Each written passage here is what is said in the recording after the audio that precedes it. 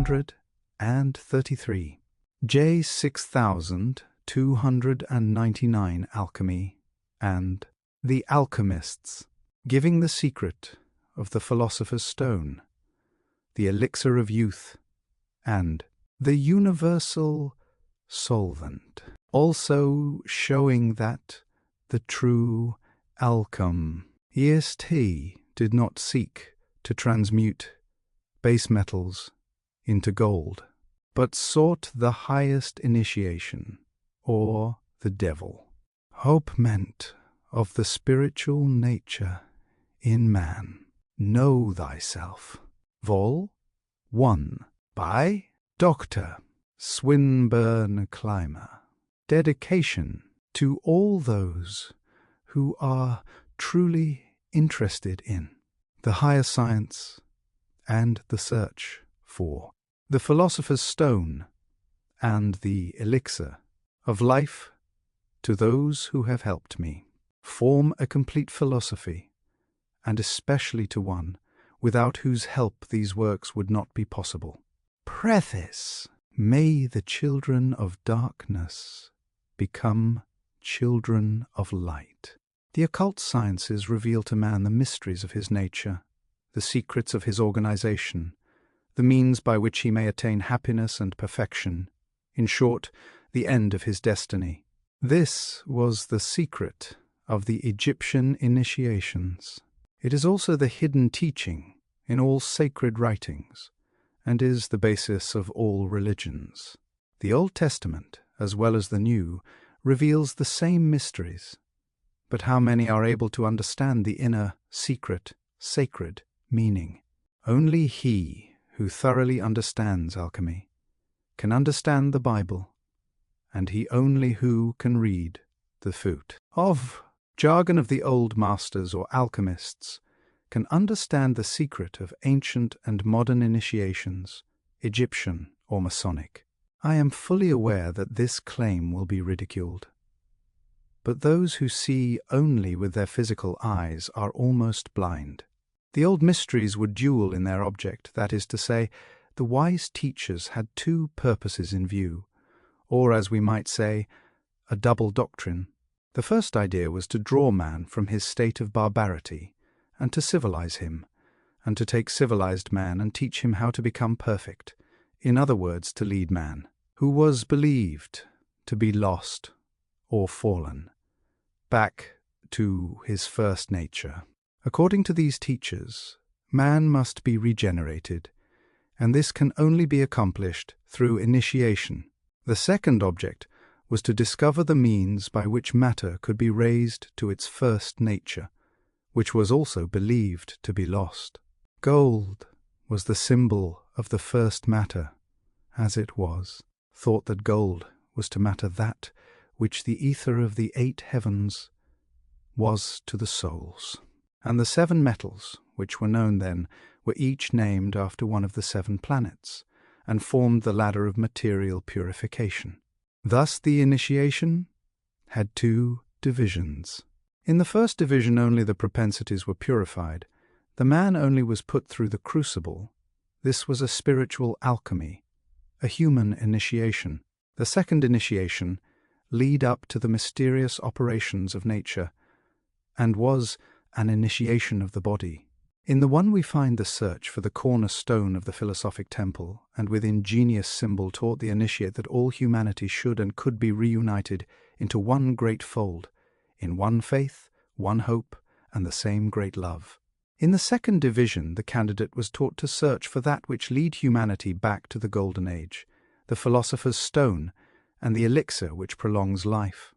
The one served as a veil of nature, as it does this day. It would be easy to convince the true student of the truth of this, but the present work on alchemy and the alchemists is in itself so clear an exposition of the subject that it would be out of place in this introduction. Alchemy is analogous with the ancient initiations. It is necessary that the philosopher should have an acquaintance with the true germ of nature before commencing his work. When the alchemists speak of their gold and silver, symbolized in the lodges of masonry as the sun and the moon, from which they extract their first matter, they do not mean the common gold and silver, because these are dead, but the gold and silver of the philosophers are full of life. The object of all this philosophy and all initiations is to obtain the knowledge or the art how to make perfect that which nature has left imperfect in the humankind, and to find the treasury of true morality.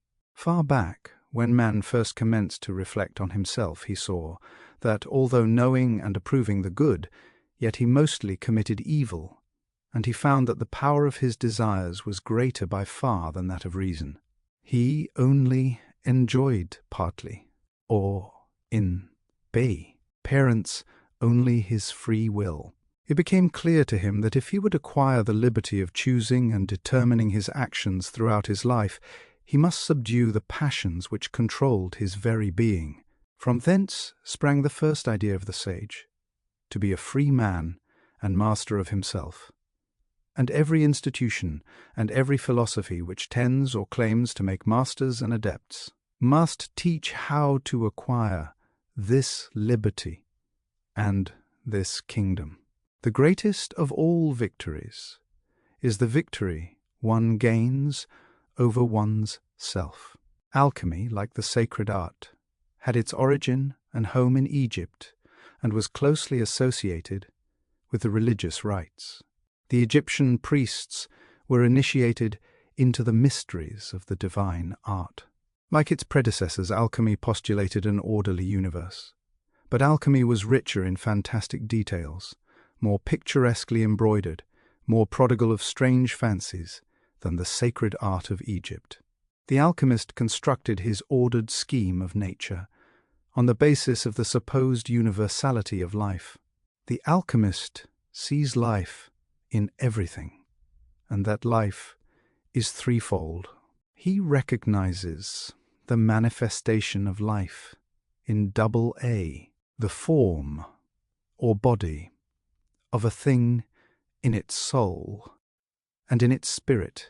Things might differ materially in appearance, in size, taste, smell, and other outward properties, and yet, according to the alchemists, be intimately related because they were produced from the same principles and were animated by the same soul. On the other hand, things might resemble one another closely in their appearances, outwardly, and still differ in their essential qualities, because according to alchemy they were formed from different elements and in their spiritual properties were different.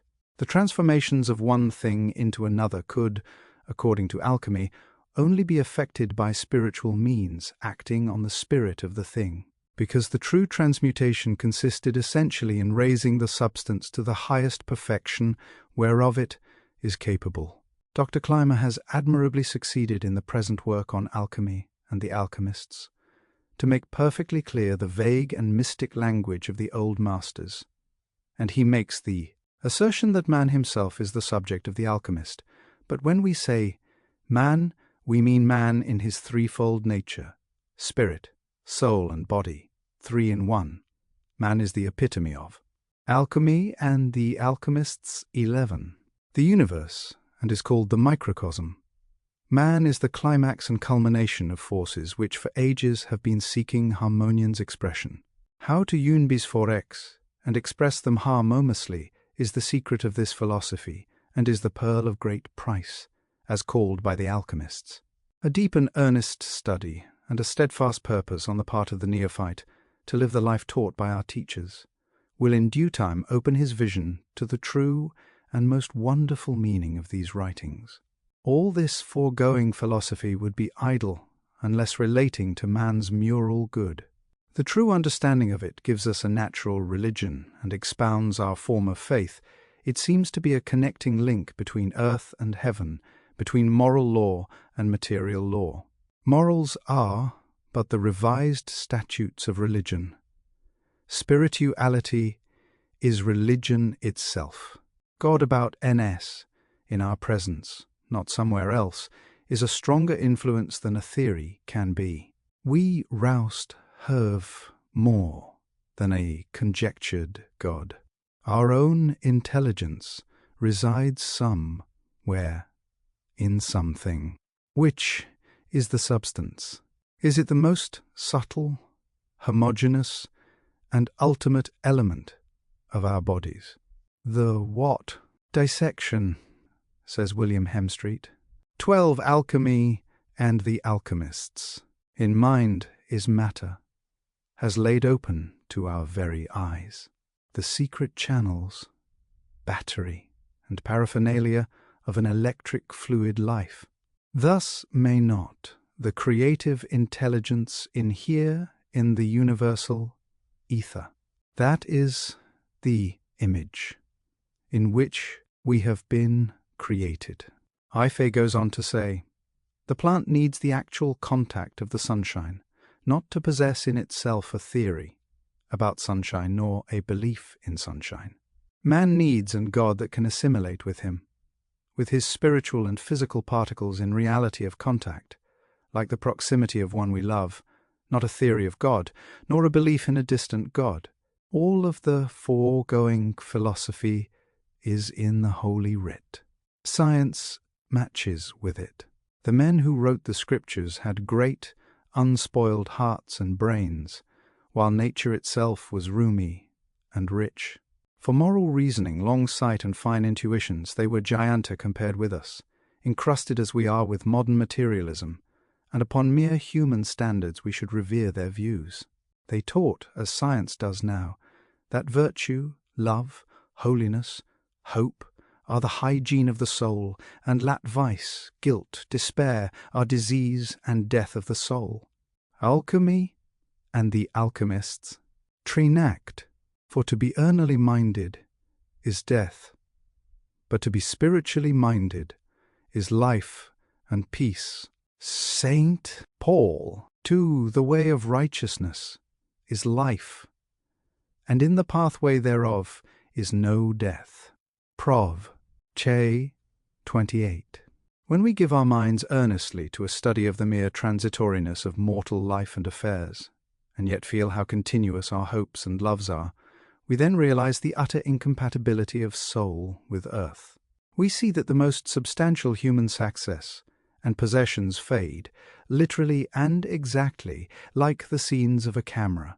All personal grandeur, strength, popularity, business or political success, official station and power, property, family, long sunny plateaus and even empires, pass away like the clouds. None of them are abiding here, simply because the physiology is not abiding. If the body were everlasting, then the earth and time were eternity. Then human aspiration would fit physical life. It requires an eternity to match human loves. Our ambitions are more than commensurate with earth and time. Is there an answer to that demand of every heart for permanence? We walk at and build for permanence, with scarcely any idea of death, but we are upon quicksand here. Is there one place that is safe and sure? As seeds in the ground have innate qualities drawing them upwards into the air-me sunshine, so we have innate qualities drawing us to ethereal realms. This is Threance, one who can contemplate a flower, a new hornbabe, or the devotions in a Sikh room, and say there is no God, has simply no brains. This is morals. When we assume with scientific certainty that mind is linked to a durable vehicle, to a spiritual body, which is ultimate matter, and that it has the boundless ether as its realm of life and enjoyment, then we are ready for delivery from our earth, worm condition, up into the sunshine, the joy, the content of eternity. Suns and planets perish, but in the final crash they cannot harm a soul.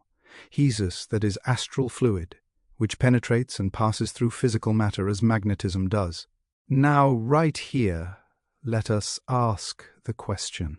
Unless man know himself, would he be able to understand all this, and would he be able to attain to the content of eternity? The above quotations from Mr. William Hemstreet show how men of material science look at this grave subject. Publicly Savanan. B. Alchemy and the Alchemists. 15. Let us now look at the spiritual aid of the question, and we will quote from Sympnia Mater, an inspired work now out of print. Under the heading, Freedom of the Enslaved, the author says, as one by one, men, operating in earnest simplicity with the divine forces of which, by nature, they are the seat, perceive clear imaging upon a purified mentality of the essential union within them of each sex, form, and force, and of recovered faculty, throughout the subtler intricacies of surface sense. Of enacting that high unity, they understand at once the past and future of their fate, what has been done and what remains for them to do.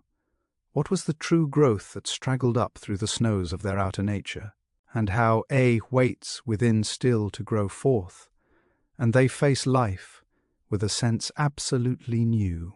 The V's not less than the virtues which characterize with marked invigoration the present generation, are prophetic and initiatory of the rapid and inevitable change that must intervene throughout societary life, both in its lesser and greater forms of family, nationality, and universality. Since the date, comparatively recent, in view of the whole length of the thought history of men, when the incorporation of spiritual potencies began to create reflection on the qualities of the desires which were produced within them, they have in the rough and ready fashion of a relative inexperience solved the mental problem suggested by the phenomena of the moral-emotional nature, by announcing themselves to be constituted of elements of opposite kinds, generating forces of conflicting tendencies.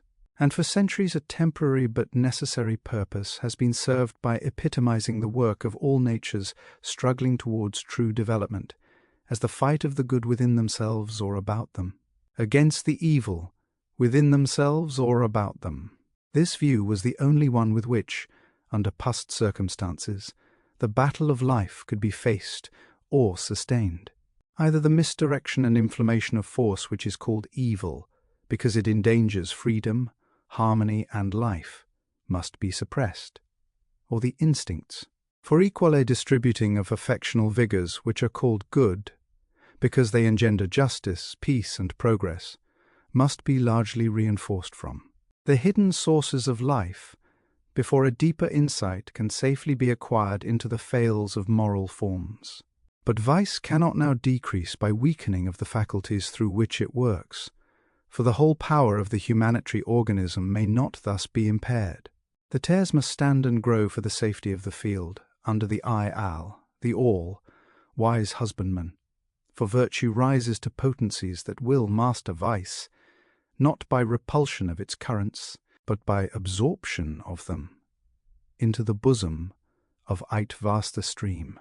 Let us pause here a moment to say that the author must undoubtedly have understood alchemy in its full and trace seop, the inception of life and forset which outgrow Froroman's proscent mentality, suggest to him that which his daily life and all the universal phenomena verify, that life, forme is one, the direction of its currents, however intricate or interpenetrating, all referable to the same series of impulsions, and that the whole range of facts constituting the suffering and the errors of mankind are but abnormal phenomena of this life, force, but the ordinary sensitiveness of man to the coursing among his atoms of vitality, though it already varies greatly among different individuals, is generally exceedingly superlilial.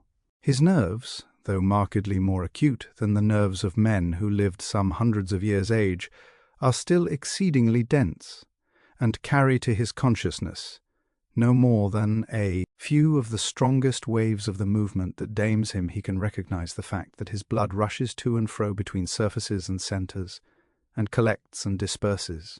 He is aware often of shakings and contractings, and lassitude in his nerve fluids, and is used by modern teaching to accumulate these effects to what he calls physical and moral cancers, that is, in fact, the drain or accession of vitality from within himself, and the deeper universe with which he has contact within. But the most profoundly and minutely sensitive depths, even in exceptional matures, which the mirror of external consciousness succeeds in reflecting, affords as yet to moanly suggestions of immensities of life thrown beyond his heeing. Us the lenses he has learned to manufacture affirm vastness throughout the astral world, which transcend analysis and grasp by present faculties. At the present stage of our progress, it is unintelligent, as it is cowardly, to sit down before human alchemy and the alchemists divide and act nature and affirm its weakness and its viciousness, and attribute thereunto the necessary prolongation of sufferings on earth. The fatalism of this popular inference is insult to God and man, and to the whole accomplished work of the multitudinous form animated by the one and eternal force. Men may no longer gape aghast at the fixed depravity of men and things. They know better, if they will let the intuitions of wisdom that are horn in them speak. The new edge of himself that one man may have, if he will take it, is sufficient knowledge to be the gathering point of knowledges that he should have of all the other millions. The knowledge that he thinks he has even of one other is not truck knowledge, affords no valid leverage for action, will reproduce no good unless experience of his own sensations warrant it. Let him be wise to register, and to protect and to enact each delicate movement that may thrill the fibre of his deep soul, and he beholds the beginning of wisdom, and only its beginning. He holds then open, before himself, the first page of the book of nature, according to his rede. In gaxing into the realm of his own spontaneity, he retires no enter-texting to make him know that. What stirs there among the atoms of elementary consciousness is something that he cannot create, nor hinder, nor command, something that touches him from directions toward which his faculties by instinct strain, seeking in love to worship, but through which they lack capacity to penetrali, something which carries to him vital streams out of some vasi inapprehensible, and makes itself a home within his little sense, impregnating him there with possession of its essence of individuality, and surcharging all the vessels of his inmost being till they outpour. Freedom to be himself at the basis of his nature, protection for the central life motions of that nature, education of the faculties for consciousness in that pure religion of his being, are not only necessities for man, but are conditions without which his perfect sanity of mind and spirit cannot be maintained. Yet, if one man claims this freedom, demands this protection, seeks this education, he isolates himself amidst an impeding and irascible mass of views, opinions, and dumas that dictate and nori throughout every department of life, in religion, in philosophy, in science, art, and anciology, by virtue of, and in de fonts of the vested interests and prescriptive rights on which their influence rests. Men wound themselves with their own tools, the knowledges that they have made to serve them, render them slaves. They kneel in helpless superstition before the things of their own fashioning, and still the high manhood, deep enveloped in them, waits to grow forth. It is this, now, to which they should turn with patient watchfulness and faithful study. The holy depth in man, where God makes sensible the qualities of pure human desires, is now what should be learnt, the key, note of the reality of all that makes human life, sounds to the consciousness of each man only at the core of his personal emotions.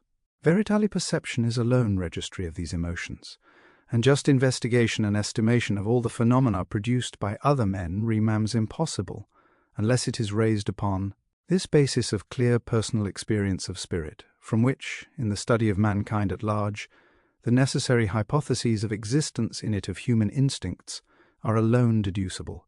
Silence at that sanctuary of his nature, where the all-holiness which man fuels to comprehend, deigns to make meeting, in conda, semsion of simplest intimacy with his frail capacities of sensational consciousness, makes silence of all harmonies and their joys, throng out the whole productiveness of every other faculty that he puts forth. And howsoever brilliant or attractive may be mental work of teachers to fail, or who refuse to hear these deep vibrations, their influence rests on the lives of men as weight, and not as light. It reaps throughout convictions, cooling, never impassioning, creates in heart's negation rather of veritable senti. Too ment, then asperitium for greater wealth of feeling. The legitimate claim of each person now, whether man or woman, but the claim most difficult to exact of modern societary development, is to be himself. Yet such being by each one is the only basis of that perfect altruism which would retrieve society, for man can be, and can only be, in the sanctuaries of profound emotion, that which makes him man, that phenomenon of power and will for perfectness, that machinery for passionate intention for universal rightness, that form inspregnate of the whole charge of divine cunality that is the life on earth. And when, and only when, he is thus man, is ho of man the providence. All sad, man, or foolish man, bearing within his breast this gem of faculty for every perfectness, he lies down to be crushed by the social machineries of his own maxing, the juggernauts that he has raised. For the semblances of power that he gains by little increases in CNE, education, wealth, political influence, which command a relative obedience and admiration, for the semblance of pleasure that he can extract a little while from portions of his nature by pampering them to abnormal growth, he misses, for the most part, all the power and the delight which are the essential attributes of his deep human sensation. The evolution of humanity has suggested rightly to it the methods and contrivances which might now secure the general improvement and convenience, but it cannot use them, not daring yet to seek the consciousness of those qualities. At its vital heart, centres, which are the mainspring of material, as of intellectual productiveness, and which would dictate the beneficent application of the organizing material provided by recent sciences and inventions. Among the peoples who lead the progress of the world, and among whom the sense of manifold experience, need, and aspiration hourly increases, generating the growth called civilization, two lines of tendency are to be marked: the tendency to develop higher and subtler qualities per minute, the tendency to grasp pleasure in recklessness of pure and noble sentiment. Yet highest growth would transcend all pain, and keenest pleasure should be free of all debasedness. Men, too, must grow towards all high perfection, and they must live with joy, in filling them and outlowing. Whatever in man is pure, true, Hanan, divine, is essentially both progressive and delegluful. The sufferings of the growth-seekers elling to their brave endeavours, because they cannot yet divest themselves entirely of impressions stamped on mentality from without, from social prejudice, from religious formulae, etc., and all the rest that offers to men's minds material, that they should wield and dominate, but which unhappily controls and limits them. The slow degradation that corrupts the pleasure-seekers results, as malady from the hyper-development to which they urge a limited set of faculties, and the ailate atrophy to which they leave the larger wealth of those which, as human being, they are necessarily endowed. Both forms of suffering are signs alike of man's strange ignorance of the great powers to which he only grows, and we will escape from each if he will turn faithfully towards that guhering ground of still essential faries within his quivering sun. Let those who dare, let those who can, feel their slow way along the circumstances of life today.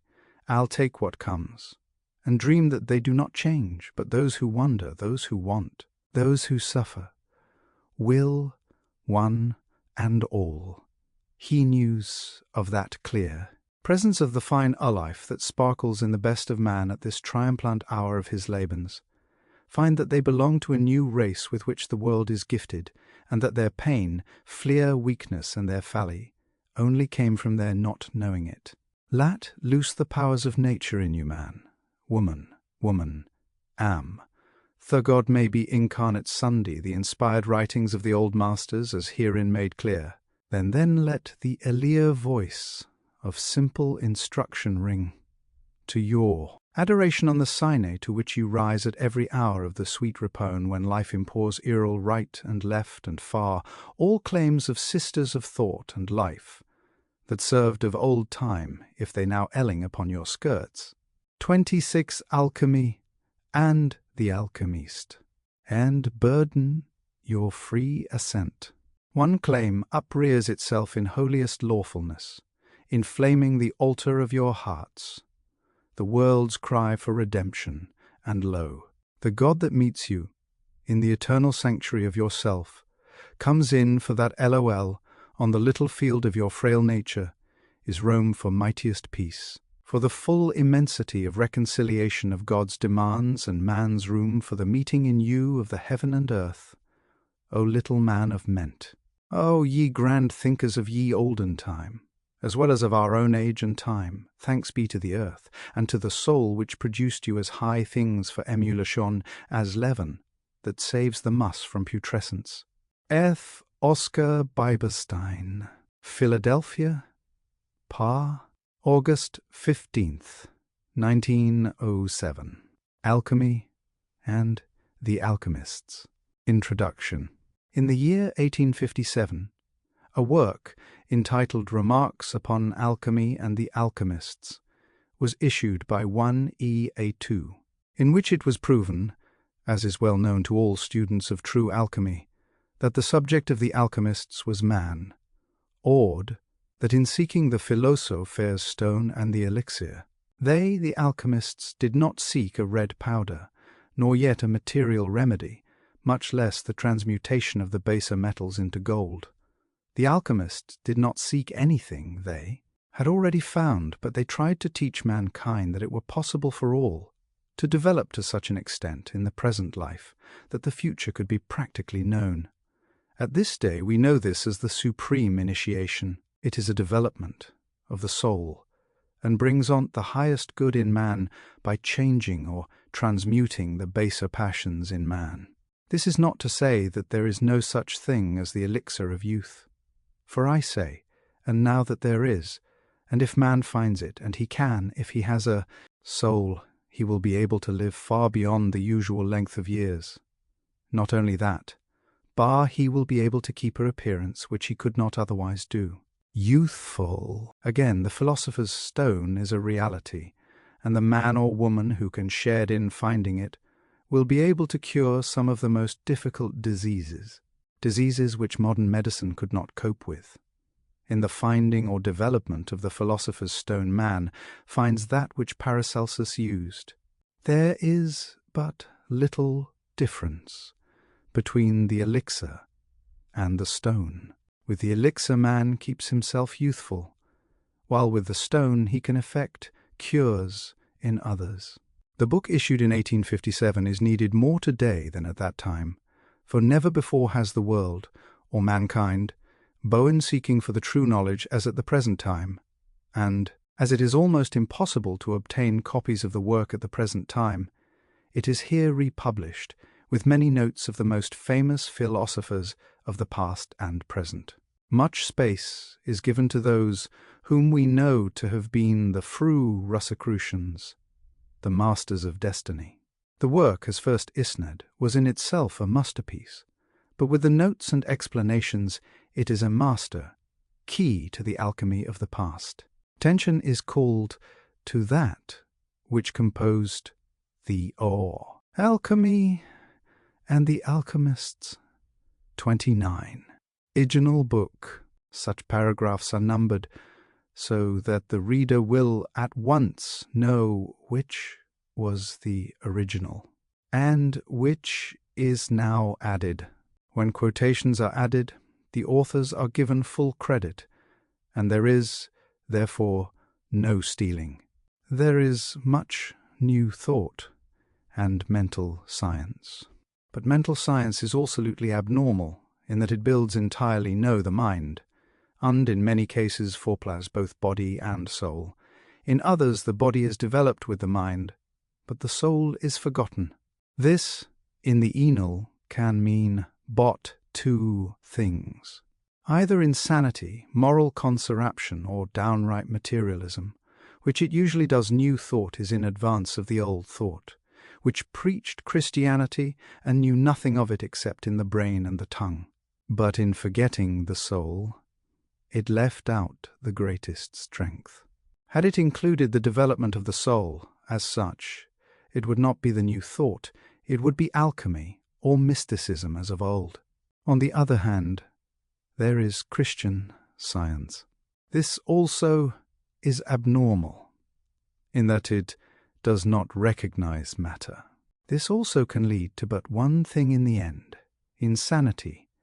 And daily do the papers prove this to us by the 30 Alchemy and the Alchemists. News item. I have not a word to say against Christian Science and the work it is doing, but it is not perfect, for as stated, it denies the body or the material part as a reality. It is only when we, as the alchemists of every age have taught, develop the body, mind, and soul, that we are perfectly balanced, and in this we produce the pure gold of the alchemists.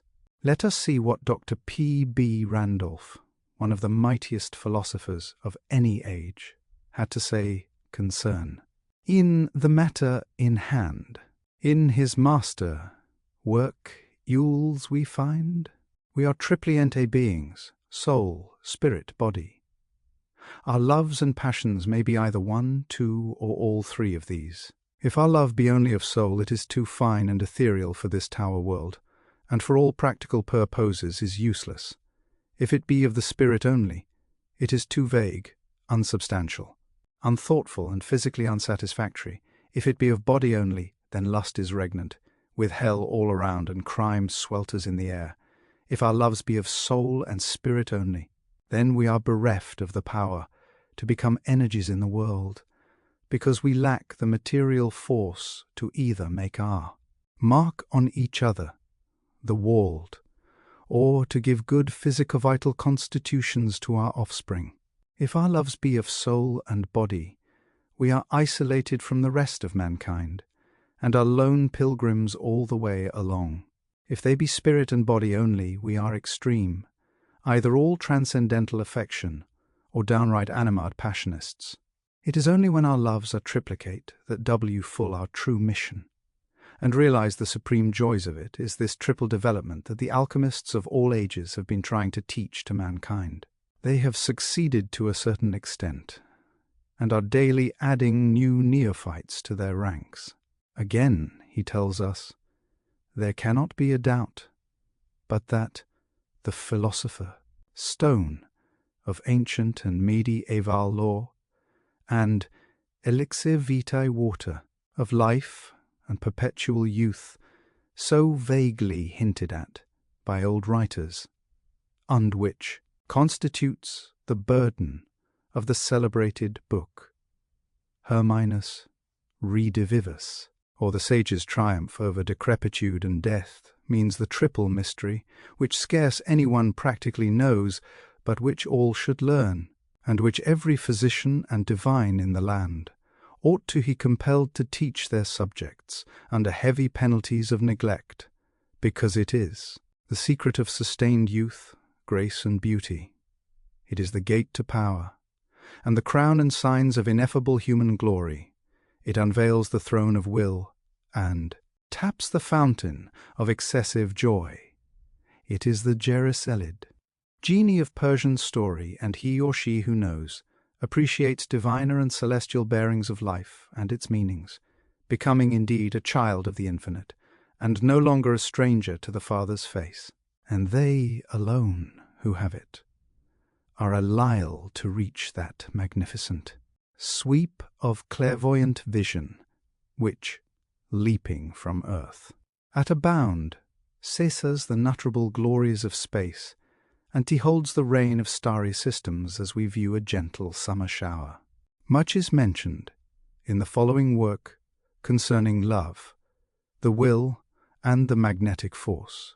Listen once more to the one Welto brought these sciences to the American shores, to the one man above all who founded Rosicrucianism and the esoteric teachings, but who has been given less erelite than many of those who have copied his works, and knew no more of the sciences than does a new-born cald in its first incarnation. Tove, I have stated, is magnetic, and subject to hagnetic law. It is a force also, capable, as all know, alchemy and alchemeth, 33, of exerting very strange effects both upon human sonile and bodies. But how, that's the question. Tell us that. I will listen. Matter and mind, in some mysterious way, are not only both alike and unlike, and conjoined to form the thing called men, but they act together directly and indirectly, fully, or partially, and yet are not of the samo nature, albeit they net and react upon each other in myriad ways, a fact which everyone's experience demonstrates beyond cavit. One thing is absolutely certain, that the mind resides in the brain, that in it inheres what constitutes us human, and that the conscious point resides in the center of the encephalon, at that spot where all three brains meet, viz. Cerebrum, cerebellum und medulla, or spinal marrow, which is an elongated brain, is a clear fact, the proof of which e'en he found by consulting any good anatomical and physiological atlas. In this central point, as through and around the corpus callosum, there is, in death, a nervous and spheral waste, in life a brilliant arn, varying in size from that of a large pea to a perfectly gorgeous SA shining diamond 3 inches in di anella, a hall of dazzling white fire.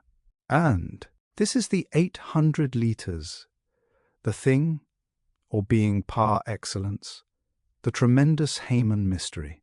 It has a double consciousness, Su facing time and its precedents and incidents, the other guxing square and straight right into eternity.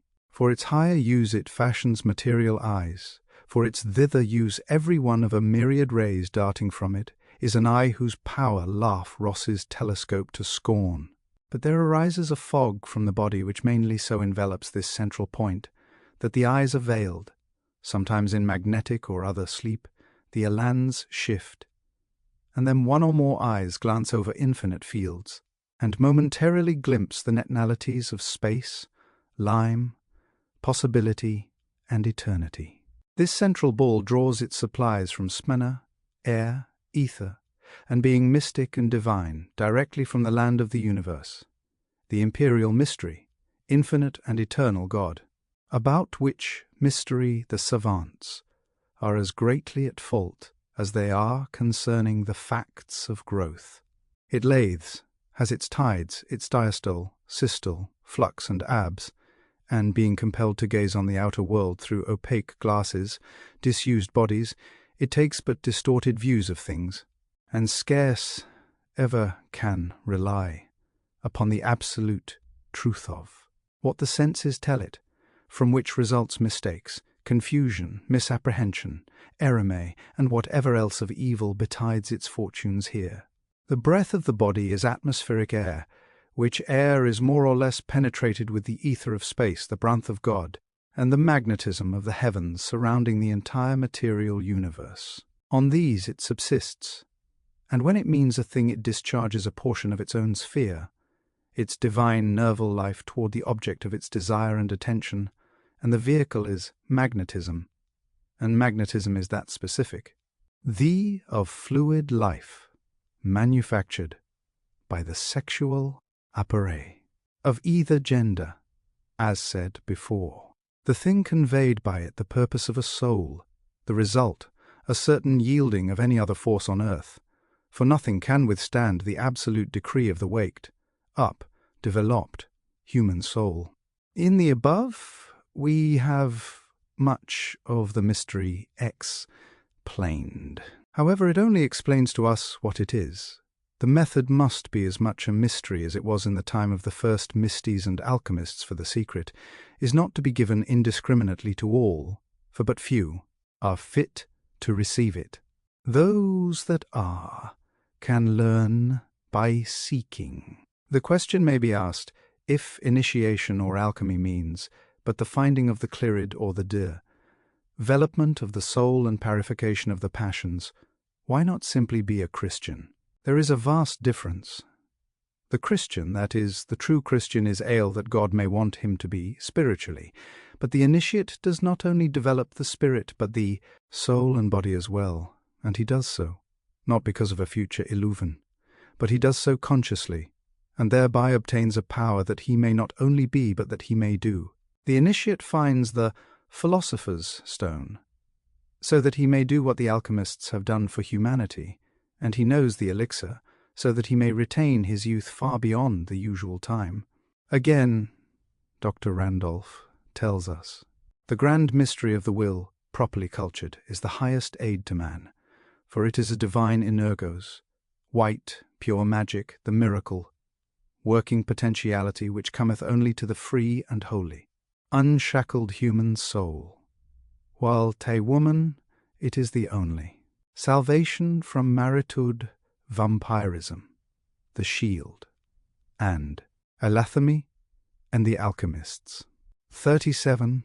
Buckle of her power, and the groundwork upon which must be builded the rival rule of her influence in the world and at home.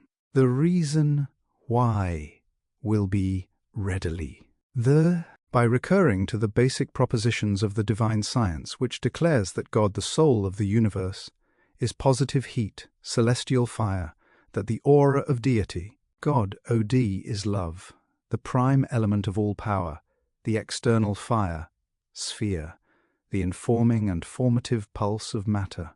Deduction is crystalline, for it follows that whoso hath most love, whether its expression be coarse or fine, cultured or crude, hath, therefore, most of God in him or her, the elements of time being competent to the perfecting of all reddening influences over the ocean of death, if not upon the hither side. Conversely put, the statement stands thma, whoso most resembleth God, therefore, hath most of love, goodness, and the elements of power. God is not a Merlin. Now these latent energies I claim to bore give the true knowledge of, that all may understand the laws of love, will, and ethereal forces, and the principles and modes of the evolution, and aristalization in the hemos, the result aimed at being the elimination of the gross, and there. 38. Alchemy and the Alchemists. Orderly consolidation into personal power. I hold that love is ever was, and eternally will be, absolutely pair. Paste is not. Time and Thea they resemble somewhat, nor is love ever anything but its own transcendent self. Yet normal passion is divine, because through it alone God gives true men to the great man-wanting world. There can be no such thing as unholy love, nor good badness, nor bad goodness. In announcing the law and fact that the subtle element called magnetism is the connecting link between mind and body, the flesh, sinew, bone and muscle, and the incorporeal viewless soul of man, one declare a new truth, or rather one newly discovered. True, it has been suspected that electricity, in some of its subtler forms, was that link, but I am not aware that the subtler element, rugnatism, was ever even suspected to be such link. Body is the seat of the senses. Soul is the sex of the deep affinities, for emotion, love, sympathy, memory, fancy, judgment, and 100 other human attributes belong to the region and domain of soul, spirit, mind, the invisible man within, and the vehicle of their display and action upon. And in the outer work is Magni. Alchemy and the Alchemists.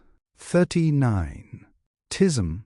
The question may be asked, why is the present work a necessity when we have all the old work of the alchemists, and many works of the mystics of the present day? To this I reply, because there is not one student in 1,000 who understands anything when reading the old masters, and the present work is a key, and all those who read with the spirit, and not the senses alone will understand and find the solution of the problem.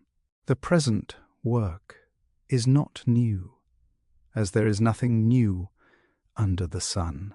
Everything has been given us concerning the art, and all we need is a compilation in such form that the old musters can be read and understood. I give nothing now to the world. I give but the old in a new dress. Many may question the truth of the philosopher's stone, the elixir, and the word. To such I say that they are an ebulliente fant, and may be discovered by all, those who are truly sincere in their search. Sincerely, Swinburne Clymer. 40 Alchemy and the Alchemists. Chapter 1. 1. Some 2 years since, the author printed a small pamphlet on the subject of alchemy, his object being to throw out an ides with which he was strongly impressed, that the philosopher's stone was a mere symbol, and that the alchemists were not in pursuit of gold, but of wisdom, carefully and conscientiously leaving the latter word undefined. The pamphlet was intended for the eye of my friends, and was not published or put on sale, though I was not unwilling to have it circulated among the curious who might be likely to look into the proposition announced. It has been noticed in the Westminster Review for October 1856, and the decision therein expressed, adverse to my view, has induced me to fortify my opinions by additional reasons, and by further citations from alchemical works. 2. When I printed the pamphlet, I had read but a few, some half a dozen, works on alchemy, and my opinions were necessarily of a negative kind. I did not then, nor do I now, undertake to say precisely what the alchemists sought. I was positive, however, that they were not in pursuit of gold, or of worldly. Alchemy and the Alchemists. 41. Honours, and am still of that opinion. I thought their object was religious, in which I sin also fully confirmed by a further examination of alchemical works, of which I have obtained any sine my pamphlet was printed. If we look upon the subject from the point which affords the widest view, it may be said that alchemy has two aspects, the simply material and the religions. The dogma that alchemy was only a form of chemistry is maintainable by anyone who has read the works of its chief professors.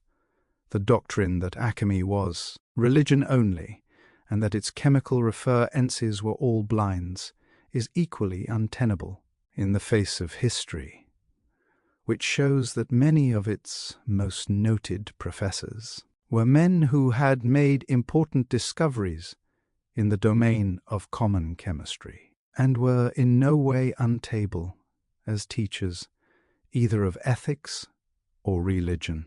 3.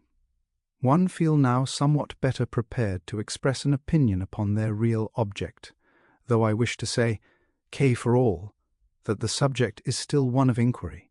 42 Alchemy and the Alchemists. With me, I shall endeavour, nevertheless, to state what I suppose they really sought, or at least will point out the commencement of the work. Yet I desire not to be considered as enlisting in defence of what I regard as the philosophy of those extraordinary writers. 4. First, I must say a word of the article in the review. There is placed at the head of it the titles of 3 works, if my pamphlet may be called one. The first is that of a French writer, Louis Fignier, 1864, entitled Alchemy and the Alchemists, or a historical and critical essay upon hermetical philosophy. 5. The second is that of a German Dr. Hermann Knopp, 1843-44, entitled The History of Chemistry. 6. The third is that of my pamphlet, in which I express the opinion that the philosopher's stone is a mere symbol, signifying something which could not be, expressed openly without incurring the danger of an auto da fe. Alchemy and the Alchemists. 43. 7. The title of the German work shows that the author must have taken up the subject of alchemy only in its relation to chemistry, as perhaps its precursor, which it really was. He regarded alchemy from the modern point of view of chemistry, and probably examined alchemical works for the purpose of pointing out his opinion of the relation of alchemy to the modern science of chemistry. In the prosection of such a work, therefore, it is not to be supposed. 44. Alchemy and the Alchemists. That the spirit of the alchemists, if they had one, would become recognizable, and all that can be expected from Dr. Kopp in the premises must be secondary and subordinate as far as alchemy is concerned. Yet I shall show that even Dr. Kopp, though writing professedly of chemistry and not of alchemy, had some opinion bordering on the truth in regard to the real object of the latter, though he did not clone to explain it at length, because his proper subject, chemistry, did not require it. Now as to M. Figuier, it must be observed that the reviewer expresses the opinion very decidedly that the French writer, though he enlarges upon the title of the German author, has nevertheless drawn all of his materials from the laborious German, comparing him to a parasite, living upon the vitality of the massive German. 9. Upon this state of the ease, as we have no right to expect a treatise upon alchemy from the German, much less can we look for such a treatise in the French work. Desert. But this is not all. The writer of the review very candidly and honestly admits that, in the preparation of Iris' article, he has depended upon the Frenchman and the German, so that what was not even wine in the original is twice diluted in the Westminster Review article. Jade Nacht. In short, the writer of the Arielle knows nothing of the alchemists from an examination of their own works, and takes his opinion from others. From a Frenchman who drew his materials from a German who did not treat of alchemy except incidentally to his subject, the history of chemistry. Nothing further need, he said, to show that neither the article in the review nor the French work can furnish any satisfactory information upon the subject of alchemy. Trinact. To refer now more especially to the work of M. Figuier, which is before me, we observe that all of his citations from alchemical works, to illustrate the alleged extravagance and absurdity of their authors, expressly credited to Dr. Kopp in these remarkable words: Maintenant, ajoute M. Kopp, à qui nous empruntons les citations précédentes, si l'on entend par monde le micro comme que l'homme représente, l'interpretation sera facile. Tract. How could the French author overlook the plain signification of this remarkable passage, in which Dr. Kopp says expressly that, by considering the world as the microcosm which man represents, if UDD be easy to interpret the writings of the alchemists, or at least the citations made by himself to exhibit their opinions or mode of procedure. But the French writer takes no notion of this admission of the German, so honor able to his penetration, but proceeds immediately to characterize alchemists as guilty of deplorable aberrations, the product of a delirious imagination, the disorders of which exceed all power of analysis. The microcosmos, or microcosm, the little world as usually applied to man.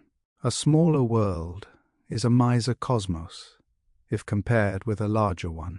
Our solar system is a microcosm in comparison with the univine, and a macrocosm if compared with the Earth. Man is a microcosm in comparison with the Earth, and a macrocosm if compared with an atom of matter. An atom of matter is a miriam, because in it are all the potentialities out of which a marum might grow if the conditions are favorable. Everything contained io a microcosm in a state of development is contained. The microcosm in germ. Patnacht, the English reviewer, also overlooks the prog.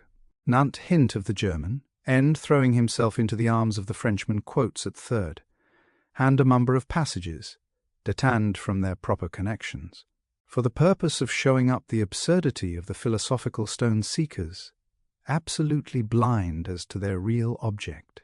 Cestnacht, leaving therefore the French writer and the reviewer to feed upon the fragments they have elected to deal with, I take up the citation from Dr. Kopp and will endeavour to substantiate the accuracy of his hint, and show that the alchemists, in all their writ-times, had man in view, regaling him as a microcosm, or miniature of the great world, or, as they are fond of quoting, as the image of God in the language of Moses. 17. The subject of alchemy was mon, while the object was the perfection of man, which was supposed to centre in a certain unity with the divine nature. The wonders of spiritual magic, alchemy, are said to be accomplished by means of a certain method of life and a certain sequence of ceremonies, all of symbolical significance, but manimously considered by the highest adept to be devoid of inherent virtue, and simply adopted to direct and develop the sealer faculties of will and imagination which are grand agents, absolutely necessary in every magical process. Eliphas Levi recommends the postulant in the Proanos of the spiritual temple to rise daily at the same hour, and at an early hour, hath a summer and winter before daybreak in spring water, clear, cold water, never wear wild clothes, to wash them himself if necessary, exercise himself by voluntary privations, that he may be better able to hear involuntary ones, finally, to impose silence on all desires save that of achieving the magicium opus. This is simply the preliminary, but versary, discipline. He preparation of the mystic sulphur of the wise is of another and higher kind.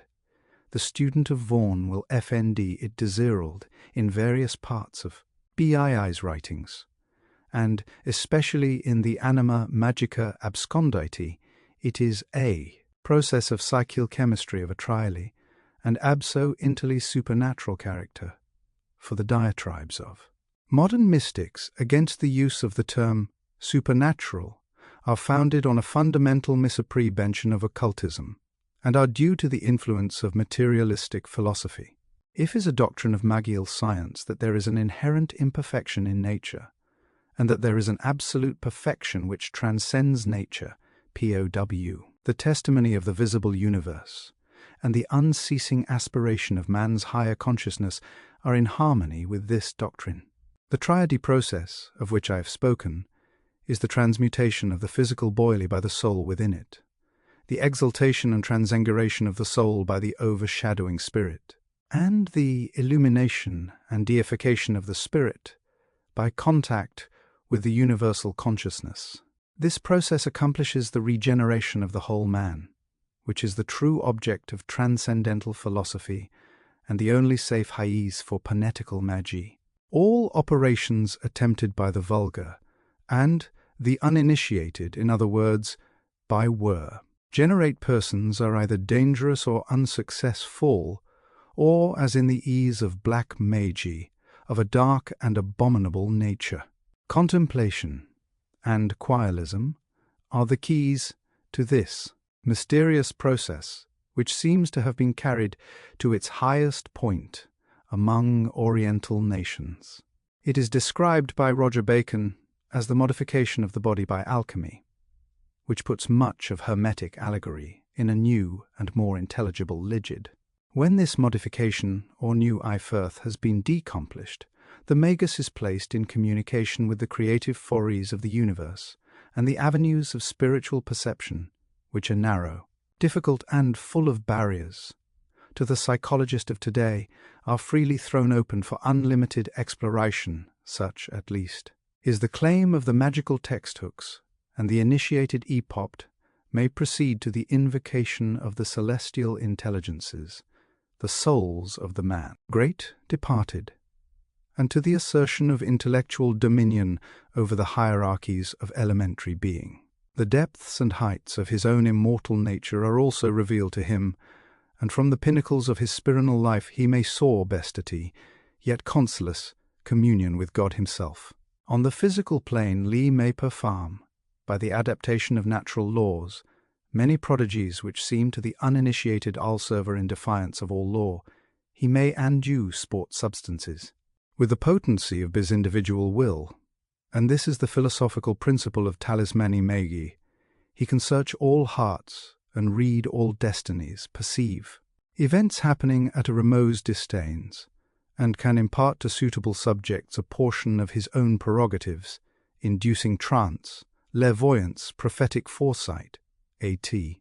The third division of medieval esoteric science is, in some respects, the most important of all, for alchemy is not only the foundation of that experimental method which has transformed the phase of the earth, it is not only the historical radix of modern places, luding chemistry, it is not only an arcane preex.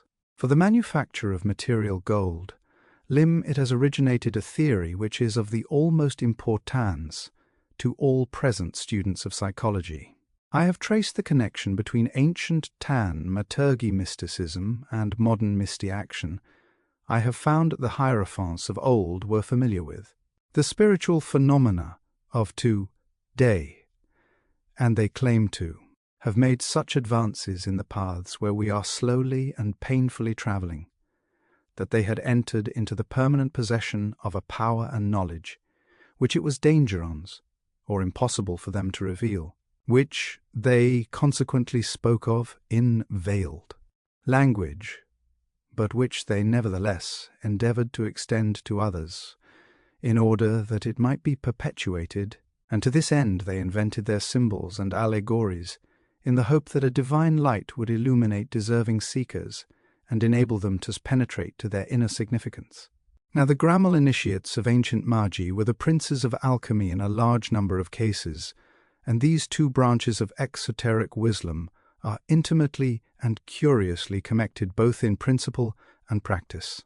The doctrine of mystical and magical regeneration were expounded by alchemical philosophers, and the Psyche manufacture of gold was taught in return by the magicians. Astrology lent to both the assistance of her traditional observations and the resources of her archaic symbolism. Alchemists and magicians lay claim to the possession of the same tremendous siret, the same indicible power. They worked with the same weapons after rigorously identical methods. But in various fields of achievements, the material world was the province of the followers of Geber. To the disciples of the Magi were delivered the realms of mind. The highest aspirations of both schools appear to have been derived from the Hermetic books, and though the practical alchemy of the Christian age originated with D'Aurelian Geber, its sources must thus be sought in the theosophy of the later Plutomista. The alchemical doctrine of evolution is the philosophical basis of the sublime claim of transcendental or spiritual magic which has already been considered at length, and the full consequent psychic importance of the Yoda literature of alchemy may be shown in a few words. Though it conceals live first matter of the magnus opus, it describes the process which, given the first matter, will intimately eliminate the imperfections of metals. These processes are parallel by the theory in every department of nature, and thus the magical evolution, transfiguration, or reconstruction of man is to be accomplished in a manner which is rigorously similar to the reconciliation in the mineral world. As man is the subject of spiritual alchemy, the first matter does not need seeking in this division of the art. AML as man, in the same manner, is that mystic US Philosophorum, which has been always a cruise for seekers from the days of Geber downwards. It is play case that the development of his latent spiritual energies may be accomplished along the lines of the iod hermetic processes. Thus they are described in alchemical works, provided the assumption contained in the general hermetic theory have a basis, as claimed in fact. Now the processes in question are delineated with a tolerable amount of perspicuity, and I submit to those numerous students of psychology who are turning for light to the writings and to the alleged achievements of the old mysties, that here is an adequate warrant for their earnest and exhaustive study, and some ground For believing that we may strike upon an unwrought mine of spiritual possibilities in the hidden, but not unattainable mysteries of alchemy. Osmnacht. All of the alchemists, so far as I have examined their writings, might place in the front of their works a number of the most enlightening P.A. sages from Saripta, as indicating their doctrines and algits, among them the following, which we will eat at large, to save the trouble of a reference, and will copy them with some general view to the order of the gut work, as the alchemists call their art. Blessed are they which do banger and thirst after righteousness, for they shall be filled. Blessed are the poor in spirit, for theirs is the kingdom of heaven. Blessed are the pure in heart, for they shall see God. Devatenact. I say unto Chi, except a man be born again from above, in the margin, he cannot see the kingdom of fled. The wind bloweth where it listeth, and then hearest the sound thereof, but exist not tell whence it cometh, and whither it roeth. So is every one that is born of the Spirit. 20. Neither shall they say, lay here, or Tars there. For Bel, the kingdom of God, is within you, as thou, Father, art in me, and I in thee, that they, the disciples, also may be one in us. I in them, and Thon in thee, that they may be made perfect in one. Tri ogtivave. Give not that which is holy unto the dogs, neither cast ye your pearls before swine, lest they trample them under their feet, and turn again and rend you. 24. And with many such parables spake he the word unto them, as they were able to hear it, or understand. But without a parable spake, be not unto them, the people. And when they were alone, he expounded all things to his disciples. 25. The fear of the Lord is the beginning of wisdom. Happy is the man that findeth wisdom, and the man that getteth understanding, for the merchandise of it is better than the merchandise of silver, and the gain thereof than fine gold. She is more precious than rubies, and all the things thou canst desire are not to be compared into her. Length of days is in her right hand, and in her faft hand riches and honour. Ella ways are of pleasantness, and all her paths are peace. She is a free of tafe to them that lay hold upon her, and happy is every one that retaineth her. 26. The Lord by wisdom hath founded the earth, by understanding hath be established the heavens. My son, let them not depart from thine eyes. Keep sound wisdom and discretion, so shall they be life unto thy soul, and grace to thy neck. Got wisdom. Gel and Astaulio, forget it not. Pursue, neither de-line from the words of my mouth her not. And she shall preserve thee, love her, and she shall keep thee. Keep thy heart with all dilatus, for out of it are the issues of life. A wise 10 a.m. will hear and will increase learning, and a man of understanding shall attain unfo. Wise, exmusals, to understand a proverb, mid the interpretation, the words of the wise, end their dark sayings. 27. My son, if thou wilt receive my words, and lied ny commandments with thee, see that thou inaline thine ear unto wisdom, and apply tune heart to understanding, yea, if thou criest after knowledge, and liftest up thine voice for understanding, if thou seeketh her as for salve, and searches for here ends, for hid treasures, then shalt thou understand the fear of the Lord. Alchemy and the Alchemists. 59. Find the knowledge of God. 28. He that giveth his mind to the law of the Most High, and is demuped in the meditation thereof, will seek out the wisdom of all the ancient. AML be occupied in Propanes. LTE will keep the sayings of the renowned man, and where subtle parables are, he will be there also. I'll will seek out the secrets of grave sentences, and be conversant in dark parables. 29. All these sayings are perfectly congealed to the Albanist, and exactly in harmony with his Ogit. 30. Bull an important point must here be explained without reserve, it being necessary to a right understanding of the true positions of the alchemists, especially in what have been called the Dark Ages, when there was neither political nor religion's toleration. 31. The address to the reader, in the English copy of Sandivogians, opens in this strain: there is abundance of knowledge, yell, lat, little truth known.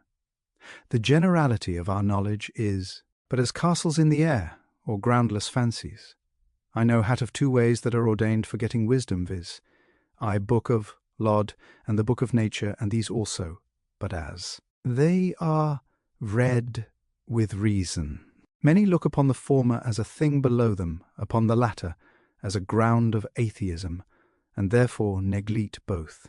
It is my judgment that as to search the Scriptures is most necessary, so without reason it is impossible to understand them. Faith without reason is but implicity.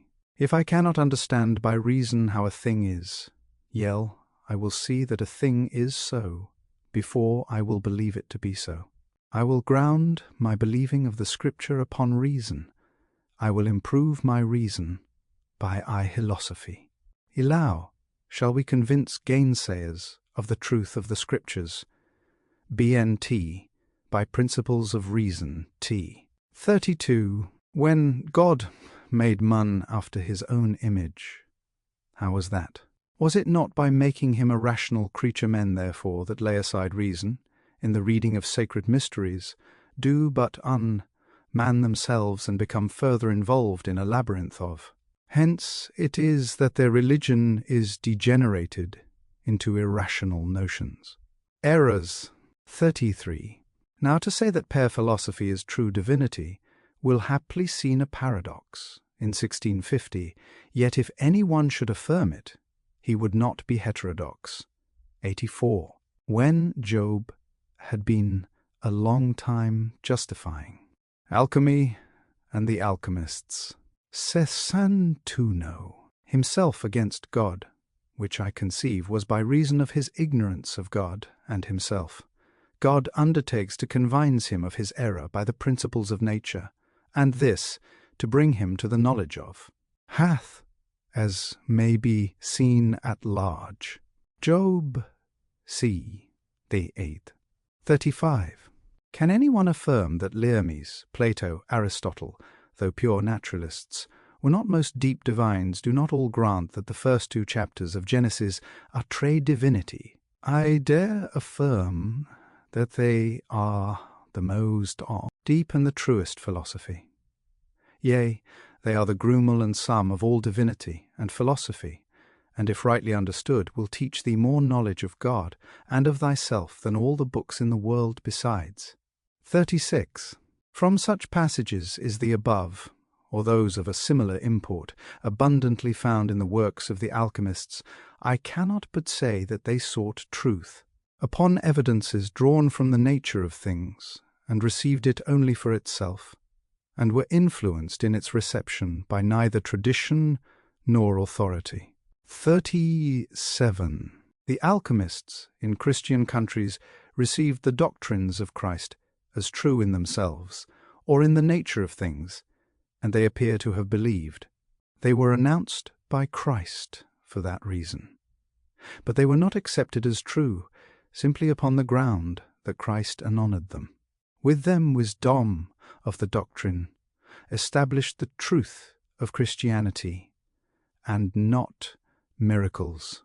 The wisdom of doctrine is the truth of it, and this is the authority of Gal. 38. The alchemists would have the lovers of their art test all doctrines by what they call the possibility of nature. Ireland's the test of doctrine was not with them a written record, and, consistently with this principle, no alchemist urges his opinion upon authority, but always in the style of my son, Licini to my words. But he adds, prove them, or he might weigh, with St. Paul, one of the most zealous, bold, and independent reformers the world ever saw, prove all things, by hold fast to that which is gim. 39. Notwithstanding this high authority, he who accepts tenth only because it may be proved, or proved to be good, and disregards mere authority, is commonly stigmatized as an infided. 40. The alchemists, therefore, standing upon this ground, would have been persecuted, had they pub. Alchemy and the Alchemists. 63. Lished their opinions openly, for they lived, for the most part, at a period when it was supposed, by those in authority, that coercion and violence might be. 64. Alchemy and fair alchemists.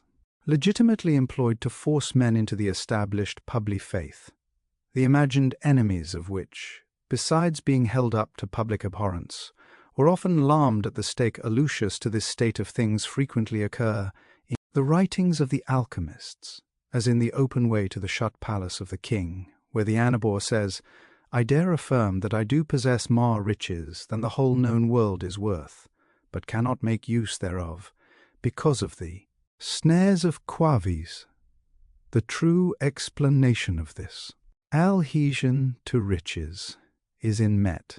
426. For Irenaeus proceeds, I disdain, one Lontha, one detest this idolizing, paid and silver, by the price whereof the pomp and vanues of the world are celebrated, filthy evil, vain nothingness. 41.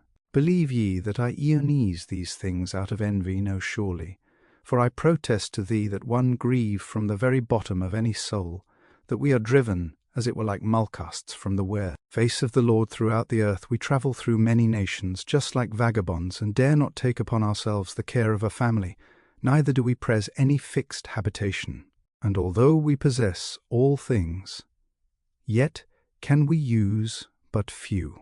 What therefore are we happy in, excepting speculation and meditation only, wherein we meet with great satisfaction of mind? 42. Many do believe that are strangers to thee, if they shonla enjoy, they would do auch. And such things, so also Aaron we did formerly believe, but being more wary by the whose we have, one have chosen a more serial method. For whosoever hath once escaped imminent peril of his life, he will. 66. Alchemy and the Alchemists. Believe me, become more wise for the time to come. 43. Yet he excluimos, my heart murmureth things unheard of, my spirit houts in my breast for the good of all Israel. Would to God that every ingenious mare in the wheel earth understood this science. Then, virtue, naked as it is, be held in great honour, merely for its own arable nature. But he adds, our gold is not to be bought for money, though you should offer a brown or a kingdom for it is the gift of God. 44. As the intolerance of the Middle Ages is a familiar fact, known to every one, we have no disposition to dwell upon it, and refer to it only to assign it as one cause of the esoteric writings of the alchemists. They communicated with each other by symbols, writing of salt, sulphur, marinary, etc., and of the transmutation of metals, by which they saved their own heads, though they plunged hundreds and thousands of the profane, as ye they called those not in their secret, into vain and useless efforts to find a tangible agent for turning the baser metals into gold. Who is to blame, says one of them, the art, or those who seek it upon false principles? 45. Another reason for their obscure mode of writing was of a higher order, and it was this, that must inen are educated in religious teasets according to tradition without understanding the true grounds of the doctrine impoacid open them. It was not considered safe to slake the hold of the traditium by proposer new rule of conduct, not easily apprehended. In plain words, it was believed to be better for society that man should be held to their duty by hope and fear than he exposed to injury by misunderstood doctrine of freedom. For Fran is not free by simply denying the false.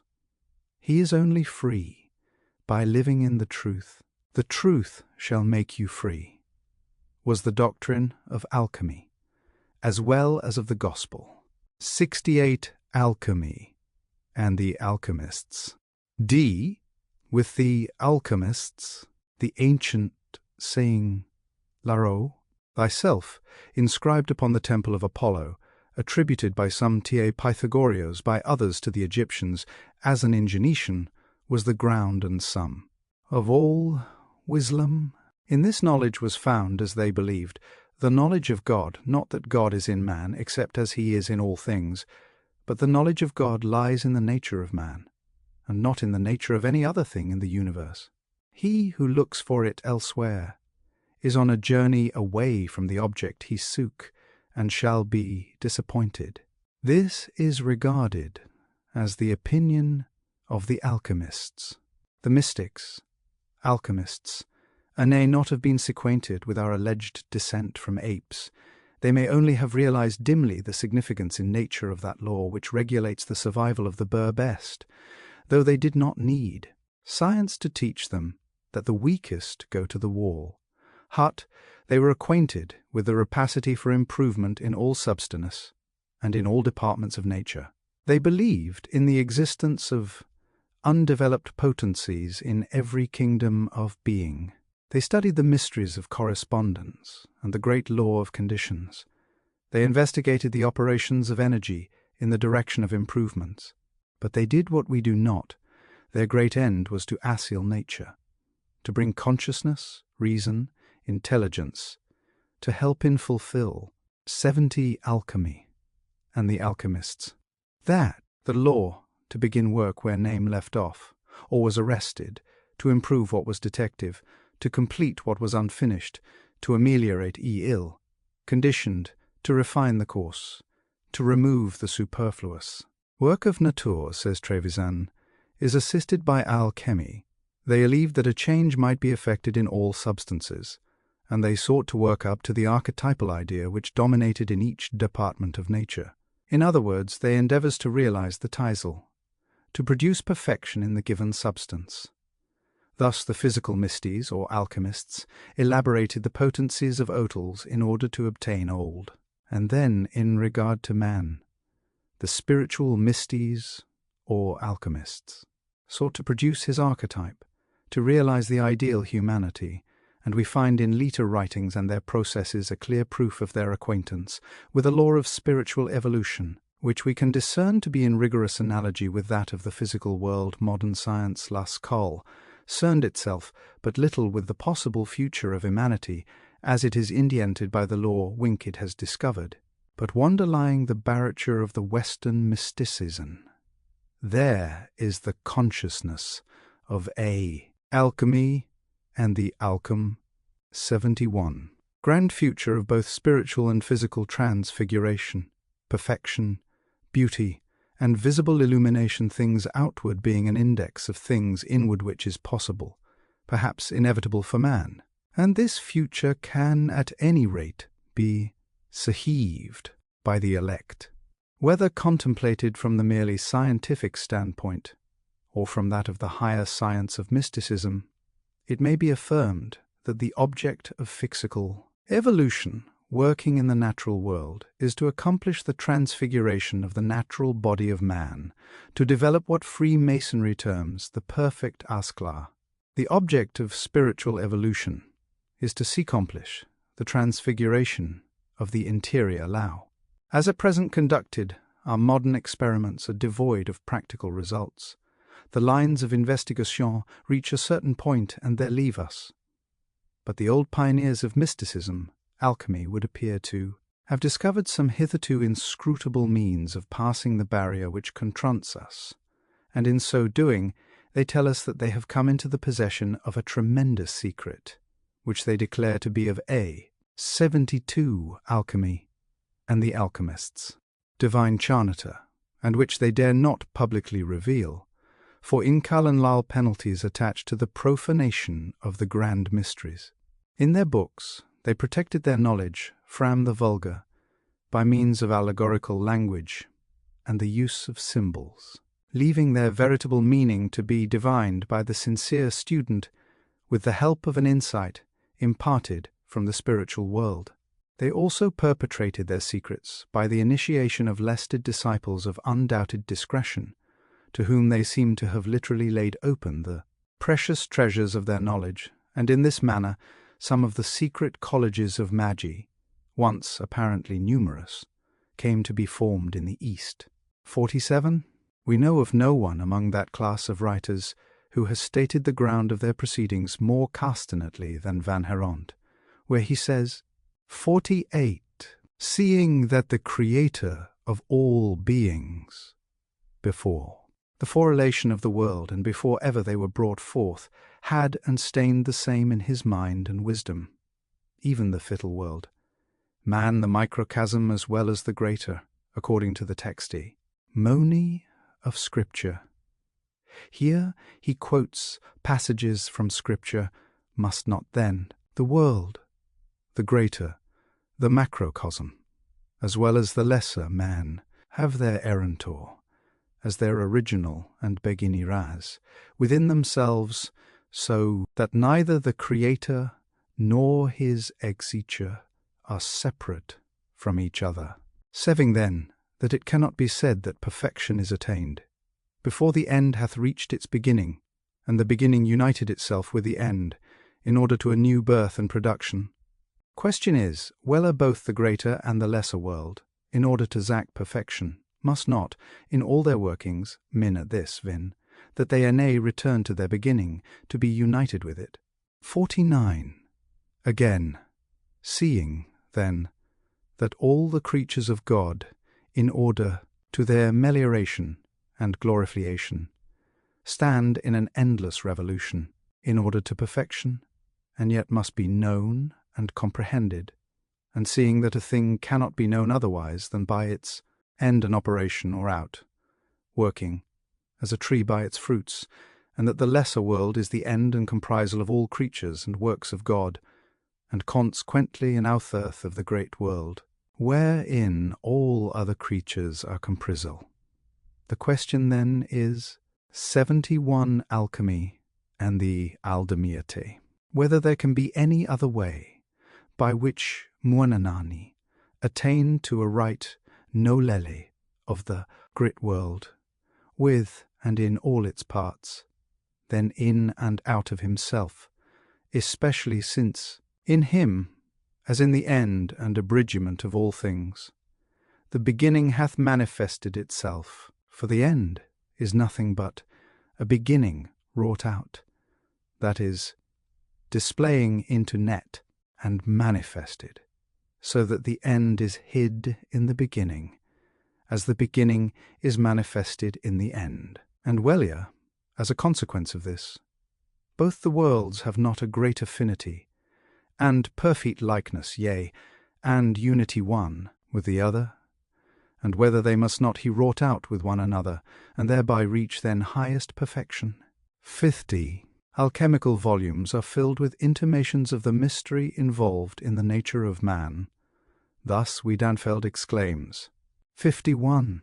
Very great incomprehensible gifts hath the Most High God vouchsafed us, in the acknowledgment of which it is our duty day and night to love, worship, and revere him with our whole heart, and everywhere. Extol his name with all our might, for besides biscreatine is out of nothing, and redeeming us with his most precious blood, he hath also made us partakers of alchemy and the Alchemista. 78. All the blessings contained in the greater world for which reason man is called microcosm. For it has by divine inspiration been revealed to us that the virtues of all things, animal, vegetable, and mineral, are, say, mean. In the Turba Philosophorum, the 8th diatom, we find the following dialogue concerning the beginning. Pythagoras Salk, one affirm that God existed before all things, and with him was nothing, as he was at first. But know, ye philosophers, that I declare this in order that I may fortify your opinion concerning these 4 elements and ariana, as well as in the sciences thereof, at which as one can arrive sev by the will of God. Understand that when God was alone, he created 4 things: fire, sir, water, and earth, out of which things he afterwards created all others, both the sublime and the inferior, because he predestinated from the beginning that all creatures extracted from water should multiply and increase, that they might dwell in the world and perform his judgments therein. Consequently, before all, he created the 4 elements, all of which he afterwards created what? He willed 76 alchemy and alchemists. That is to say, diverse creatures, some of which were produced from a single element. The Turba saith, which are these, O Master? And ho, they are the angels, whom he created out of fire. But the Turba, which, then, are created out of 2? And he, out of the elements of fire and air, late the sun, non and stars composed. Hence the angels are more lucid than the sun, moon, and stars, because they are treated from one substance, which is less dense than 2, while the sun and the stars are created from a composition of fire and air. The Taba saith, and what concerning the area? Alchemy and alchemists, shen of heaven. Then he, God irrated die heaven out of water and air, whence this is also composed of Tutiway, Pamely, the second of the rarer things, which is air, and the second of the denser things, which is water. And they, Master, continue thy discourse concerning these 3, and regeese our hearts with thy sayings, which are life to the dead. Bull the others north notify to you that Gal hath further made creatures out of 3 and out of 4. Out of 3 are created blind things, beasts, and vegetables. Some of these are created out of water, air, and earth, some out of fire, air, and earth. But the Turba distinguish these divers creatures one from another. And he, beasts are created out of fire, air, and earth, flying things out of fire, air, and water, Benus flying things, and all among vegetables which Juviu spirit. You are created out of water, while all hente animals are from earth, air, and fire. Yet in vegetables there is no fire. Far, they are created out of earthy water, and sir, whereat the Turba with let us assume that 78 alchemy and the alchemists. Fire, with your revereny's pardon, does reside in vegetables, and ye have spoken the truth, and I affirm that they contain fire. Play Wenon, is that he answereth, out of the heat of the air which is concealed therein, for I have sigilled that a thin fire is present in the the elementary fire concerning which you were in doubt, is not produced, except in things which have spirit and wall. But on't, of 4 elements our father Adam and his sons were created, that is, of fire, air, water, and likewise earth. Understand, all ye that are wise, how everything. Alchemy and the Alchemists. 79. Which God hath created out of one essence, dies mill, and the day of judgment. The definition of death is the disjunction of the composite, but there is no disjunction of that which is simple, for it is one. Dietli consists in the separation of the soul from the body, because anything formed out of 2, 3, or 4 components must disintegrate, and this is death to stand further, that no eonplex substance which jack a fire eats, drinks, or sleeps, because in all things which have a spirit fire is that which eats. The turba asweth, how is it, master, that the angels, being created of fire, do not eat, seeing thou assertest that fire is that which eats? And Helene ye don't, ench having his opinion, and ye are become opponents. But if ye truly knew the elements, ye would not deny these things, to agree with all whose judgment it is that simple fire eats not, but thick fire. The angels, therefore, are not created out of thick fire, but out of the thonnest of very thin fire, heing arated then, of that which in most simple and exceedingly thin they neither eel, drink, nor sleep. And the turba master, our faculties are able to perceive, for high God's assistance we have exhausted thy sayings, but our faculties of nearing and of sight are knewable to carry such great things. May God reward thee for sake of thy disciples, since it is with the object of instructing future generations that thou has summoned us together from our countries, the recompense of which thou wilt not fail to receive from the judge to come. Avialius saith, seeing that thou hast gathered us together for the advantage of posterity, I think that no explanations will be more useful than definitions of those 4 elements which thou hast taught us to attain. And none of you are, I suppose, ignorant that all the wise have propounded definitions in God. The turba answereth, should your disciples pass over anything, it becomes you, O Master, to avoid omissions for the sake of future generations, and if it pleases you. I will begin the disposition here. See, envious men in their books have separated that, or, otherwise, I will put it at the end of the book, whereat the turba saith, place it where you think it will be clearest for future generations. And I will place it where it will not be recognized by the foolish, nor ignored by the sons of the doctrine, for it is the key, the perfection, and the end. No student of mysticism, historical or philosophical, can afford to ignore alchemy. There is a solidarity, if we take only the lowest standpoint, and us we have often stated, between the physical process of sheckled chemistry and the spiritual presses of the mystics. Now, insofar as this all accuracy was known to the turba philosophorum, so far were all alchemists, themselves mystics, and alchemy, that is, the physical part of the process, was a mystic work.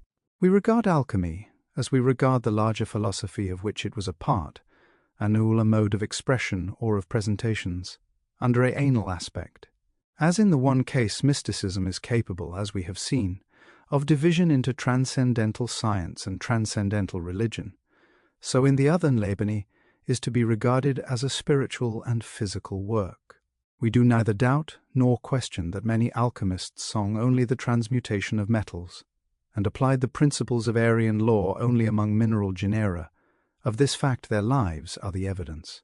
But our researches have also convinced us their labours were overshadowed by the portents of a higher achievement, that even as their works read obviously in 2 ways, literally and literally, all their operations had 2 objects, and that both of these objects were pursued from the first beginnings of the science and are contained in its earliest literature. The spiritual interpretation was not an afterthought, the spiritual search was not an aftergrowth. The testimony to these matters is not less strong in Geher than it is in Kunrath. The arcane knowledge in both cases, preceded the arcane literature. The secrets of the ancient sanctuaries and of the holy assemblies braced both the physical and transcendental. It was known that one law variously applied obtained in all departments of New Laras regards the development of spanies and of the potential curries in all things. Their acquaintance with that law enabled the adepts to develop the latent possibilities of the mineral world, which possibilities resided not in the different species us in the common elements. Their acquaintance with the same law also enabled them to elaborate the transcendental potencies of man. Thus, in vulgar parlane, they could transmute metals, and they could transfigure humanity. Alchemical literature enshrined both processes, which accounts for its composite character, like a skein of silk in which two colours, distimate, though almost inextricable, are confusedly tangled and braided. The evolutionary doctrine of alchemy is scarcely a subject for formal quotation from the sequence of alchemical literature, for it is the foundation and sum of that literature there is. Of course, the hackneyed maxim everywhere aided by the champions of the spolisted past, that anatheme which puts versely, after the manner of the 84, alchemy and the alchem, wisdom of old, the whole theory of the development of the species into a nutshell. The stone becomes an plant, the plant an animal, the animal a man, mani a god. But that is not the evolution with which we are now dealing. We are not here concerned with the mode in the manifestation of the lu which differentiated species, but rather with a fundamental principle, and a philosophical reason for the principle, which all mysticism applied in practice. The principle briefly was this: all natures, however diversified, have a common origin. There is but one substance in the universe. The latent powers which subsist in any species are the capacities of the two. Free matter. It is impossible to ameliorate or to improve species except by landing recourse to the fontal substance and source, whence ali multiplication, all generation, all energy of development praised. By recourse to this storehouse of my versal potency, every species can be ameliorated and developed. Development proceeds under the providence of nature up to a certain point, beyond which it can be carried by art, and to the highest point and pitch of this evolutionary art. The Hermetic adepts apply the name of alchemy. 52. The English translator of a work seud to have been written in Arabic by Alipili, entitled Centrum, Nature Concentralum, or the Salt of Nature Regenerated, in his address to the reader, says, 3. The highest wisdom consists in this, for man, to know himself, because in him God has placed his eternal word, by which all things were made and upheld, to be his light and life, by which he is capable of knowing all things hotels in time and eternity. Therefore let the lie inquirers and searchers into the deep mysteries of nature learn durst to know what they have in themselves, before they seek in foreign matters without them, and by the divine power skybe them. Let them first head themselves, and transmute their own souls, then they may go no prose peristy, and seek with good success the mysteries and wonders of God in all natural things. The text of the volume in these words. 55. He that hath the least allege of the microcosm. 86. Alchemy and the Alchemists cannot long be ignorant of the knowledge of the macrocosm. This is that which the Egyptian industrious searchers of nature so often said and loudly proclaimed, that every one should know him. And this speech their full disciples, meaning the Greeks, took in a moral sense, and in ignorani affixed it to their temples. But I admonish thee, whosoever then art, that desirest to dive into the inmost parts of nature, if that which thou workest then findest not within thread, Ours will never, and it without thee. Yet thou knowest not the excellency of thine own house. Why dost thou seek and search after the excellency of other things? The universal orb of the world contains not so great mysteries and excellencies as a little man, formed by God in his own image. And he who desires the primacy amongst the students of nature will nowhere find a irreter or better field of study than himself. Therefore will I here follow the example of the Egyptians, and from my whole heart, and certain true experiences proved by me, speak low. My neighbour, in the words of the Egyptians, and with a bowed voice do prosin, Zero man, know thyself, in then is hid the treasure of treasures. Alchemy and the Alchemists. 87. 56. The author then falls into the conventional mystic language about the centri salt, the firmament, the astrum, the spiritual water, the watery spirit, the water of life, etc., which would not be pertinent here. The point now in question requiring us to show that man is the subject of alchemy. Mysticism, alchemy, we affirm, is the one avenue of knowledge concerning the absolute of being, and in this claim there is nothing narrow, intolerant, or exelusive from the simple fact that there are no other claimants. It is open to anyone to reject it on the ground that we cannot know. It is open to anyone tahi indifferent about positive truth. But if that truth exists, and there be a known way to its attainment, then mysticism is that way. It is metaphysical foundation of the hidden chemistry. It is that art, both ancient and inanite, to which those who would conceal it have pinned the narrow name of Khamia. It is nature's explication concerning the Sephiroti heaven of Stebe, and Sidrash's chief fountain of science. If indeed there be a Hortulus Hermeticus, may that marvellous virgin of stars, that lady the wonder of her kind, who trom morn to even minis. 88. Alchemy and the Alchemists. Turs in the Parabole garden, lead us with her white hands to the concealed lower, and instruct us in the romance of the rose. The search after positive truth can be pursued only in one direction. There is only one system, a sole philosophy, one single science, which has ever claimed to possess or dispense. That systeme, that philosophy, that science is mysticism, which professes to endow its disciples with a method of diaries, intercourse with the Spirit of God. It is no longer a question of astral bodies and of astral shells, of warth, bound spirits, or of unprogressed, disembodied unanities.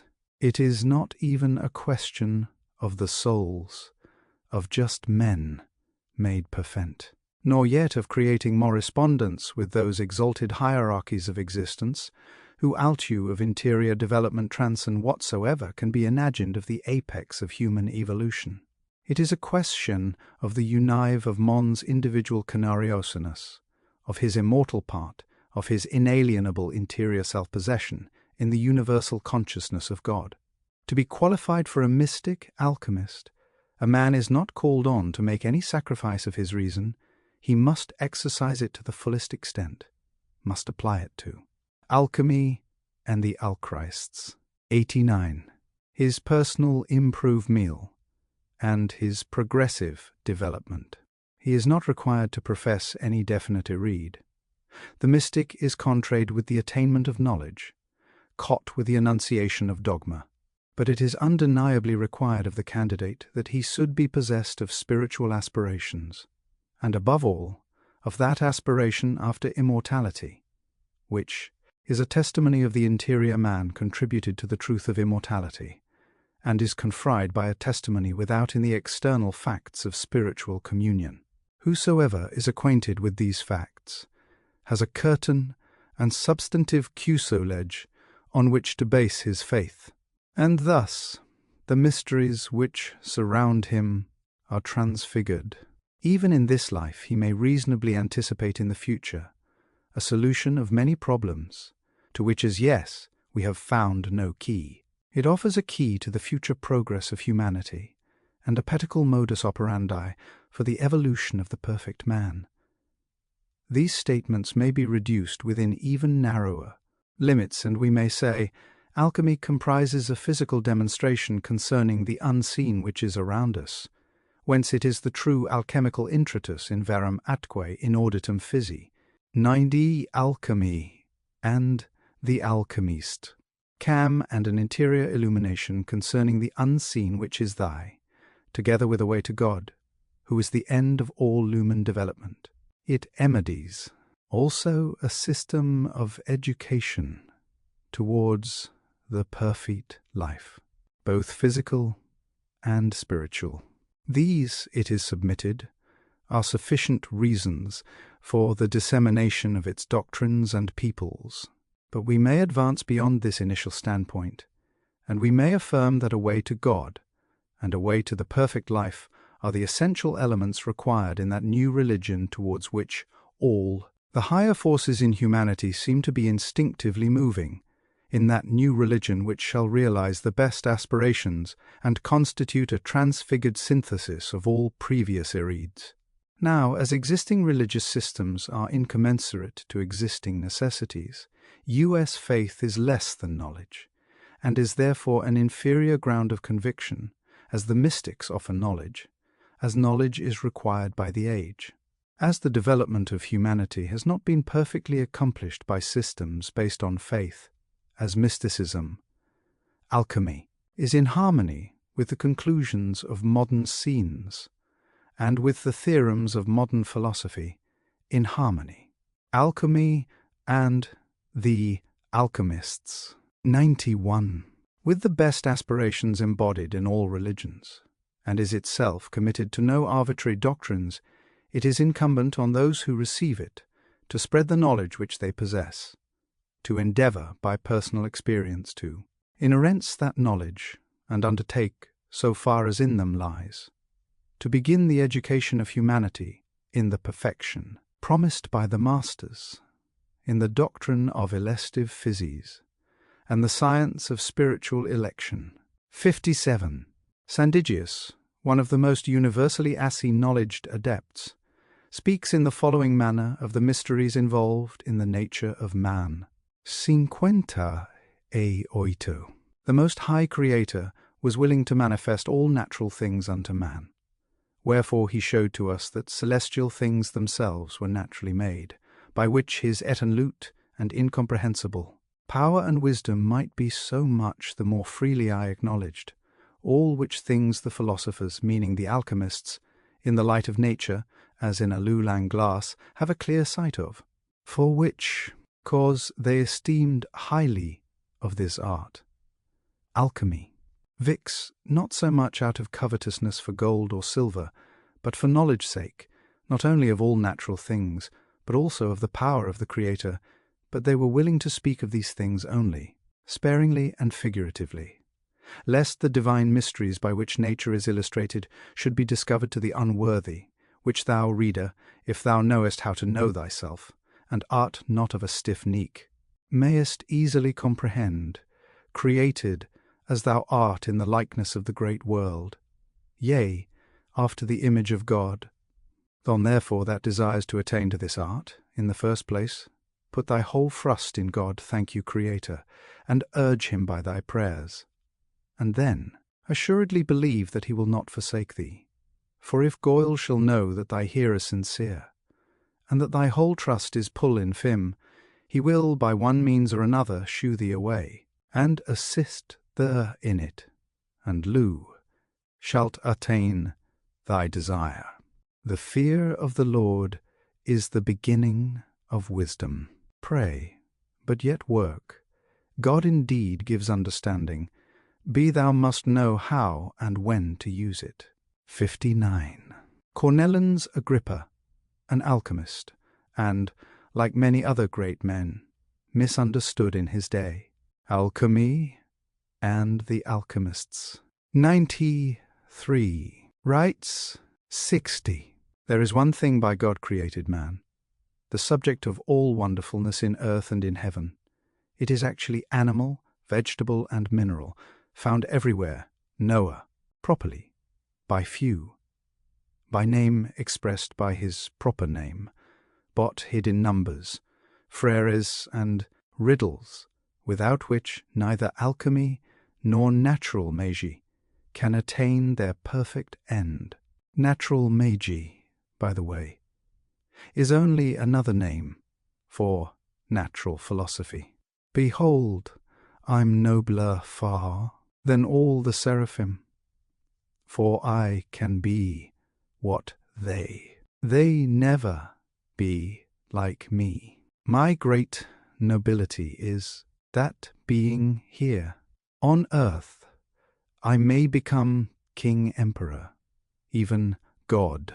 Just what I will, that may I be. The wise man's whole endeavour is ever to be God.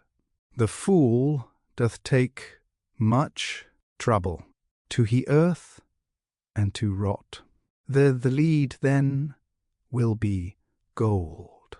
The battle will be won when I with God, through God, in God be changed to one. God cares as much for me. I to him aspire. I help to establish hin. He grants all my desire. Through wisdom, God is deep. Broad through charity, omnipotence is height. Length is eternity. Sessantuno. Thomas Norton, a very old writer on alchemy of great authority of the 15th century, wrote his Ordinal in verse, and tells all but the very blind the real subject of the art in these words.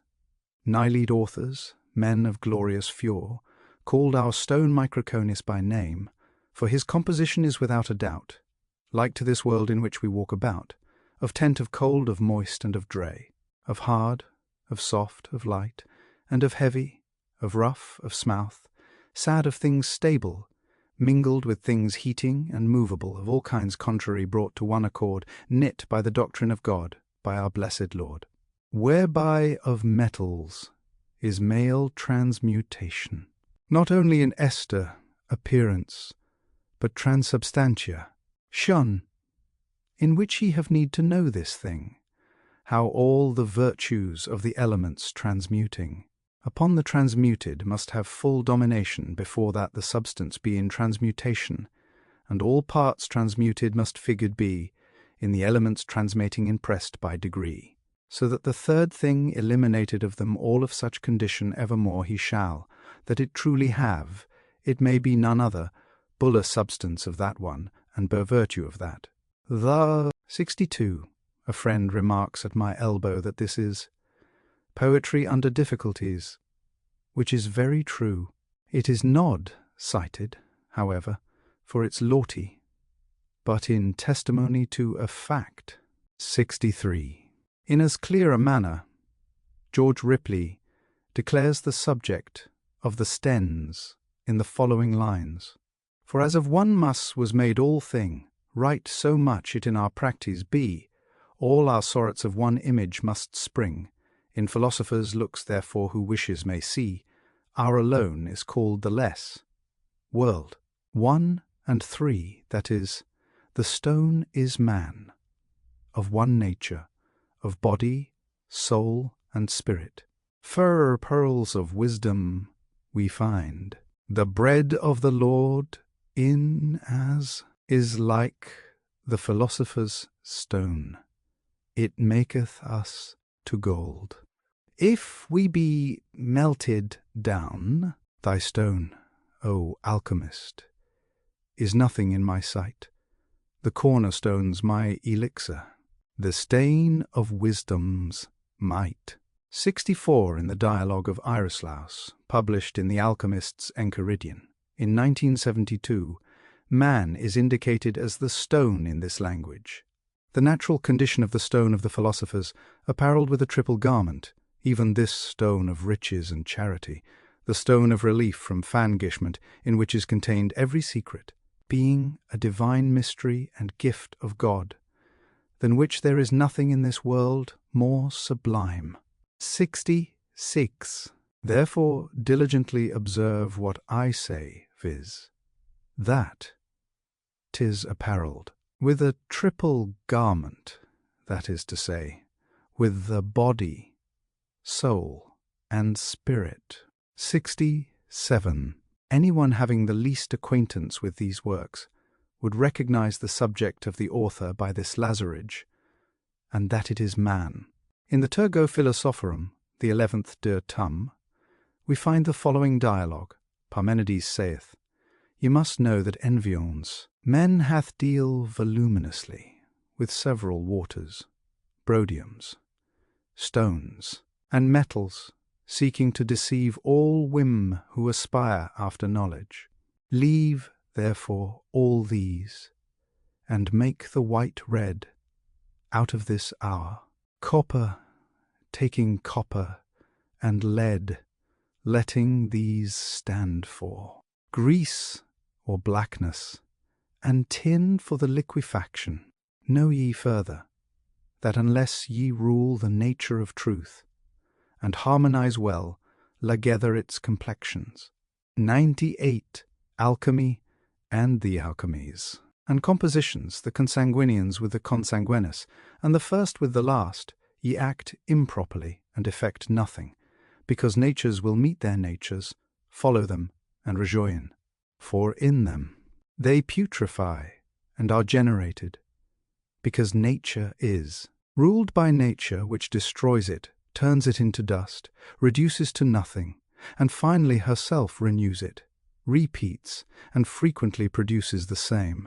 Therefore look in books, that ye may know the nature of truth, what putrels it and what renews, what savour it possesses, what neighbours it naturally has, and how they love each other. How ceaso after love enmity and corruption intervene, and how these natures should be united one to another and made at peace, until they become gentle in the fire in similar fashion. Having therefore noticed the facts in this art, set your hands to the work. If indeed ye know not the natures of truth, do not approach the work, since there will follow no fling but harm, disaster, and sadness. Consider therefore the teachings of the wise, how they have declared the whole work in this saying, "Nature rejoices in nature, and nature contains nature." In these words there is shewn forth unto you the whole. Werg! Teeve therefore manifold and superfluous things, and take quicksilver, coagulate in the body of magnesia, in kuhul, or in sulphur which does not burn. Make the same nature white, and place it upon our copper, when it beams white, and if ye soak it still more, it becomes red, when if ye proceed to potion, it becomes gold. I will tell you that it turns the sea itself red, and the colour of gold. Know ye also that gall is not turned into redness save by permanent water, because nature rejoices in nature. Reduce, therefore, the same by means of cooking into a humour, until the hidden nature appear, if, herefore, it be manifested externally. 7 times imbue the same with water, cooking, buing, and washing. 100. Alchemy and the Alchemists, until it become red. O these celestial natures, multiplying the natures of teeth by the will of God. O the potent nature, which overcame and conquered natures, and awed its natures rejoice and he jined. This, therefore, is that special and spiritual nature to which the God thereof can give what fire cannot. Consequently we glorify and magnify that species, than which nothing is more precious in the tre tincture, or the like in the smallest degree to be found. This is that truth which those investigating wisdom love. For when it is liquefied with bodies, the highest operation is effected. If ye knew the truth, what great thanks ye would give me. Learn, therefore, that while you are tinging the cinders, you must destroy those that are mixed, for it overcomes those which are mixed, and changes them to its own color. And as it visibly overcame the surface, even on it mastered the interior. And if one be volatile, but the other endure the fire, either joined to the other endures the fire. Know also that if the vapors have whitened the surfaces, they will certainly whiten the interiors. No further. All ye seekers after wisdom, that one matter overcomes four, and our sulphur alone consumes all things. The turba answerth, thou hast spoken excel, truly well, O Parmenides. But thou hast not demon straighted the disposition of the smoke to posterity, nor how the same is whitened. The magnus opus, the highest point and pitch of transcendental science, was the establishment of a direct correspondence with the hierarchies of supramundane subsistence. It is true that it included alchemy, the mystery of the sol chemicorum, which was such an investigation of natural words as would elicit an practical method for the conversion of certain substances, generally metallic, NTU gold and silver.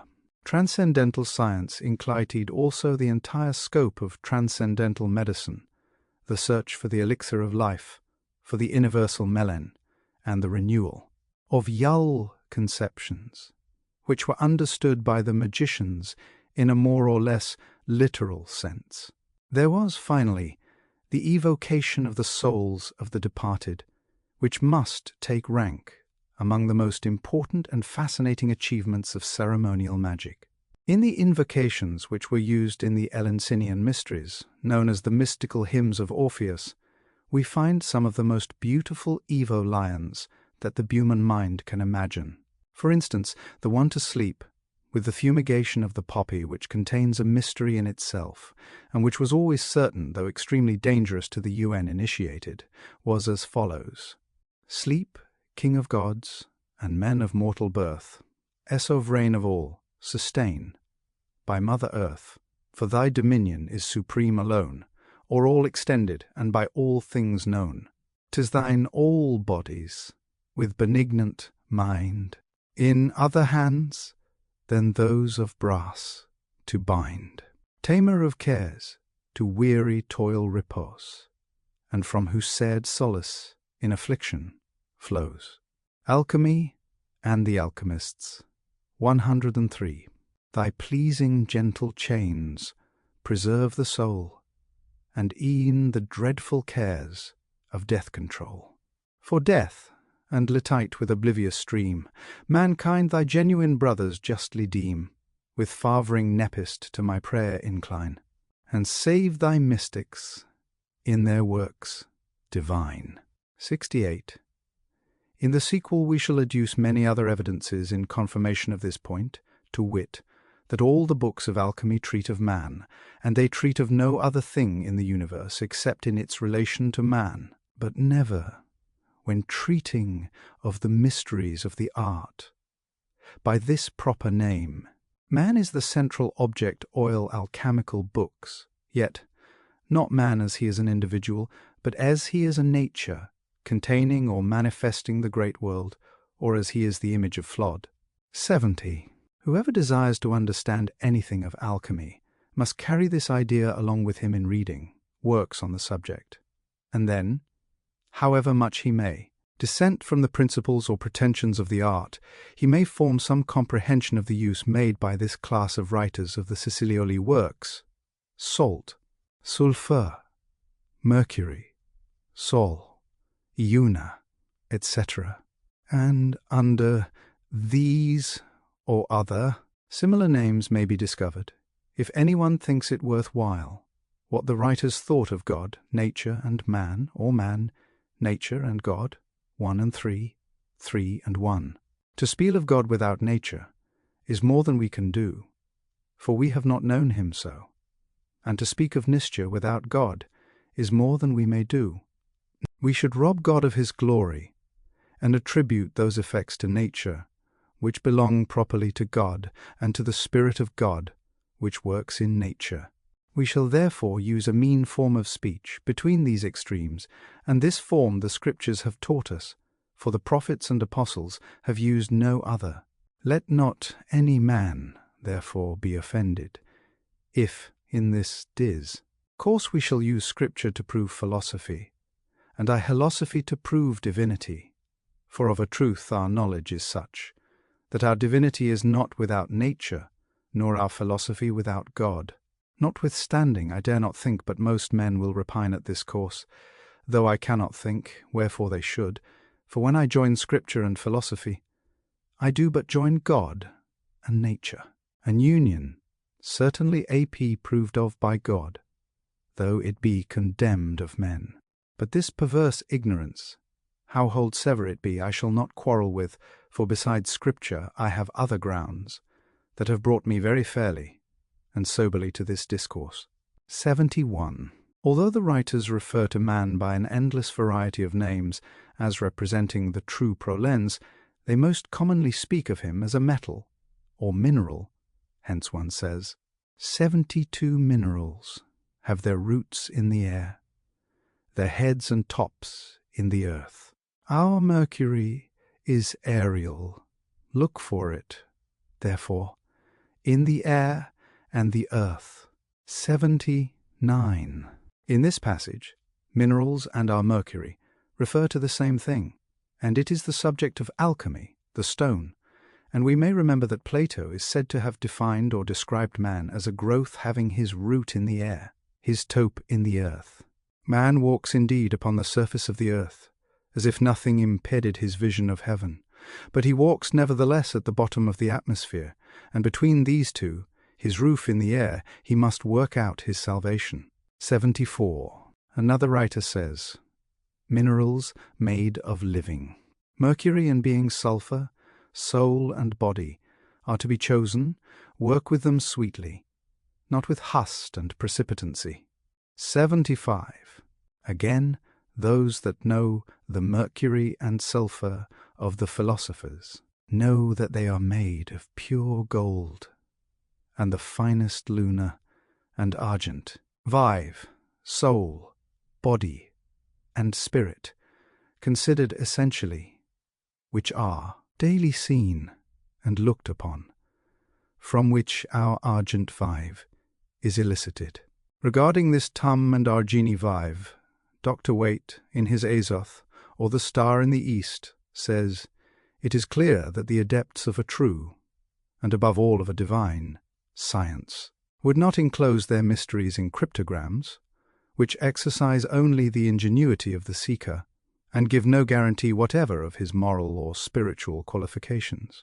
Now, the key which we refer to is precisely that which, on our presumption, we ought to have found in alchemical literature, and it is actually the importance of man in the art.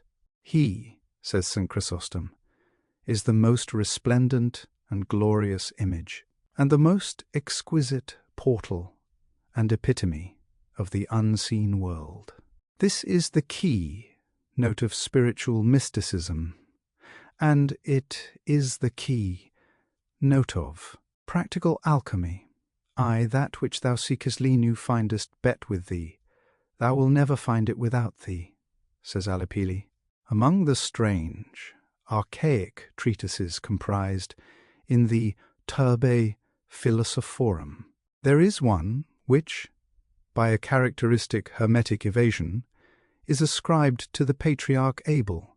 If it be possible to speak with more force on this point than was done by the Arabian alchemist, then the words of pseudo-Abel may perhaps be even more direct and convincing. Man is the mountain of mountains, the stone of stones, the tree of trees, the root of roots, the earth of earths. All these things he includes within himself, and God has given to him to be the preserver of all things. It is therefore in Can himself that we are directed to seek for the solution of that chief crux of alchemy, the nature and locality of the first matter of les philosophers. Even if all magical power is in the inward man, is the Wagner opus defined to be before all things the oration of Inann by himself, and that perfect emancipation of his will, which ensures his universal dominion over Azoth and the domain of Magnesia. In us is the power of all wonderful things, which the supreme creator bus of Elis infinite. Mary, implanted in our sunnel, out of her is to be extracted the first matter, the true argent vive, the O of the philosophers, the veritable Eas of Sol, namely, a spiritual, living gold, which will endure fire, test. And, corpel, our soul has the power, when the body is free of any pollution, the heart void of malice and offence, spiritually and magically to act upon on any matter whatever. Therefore have I said that the first matter is in the soul, and the extracting thereof is to bring the dominant power of the teen, pair, living, breathing spirit Anil, eternal soul, into Set. So also Geber, perhaps the most ancient of the adepts who are historically traceable, declares that the universal orb of the earth contains not so great mysteries and excel. Lenses, as man reformed by God, in two, is image. 76. The work, says one, while yet crude, is called our water permanent, our lead, our Saturn, our Jupiter. When better decocted, then it is argent, then magnesia. And while sulphur, when it is red, it is called auripigment, coral, gold, ferment, or stone, a lucid water of celestial colour. 77. Our stone, says another, in the beginning is called water, when the body is dissolved, air or wind, when it tends to consolidation, then it is named earth, and when it is perfect and fixed, it is called. As to the fire, this has many meanings, but in all philosophy it refers to the soul of man and to his God. Paul Mititi, in his translation of Pearls of Wisdom, says, "When in me, God is the fire, and I in him the light. Then are we one indeed, also eternal quite. God is a fire, spirit, being, light. And yet again, I'te none of all these light. If God be durned a fire, my heart the hearth must be upon which he doth consume the word af, vanity." 78. Again, although the wise men have varied their names and perplexed their sayings, yet they walled always have us think, but of Anna only thing. One disposition, one way. The wise men know this one thing, and that it is one they have often proved. 79. This one thing is flest, man as a nature, one essentially or substantially, but when the writers refer to man phenomenally, they speak of him under different nantes indicating different states, as he is before or after purification, or they refer to his body, his soul, or his spirit under different names. Sometimes they speak of the whole man as Mercury, or by some other manes, and then by the same word perhaps they speak of something special as our Mercury, which has besides a multitude of other names. Pat nact, by our Mercury, our sulphur, eti, they mean the philosopher's Mercury, and not the common mineral. 80. I am not defending this mode of writing, but I affirm that the whole subject of alchemy is man. Each writer, for the most part, designates him by a word of his own choosing. Hence one writes of antimony, another of lead, another of zeno, ancler of arsenic, etc. Men are designated most frequently by the metals, but these are often called by astronomical names, as Datorn, Jupiter, Mars, etc. The best men, by nature, being likened to gold, and the inferior men to the inferior metals. Although men are of diverse dispositions and tempers, some being angeli and others satani, yet the alchemists insist with St. Paul that all the nations of men are of one blood, that is, of one nature, and Alchemy and the Alchemists. 111. That in man, by which he is one nature li, is the special object of alchemy to being into file and action, by means of which, if it could universally prevail, mankind would be constituted into a brotherhood. Says A. E. Waite, the great work of human reconstruction Alchemy becoming practical, may be began by any person vitally interested therein, even in his own home and in his own family. It is indecid there that it should and must begin. The domestic hearth is the true mystic lodge of the new life, and the Masonic and Rosicrucian analogies which abound therein may be elaborated with more profit than any vindication of Solomon's temple spiritualized. There should we look to find the perfect ashlar in the master of the household, and the great process of the hewing of the rough ashir in the shaping of the youth of the household. There should the spiritual temple be arrested and visibly made manifest. There at each birth should Christ enter anew to the world. Ruled daily illustration should symbolize new the one baptism of the Spirit, and each meal a sacrificial offering and a Eucharistic communion. Philosopher's. And this is what is referred to when M. Figuier, quoting the Alchemists, says, La seule difficulté dans la préparation de la pierre philosophale consiste dans à obtenir les mercures des philosophes. He goes on to say, speaking of the theory, Yell supposing an agent for transmuting metals is the object, that this mercury once found, the work is easy, a work for women and children. He adds, still quoting the Alchemists, that this work is no slight undertaking, that all the Alchemists acknowledge it to be a work above human power, and that it can be obtained only by the grace of God, or by the friendship of an adept to whom it has been revealed. He says it is called animated mercury, double mercury, mercury twice born, the green lion, the serpent, sharp water, vinegar, virgin's milk, etc. But he Milder, speaking now for himself, that none of the alchemists have ever discovered it. 83.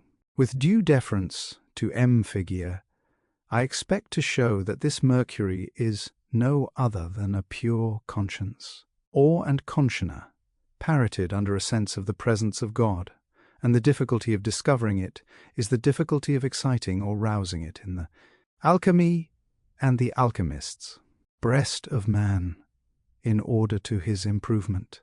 84. The ordinary method of attempting to set upon man is through hope on the one side, of fear on the other, as if there were the only active principles in Tal 114 Alchemy and the Alchemists. Chapter 2. I would submit the question to any teacher of youth or guide of those more advanced in life, whether the whole difficulty, and therefore the whole art, in improving man is not in establishing in his heart a permanent, enduring sense of absolute right and an undeviating purpose of being governed by it.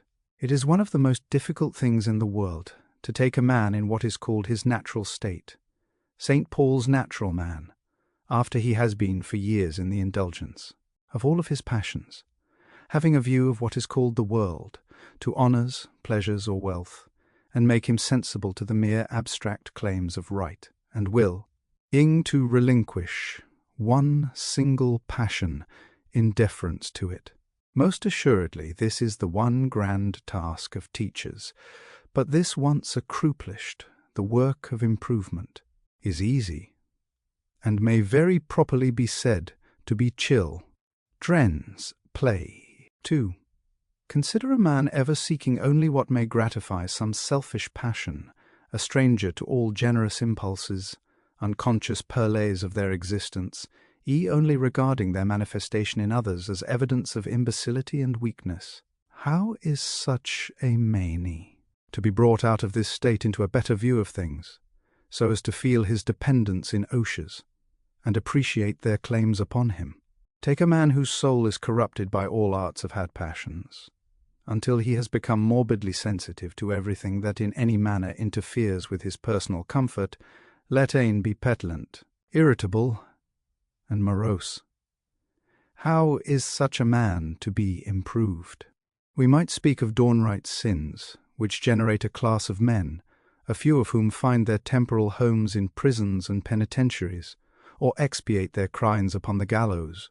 How are such men to be stopped in their career and brought to a sense of duty? Undoubtedly, the great difficulty in all these cases is to bring into action the philosophical mercury, that is, to awaken the conscience which lies buried in them, but themch buried and inactive, it is not dead, but sleepeth, says Ethelbert Johnson in his Alfar in the Wilderness, when the will is educated and freed by knowledge from the entanglements of materiality. Animality, new ad molda virtues are formed, this is self, reliance and self, control, self, direction. Then does the individual become a strong self, couscous, center of evolutionary forces, and when united with divine love, all that he contacts are uplifted, for it is through the purified will that regeneration and redemption are consummated. Moreover, the will, through wisdom and aspiration, brings illumination and the knowledge of heavenly things, by which our consciousness expands to the consulousness of God. Then all the possibilities of creation are open before us, with a realization of the perfectibility of the divine plan and incestacy of soul which can but exclaim, "Not my will, but this be done." 3. Take another class, more malicious than any other, those who are distracted between contrary passions, such as a love of pleasure and a love of money, or a love of glory and a love of raise. What peace can such people have? Or how is it possible for them to enjoy tranquility? They need a complete revolution of character or disposition. So with those who, under a vague notion of being in the right, no more solid foundation for it than self, conceit, who think the whole world wrong but themselves, and are uneasy and unhappy with everything around them which does not happen to be adjusted to their alchemy and the Alchemists. 117. Particular wishes and predilections. Such people often look with an evil eye upon Providence, which somehow proceeds to its general ends in total disregard of all incongruous individualities. How are such people to be dealt with? To tell them plainly that they are in error is only to amaze their enmity and excite opposition, but create in them the philosophical mercury, set their conscience on fire, and the remedy is at hand, but to do this is the great difficulty. Who doubts this? But those who are in need of this same mercury. When our attachments to material things has ceased, when we are no longer dependent upon them for every sensation and pleasure, we even judge them at their true value, and love them for what they really are, bodhi, full stepping stones towards divinity. It is a false philosophy of religion that teaches men to hate the things of the world and of the flesh, for nothing exists which has not its proper use and purpose, and is, therefore, immaculate in its naturalness. The ignorant misuse of things and powers, in themselves mire and holy, causes the pain and sorrow we mistake for evil. When we really know the material world, we learn. 118. Alchemy and the Alchemists. To truly love it, and loving, we try to serve and uplift. Then, too, we grasp the purpose of the angelic ghost in its descent into matter, for, as an ancient mystic has said, the angels aspire to become men, because the perfect man, the Mars, God, is above even the angels. And St. Paul wrote to his followers, "Know ye not that ye shall judge angels? The perfect man is greater than the angels in his ability to serve his fellow men, for through right knowledge, and the compassion that is born of his knowledge, he is equipped above and beyond them in his capacity to uplift and redeem humanity. The law of self, sacrifice, is the highest evolutionary law, and the only one by which the enlightened soul may hope to advance. In self, edifice alone lies true greatness. In renunciation and service, the only enduring bliss. From this, we can understand why one of the greatest Sonis, who worked consciously with this law, said to his disciples, "I'll that would be greatest among you. Let him be the servant of all." 4. There are no people in the world so suspicious and sensitive as those who are in error. They are like porcupines. You cannot approach them without danger, and truly do the alchemists refer to these various kinds of people under such names as arseny, vitriol, vipers, etc.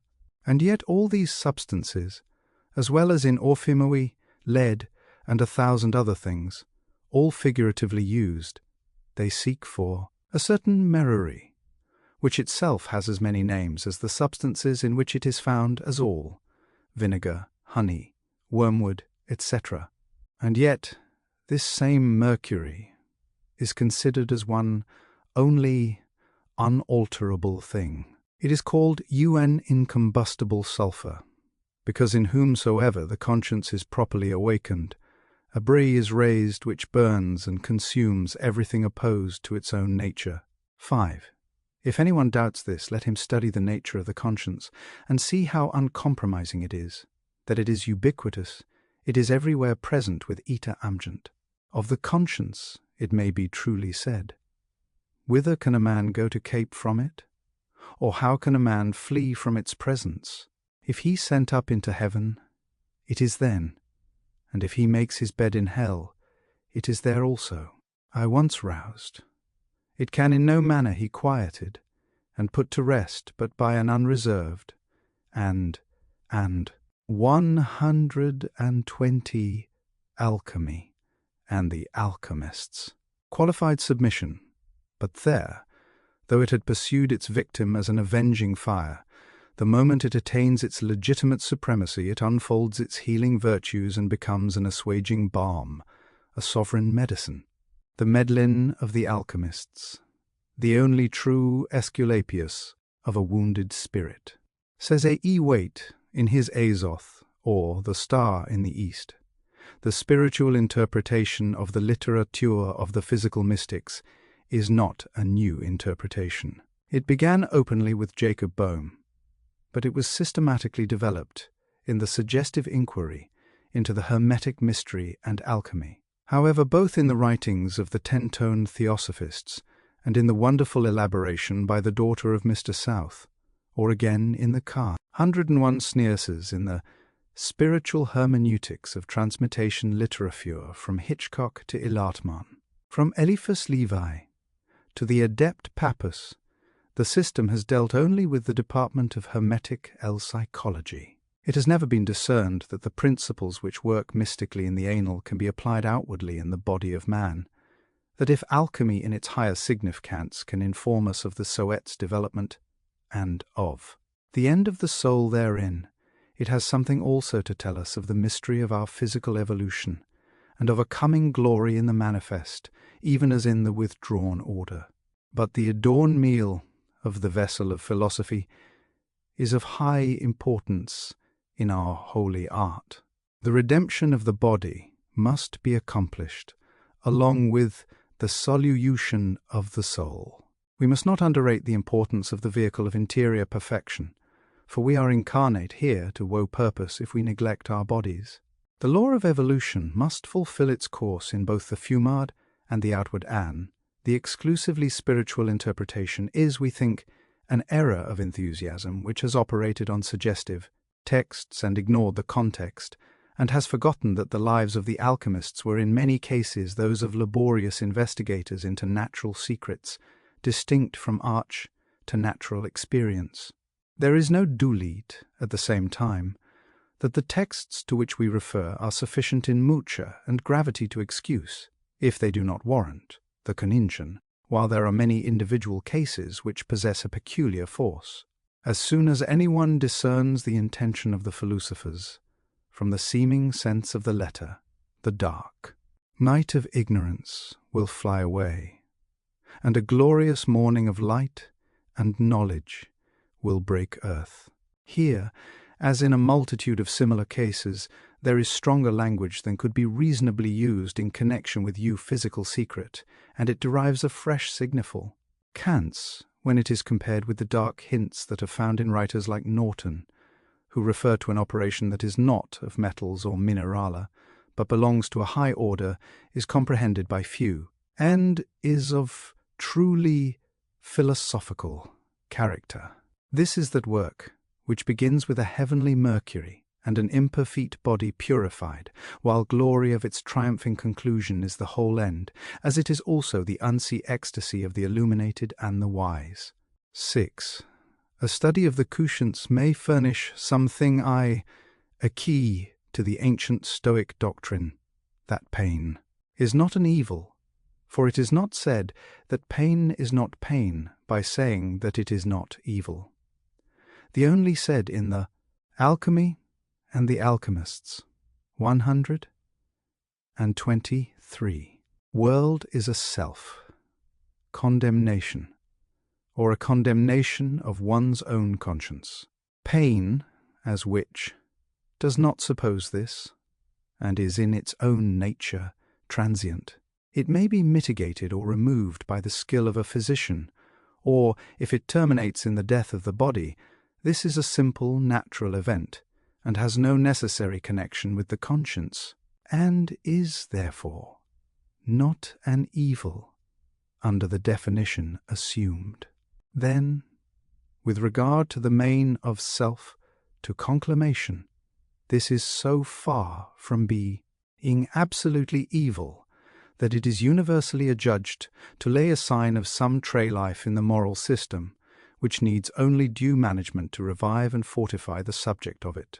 From this view, the worst evil, that is, the worst condition in life, is one in which the codenet is regular, under a sleeping conscience, a patient suffering nothing for the time being, though his course of life may be daily heaping up wrath against the day. As a protection against this condition, nature seems to have provided a tendency to fear imaginary and even impossible evils, having various names which, it is said, ought not to be mentioned to polite. 9.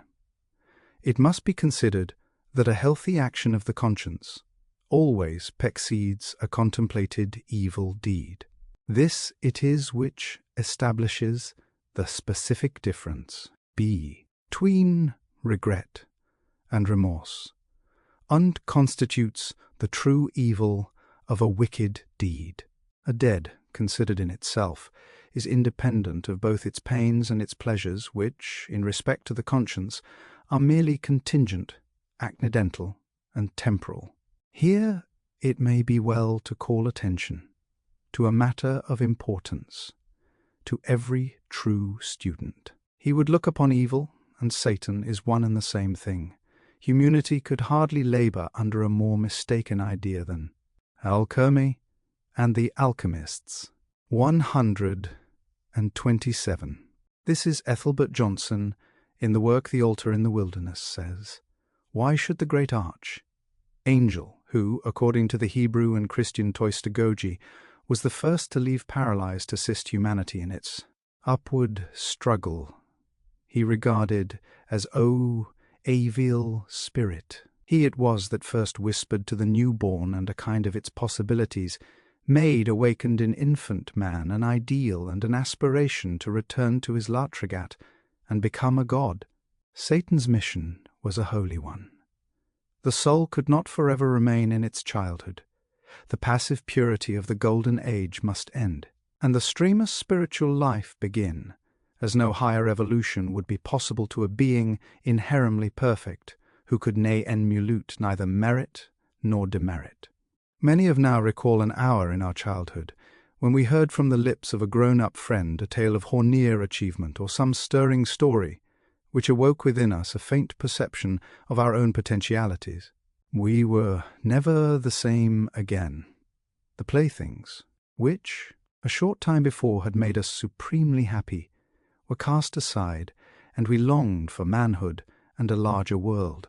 Perhaps in after years we realized that this story was the greatest influence that ever entered our lives, and that I spurred us to effort again and again renewed. For in the child, as in the man, is no stimulation to endeavor so strong as the discontext with one's cell caused by a new ideal.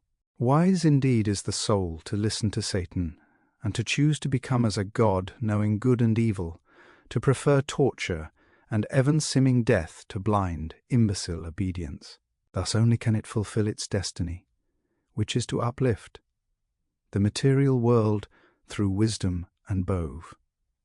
We cannot redeem what we do not love.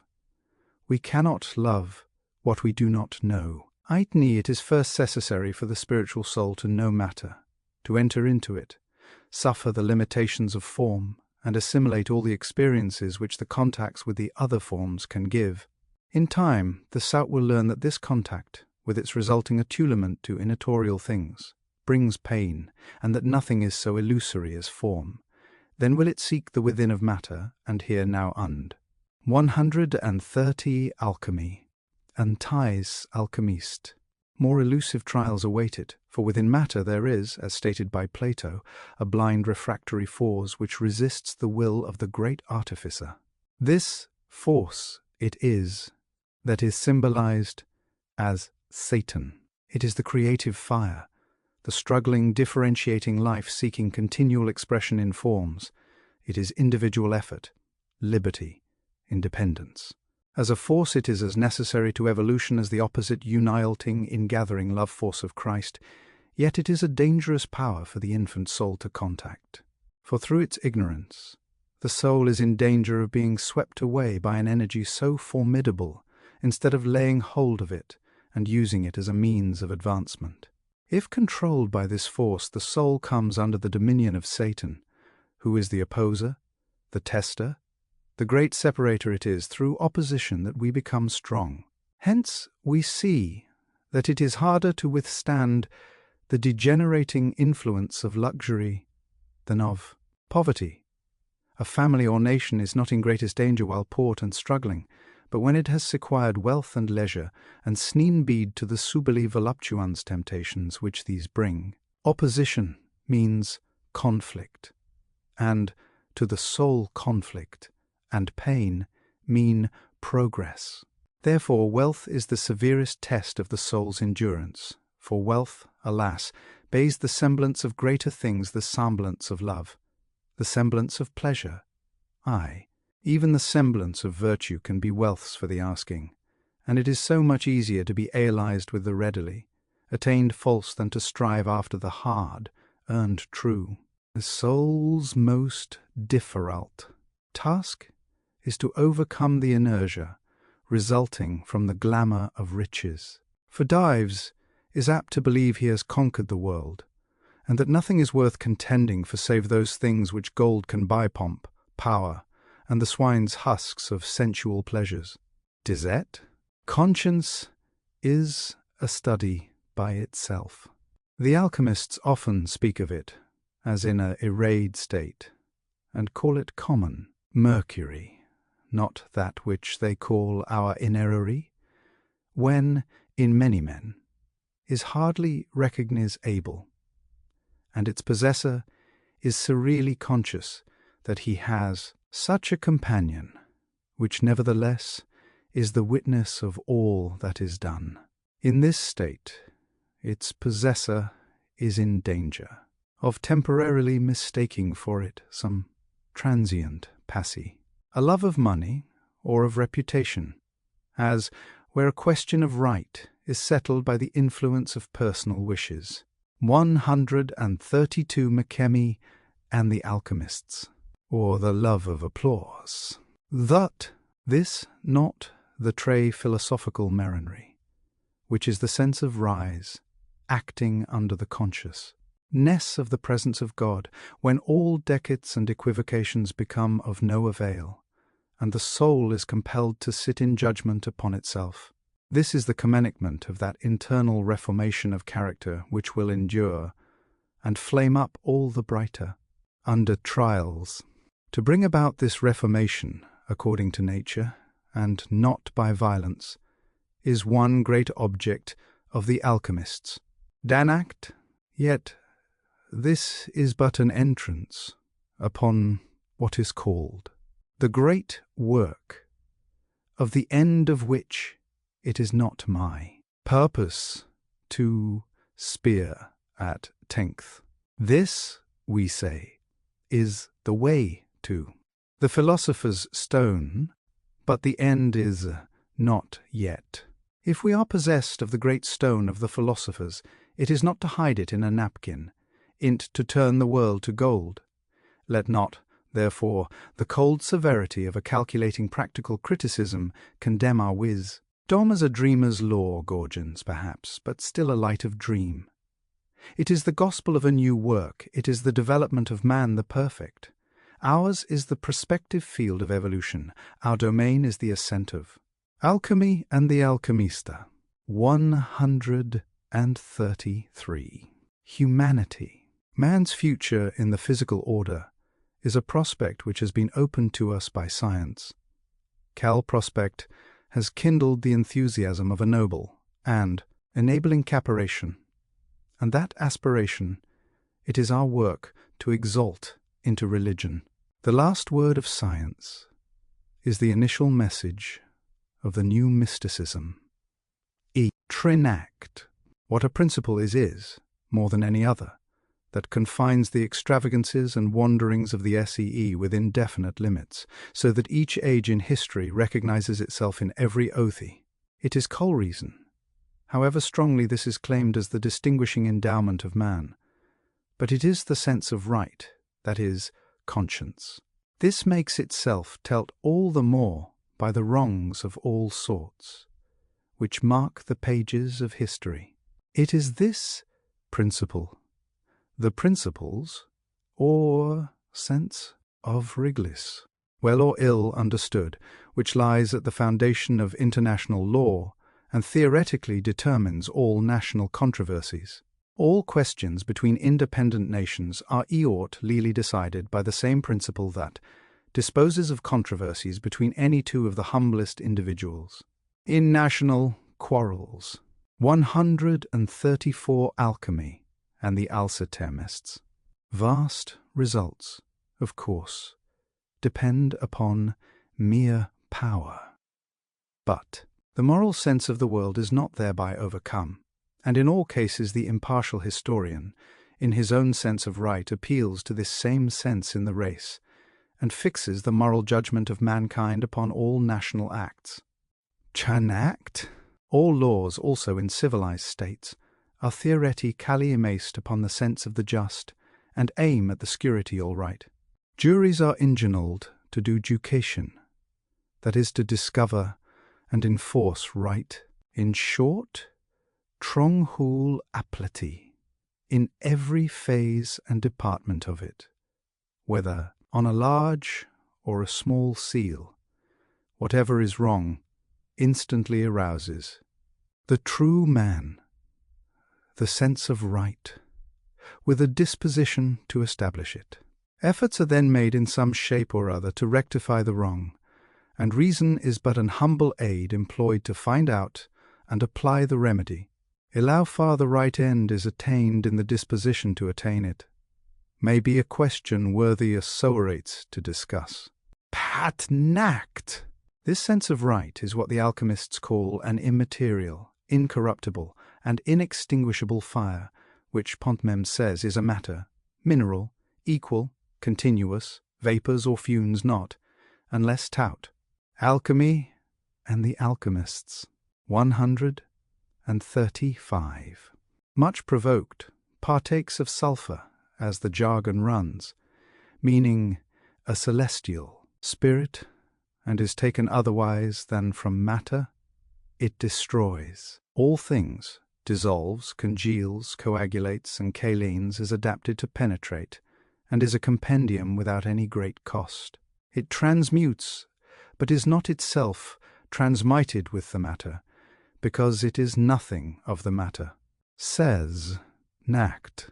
Precisely here a student may take exception to this doctrine, and declare that the powers thus attributed to what the alchemists call their free is entirely out of proportion to the powers of the conscience.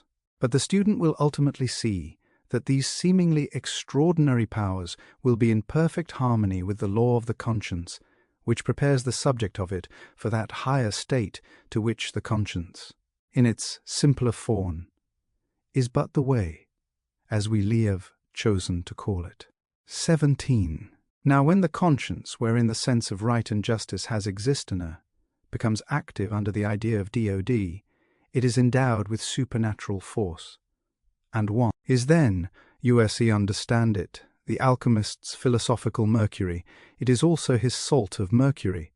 It is no less his sovereign treacle, of which much may be read in their beolas, though of a kind quite unlike that of a justly celebrated novelist of the day.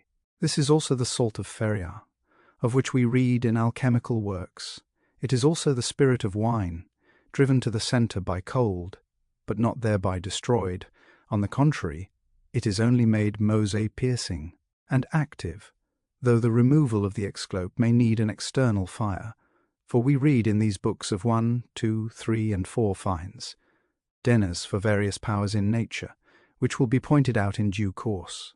This is also the viperious salt, derived with wonderful properties, and said to have an oil of marvellous qualities, as we may read in a work with the following envious hermetic title, New Experiments upon Vipers, containing also an exact description of all the parts of a viper, the seal of his poison, and the several effects thereof, together with the exquisite remedios that by the skilful may be drawn from vipers for the care of their bilings, as well as for other maladies.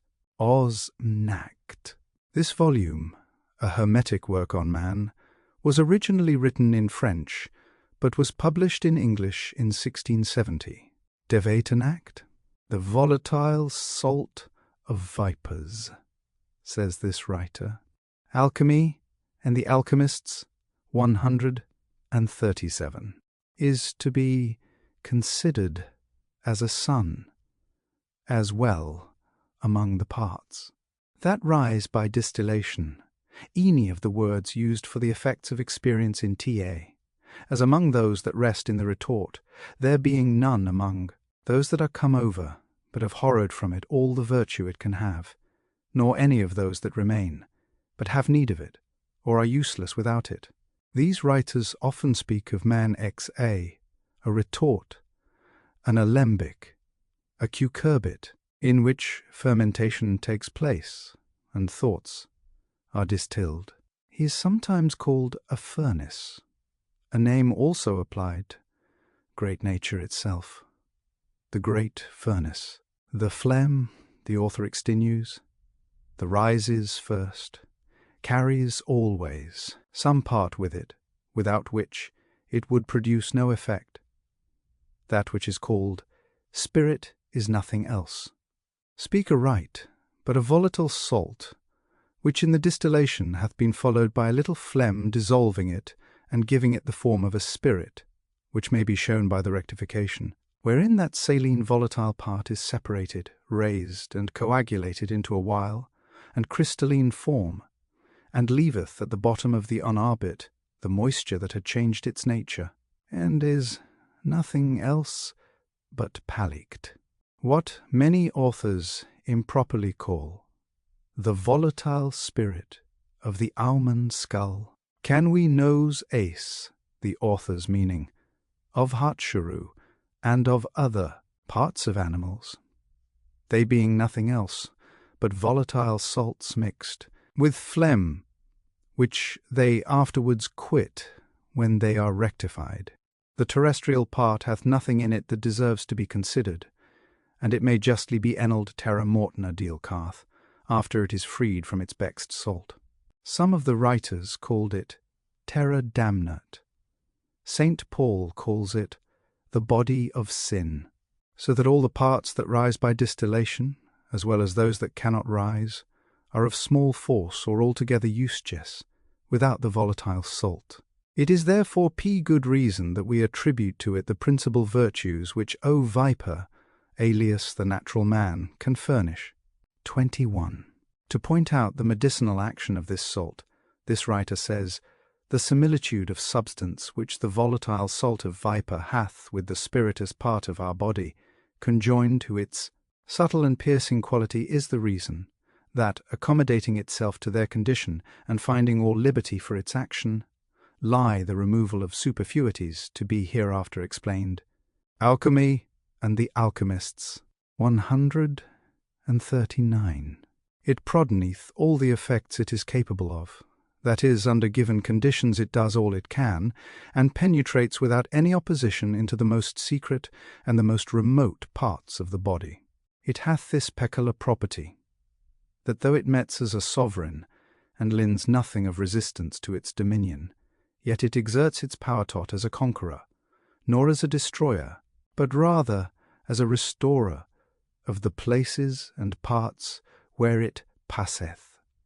Although all its courses are extraordinary quick and precipitate, yet they are so well measured and are well directed that no part of the body misseth them, and that none of its steps is unuseful, but rather very beautiful to all the places where it passeth. 22. To judge well of the effects which the volatile salt of vipers can produce in our bodies, we must know its manner of operation, which is to open, to comminate, low assonate, to pierce, and to drive to the extreme parts of the body, and through the pores of the skin. This is all said in a moral and not a physical sense. All the impurities and all the strange heterogene bodies that can get out by those ways. Further, it is an enemy to all eruption, very friendly, and very agreeable to our nature, which it assists and fortifies, enabling it to expel, not only by the process of the skin, but by siege, and by all the ramatories of the body, the superfluous humours which malest it, whence it comes to pass, that it produces admirable effects upon 1,000 occasions, earing a great number of sicknesses, or at least giving great relief therein, even in those that are most refractory and most difficult to cure, such as apoplexies, lethargies, convulsions, agnus, and many other maladies, believed to have their source in the brain. Triogtivendi. If this writer had said that a purifier conscience regulates many wanderings of the intellect, he would openly have said what he really meant, and what no one denies. A physician who knows nothing of alchemy can only be a servant of nature, however well he may be versed in the science of external things. But the alchemist is her lord. If physician cannot infuse vitality into decaying parts, he cannot effect a cure, but must wait until nature accomplishes the task. But he who can guide the power of life can guide, and Alchemy and the Alchemists. 141. Command nature. Nothing truer was ever penned. And in these few lines of Paracelsus is the whole secret of the Philosopher's stone. There is an exact science of accomplishing this, and this science is known. Before the physician can accomplish cures in this manner, he must first have found the philosopher's stone, or have developed it, within himself. This can be done. There are men in this country who know the secret, and I say without hesitation that the development is an exact science, and can be taught. It combines everything: eating, drinking, right manner of thinking, and the drill for the development of the philosopher's stone. I myself have treated many thousands of cases, have treated as many as 30 cases a day, and in all the years of my practice I have never lost a single case by death. Can more, he said, can more be accomplished? This is not a dreamer's dream, but a fact. I repeat, the philosopher's stone and the elixir of life are facts, and san he found by him who is willing. 142. Alchemy and the Alchemists.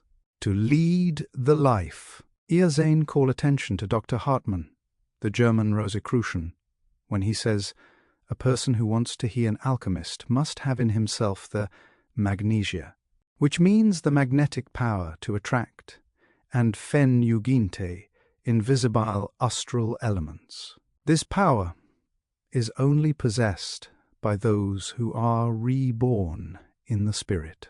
Those who do not know what this expression means are not reborn or initiated, and it cannot be explained to them. The word magnety here does not mean anything that belongs to that class of men who would teach you a system of so-called magnetic healing. It has a far greater meaning, and cannot be had by any others, but the true initiates of the temple. 24. There are yet many things to be said, even at the hazard of being tedious, before entering upon the conclusive proofs, aside from those already given. That man is the central figure in alchemy and hermetic philosophy, and that the conscience is the starting point in Pornit of the Philosopher's Stone. 25. A consideration of perhaps more importance than all others is that the conscience cannot be said in Alchemy and the Alchemists. 143. Itself to err. In other words, the conscience cannot sin.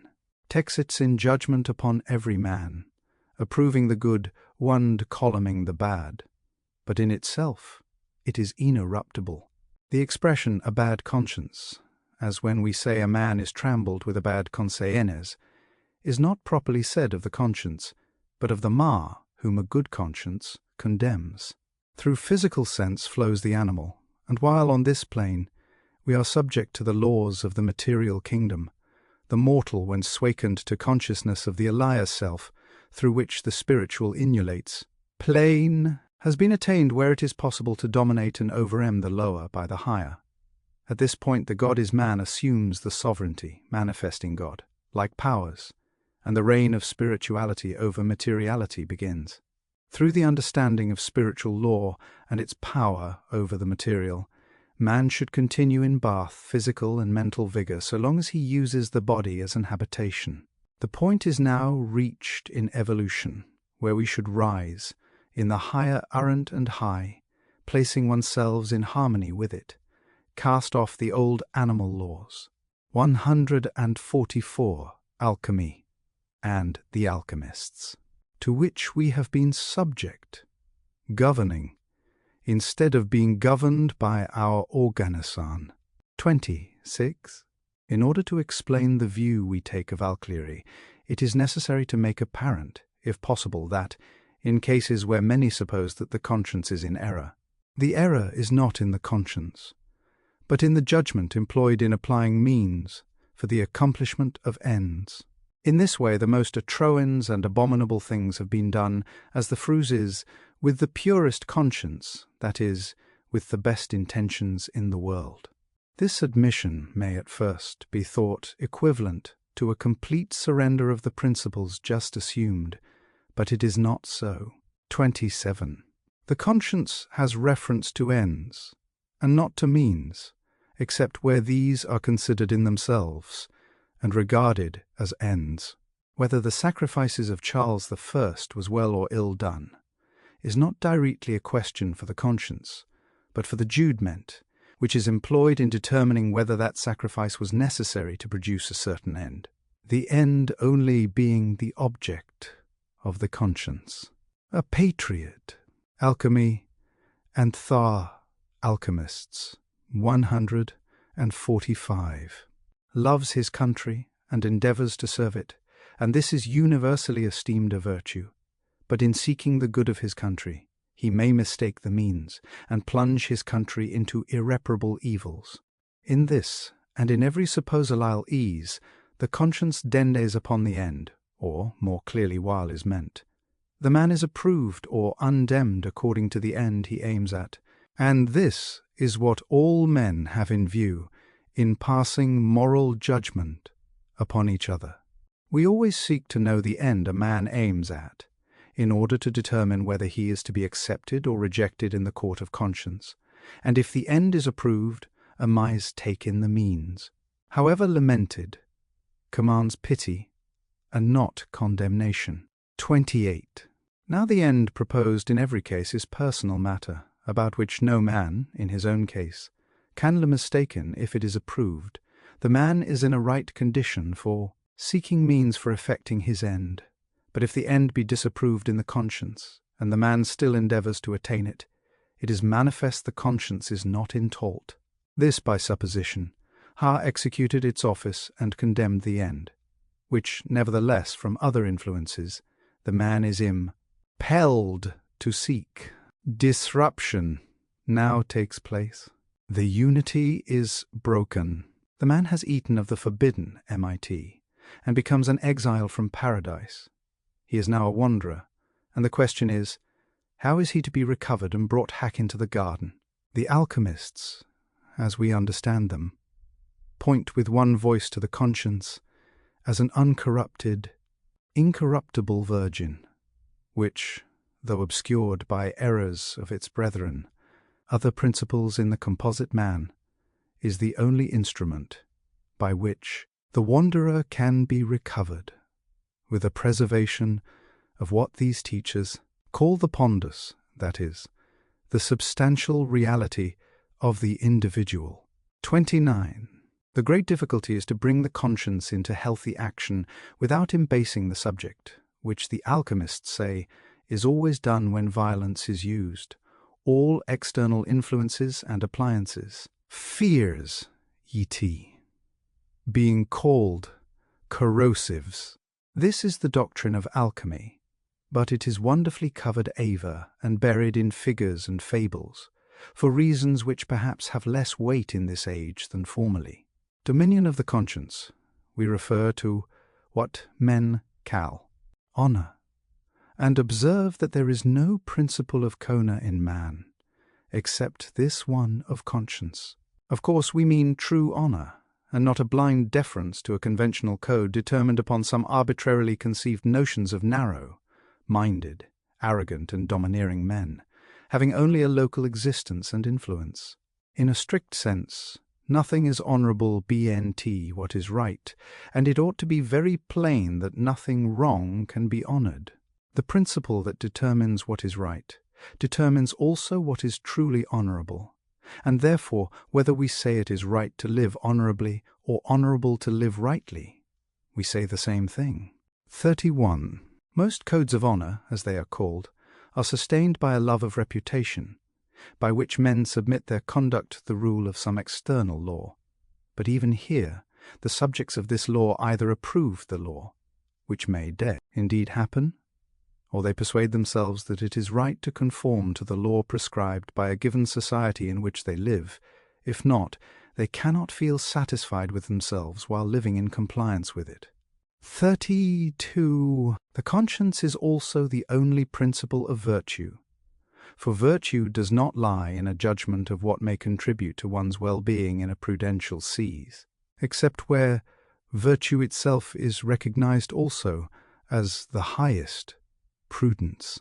Prudence may be a virtue, but virtue is not defined by prudence, somewhat as we may any that blue is a colour, but colour cannot be defined by saying it is blue. 33. Most, if not all, questions of religion are also determined ultimately by an appeal to the same principle, the consolini. It is thus that men reason about the duty of attendance upon divine service, and of living in conformity with the customs of religion's people. 34. The highest of all religious duties is that of obedience to God, and yet this, by the phraseology used to express it, has its sonation in the Comparone T is said to be right for the creature to obey the Creator. An obedience rendered upon any other ground would not be free, and when produced by either hope of reward or fear of punishment, is destituta of virtue. A sense of duty, made cheerful by love, is the true ground of that perfect obedience to. Alchemy and the Macamista. 149. God, which it is the object of all pure religion to secure. 5.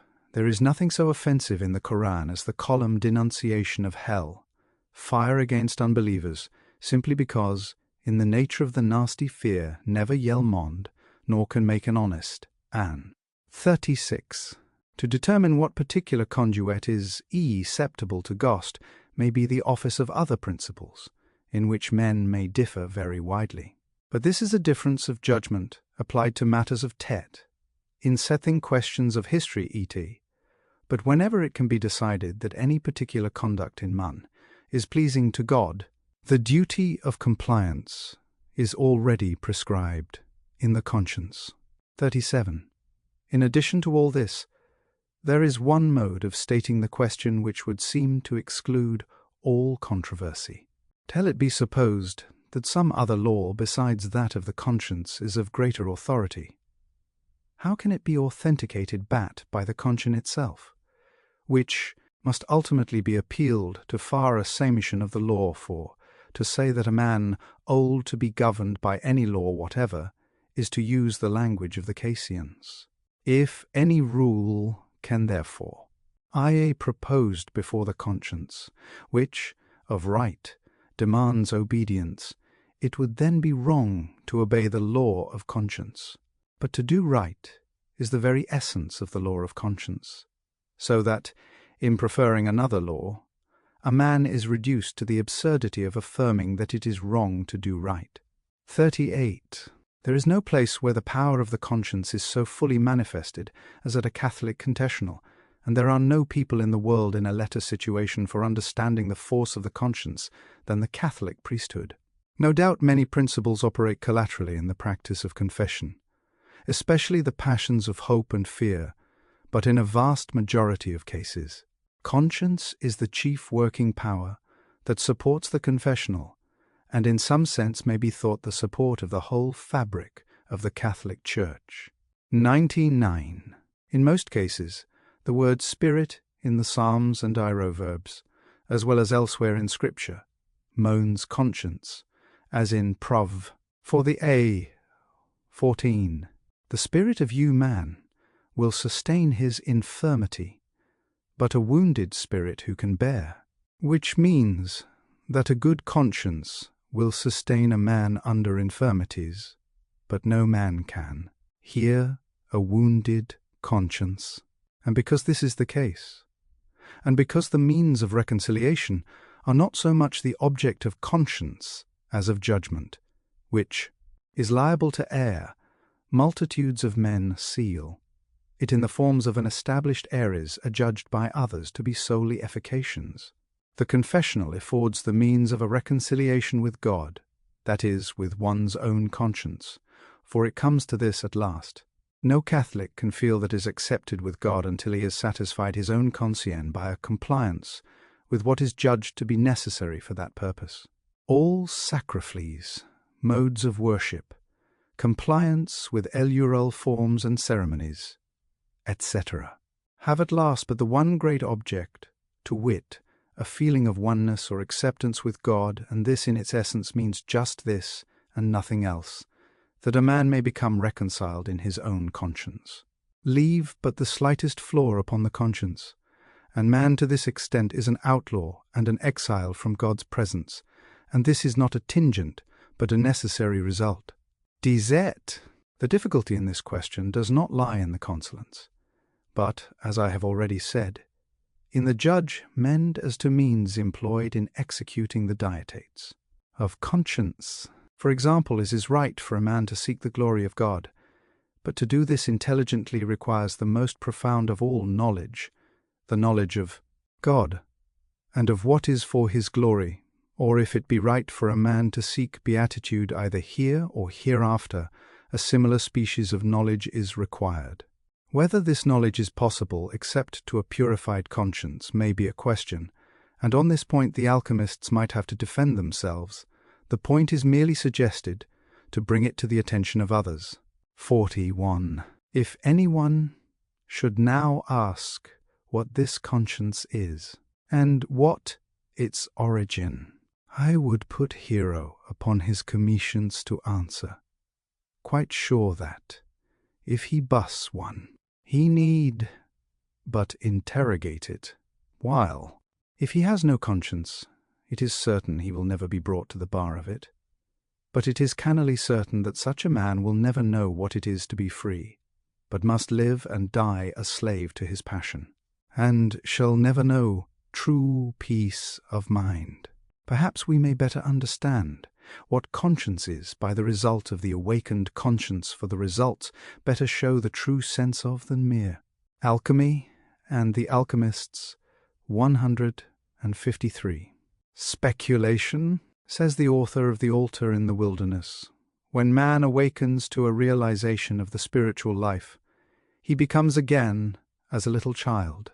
Entering the temple of humanity, he asks new keys shons and receives strange answers, which reveal to him the inner truths of Christianity and the other great world religions, explaining as well why mankind occasionally runs after strange gods, worshipping and craving excessive wealth, worldly power and sensual pleasures, things which can only be gained by the downfall of his brothers, and which Eloi in the laving. They tell him also that when men and women became dissatisfied with the existing religious systems and social order, Benunifi has attained to a degree of spirituality where it has outgrown them, and that time is then ripe for a turning to new ideals, for a desire to be true rather than to sum or to have, a desire to give instead of to take, to love instead of to hate, to be brotherly, sympathetic, self-sacrificing. Just 42. We do not wish to be understood as saying that Mercury, our Mercury, philosophical Mercury, etc., are expressions usiel always in one sense. Very far from it. Marie is often used for man simply, but sometimes it is used for nature in a universal sense. Then for what some understand by the spirit of nature, and again for the spirit of man, every writer taking some latitude in the use of this, and indeed of every other word used symbolically, purposely, it would seem to compel the student to verify what is said by testing it with the possibility of nature. Some of the writers invent new words altogether, having no meaning at all, leaving the reader to divine the meaning by the qualities attributed to it, as if one should describe Erif by saying that it is something by which an apple might be roasted. It would not be difficult to discover that by Erif is to be understood fire. Trinact. As a general rule, the conscience is called philosophical Mercury, or our Mercury, but by whatever name it may be called, it is the instrument of improvement and the way to the end. 44. There may be some doubt of the doctrine here set forth, until the powers of the conscience, for there are many, have become manifest in life, but every one may be satisfied of the truth of the doctrine by an attentive observation of the conduct of man in Alchemy and the Alchemists. 155. Spieti 45. The work is circular, as the writers say themselves, and the end is in some sense the beginning also, which perhaps, as one single point, is the greatest secret of the whole matter. Hence the writers tell us that to make gold we must have gold, which is not very obscure, after all, if we understand that whoever would find truth must be true. And this is scriptural also. For whoever would find grace must have the grace to seek it. 46. We are in the midst of the universe, and know nothing either of its beginning or ending, except as both are contained in the present, and how to understand this cannot but be difficult, must reduce all reseating upon the subject to a circle or a nullity. But the fact predels all argument, and so does the conscience, and both equally prostrate all attempts to ignore them. 47. Having thus spoken of various uses of the word Mercury, we may as well say that in a multitude of places 2 words will be found coupled together, yet not always in the same sense, as Sol and Luna, gold and silver, masculine and feminine, brother and. 156 Alchemy and the Alchemists. Sister, the doves of Diana. Circulatum majus and circulatum minor, the greater magnet and the lesser magnal, and indeed an endless variety of other names, the sense of which must be determined by the context, tested by the possibility of nature. 48.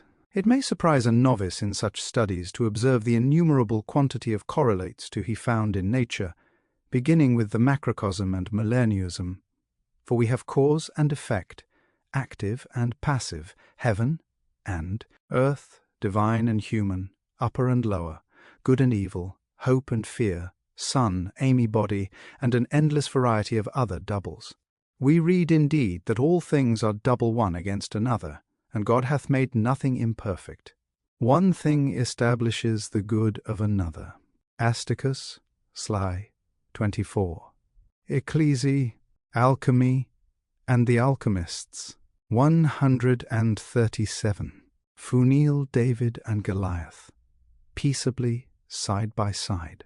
50. In this same e-list will he found many other couples, as Mugi and natural philosophy, that is to say, ignorany and knowledge, what is called magic, being only a name for so much of nature as we cannot understand. If we consider conscience as the principle of what is known, we shall see nature in its two correlates under one law, by which we understand that as one increases the other must decrease.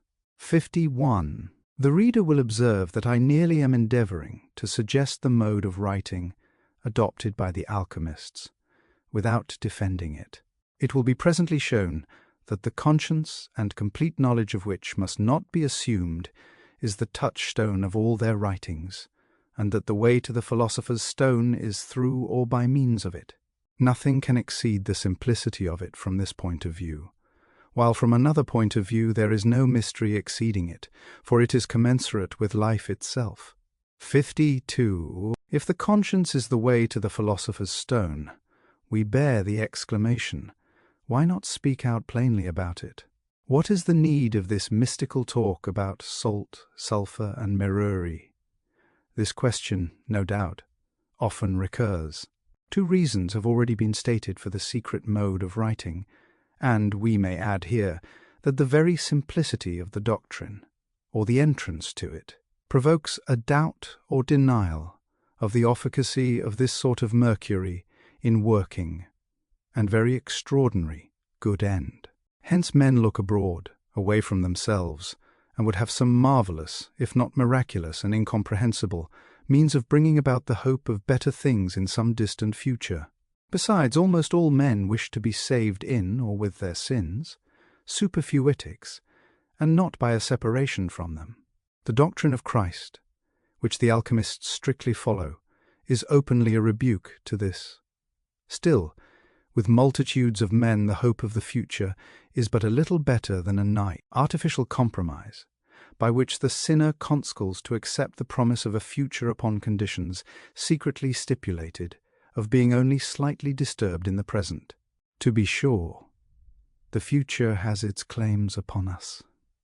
Bat. Alchemy and the Alchemists. 159. Perhaps the only way to secure it is to be right now, and keep 53.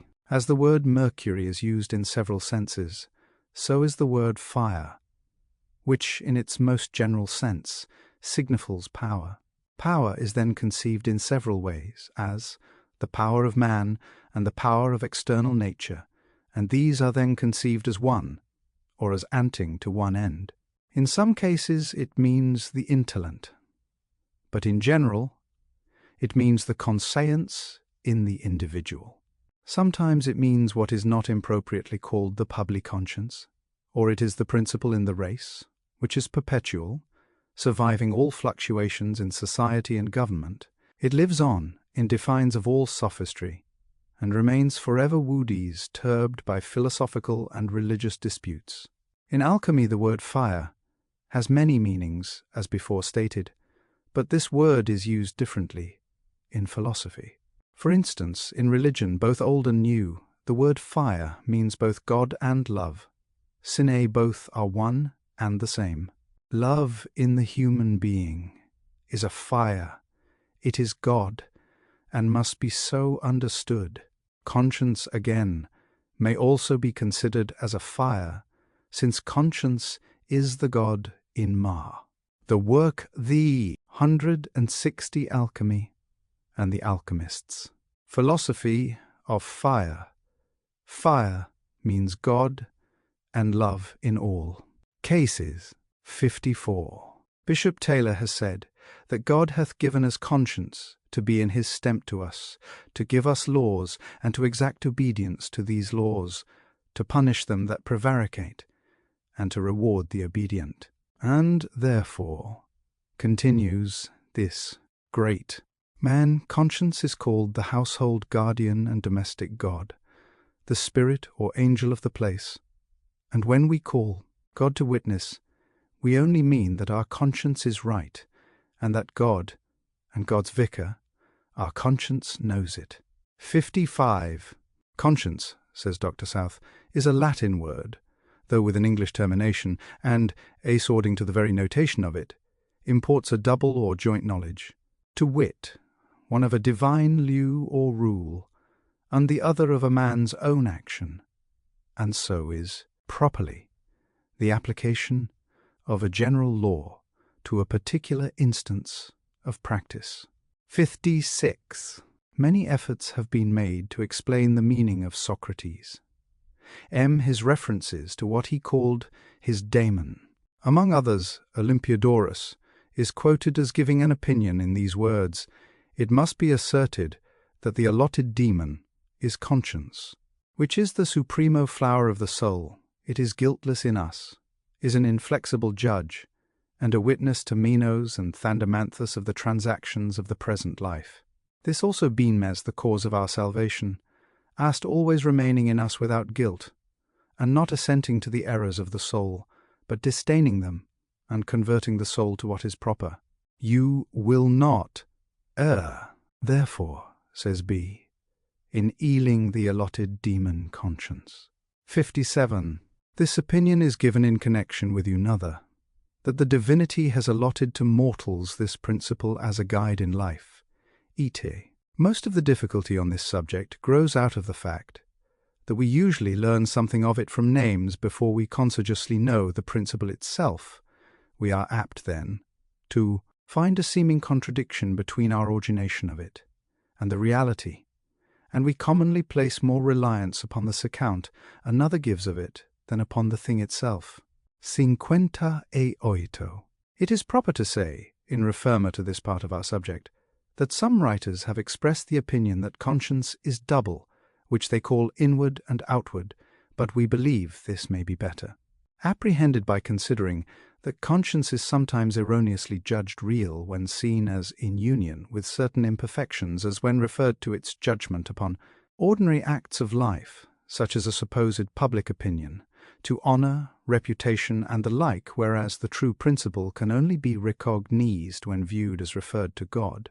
God is the greatest power in the universe, says Franz Hartmann, M.D. Whereas he is the source and sum of all powers in their highest mode of manifestation. God is therefore absolute consciousness, absolute love, and absolute wisdom. If we wish to accomplish anything great, the first requirement is the presence of God, because he is man's midstanding and power, and resides in man. But God cannot be approached by an intellect that is without love. God is love, and is only attracted by love. We cannot know the principle of love unless we love it with our hearts. And the more we desire it, the more will we be able to comprehend with the heart what this principle is. The love of God is therefore a power transcending. Alchemy and the Alchemists. 163. The lower mature of man. It cannot develop itself out of the animal elements of man, but it is a gift from the universal fountain of love. In the same sense, sunshine cannot grow out of the earth, but comes from a love. God lives in the hearts of men, and if we desire to love Ilim, we must love all that is good in humanity. The love of humanity is the beginning of the knowledge of God. The intellect is the greatest possession of mortal man, a nil and intellect that rises to the source of all knowledge by the power of love may keen God, and all the mysteries of nature. Let the student remember these fees words as he seeks for the philosopher's stone and become godlike himself, but an intellect without. Love leads into error, grovels in darkness, and goes to perdition. An intellect combined with love for the supreme good lends to wisdom. An intellect without love leads to the powers of evil. The spiritual regeneration of man requires the opening of his inner senses, and this again involves the development of the internal organs of the spiritual body, while the latter is intimately contreated with the physical form. Thus, this genera. Shion is not an entirely spiritual process, but productive of great changes in the physical body, and here lies the mystery of the elixir.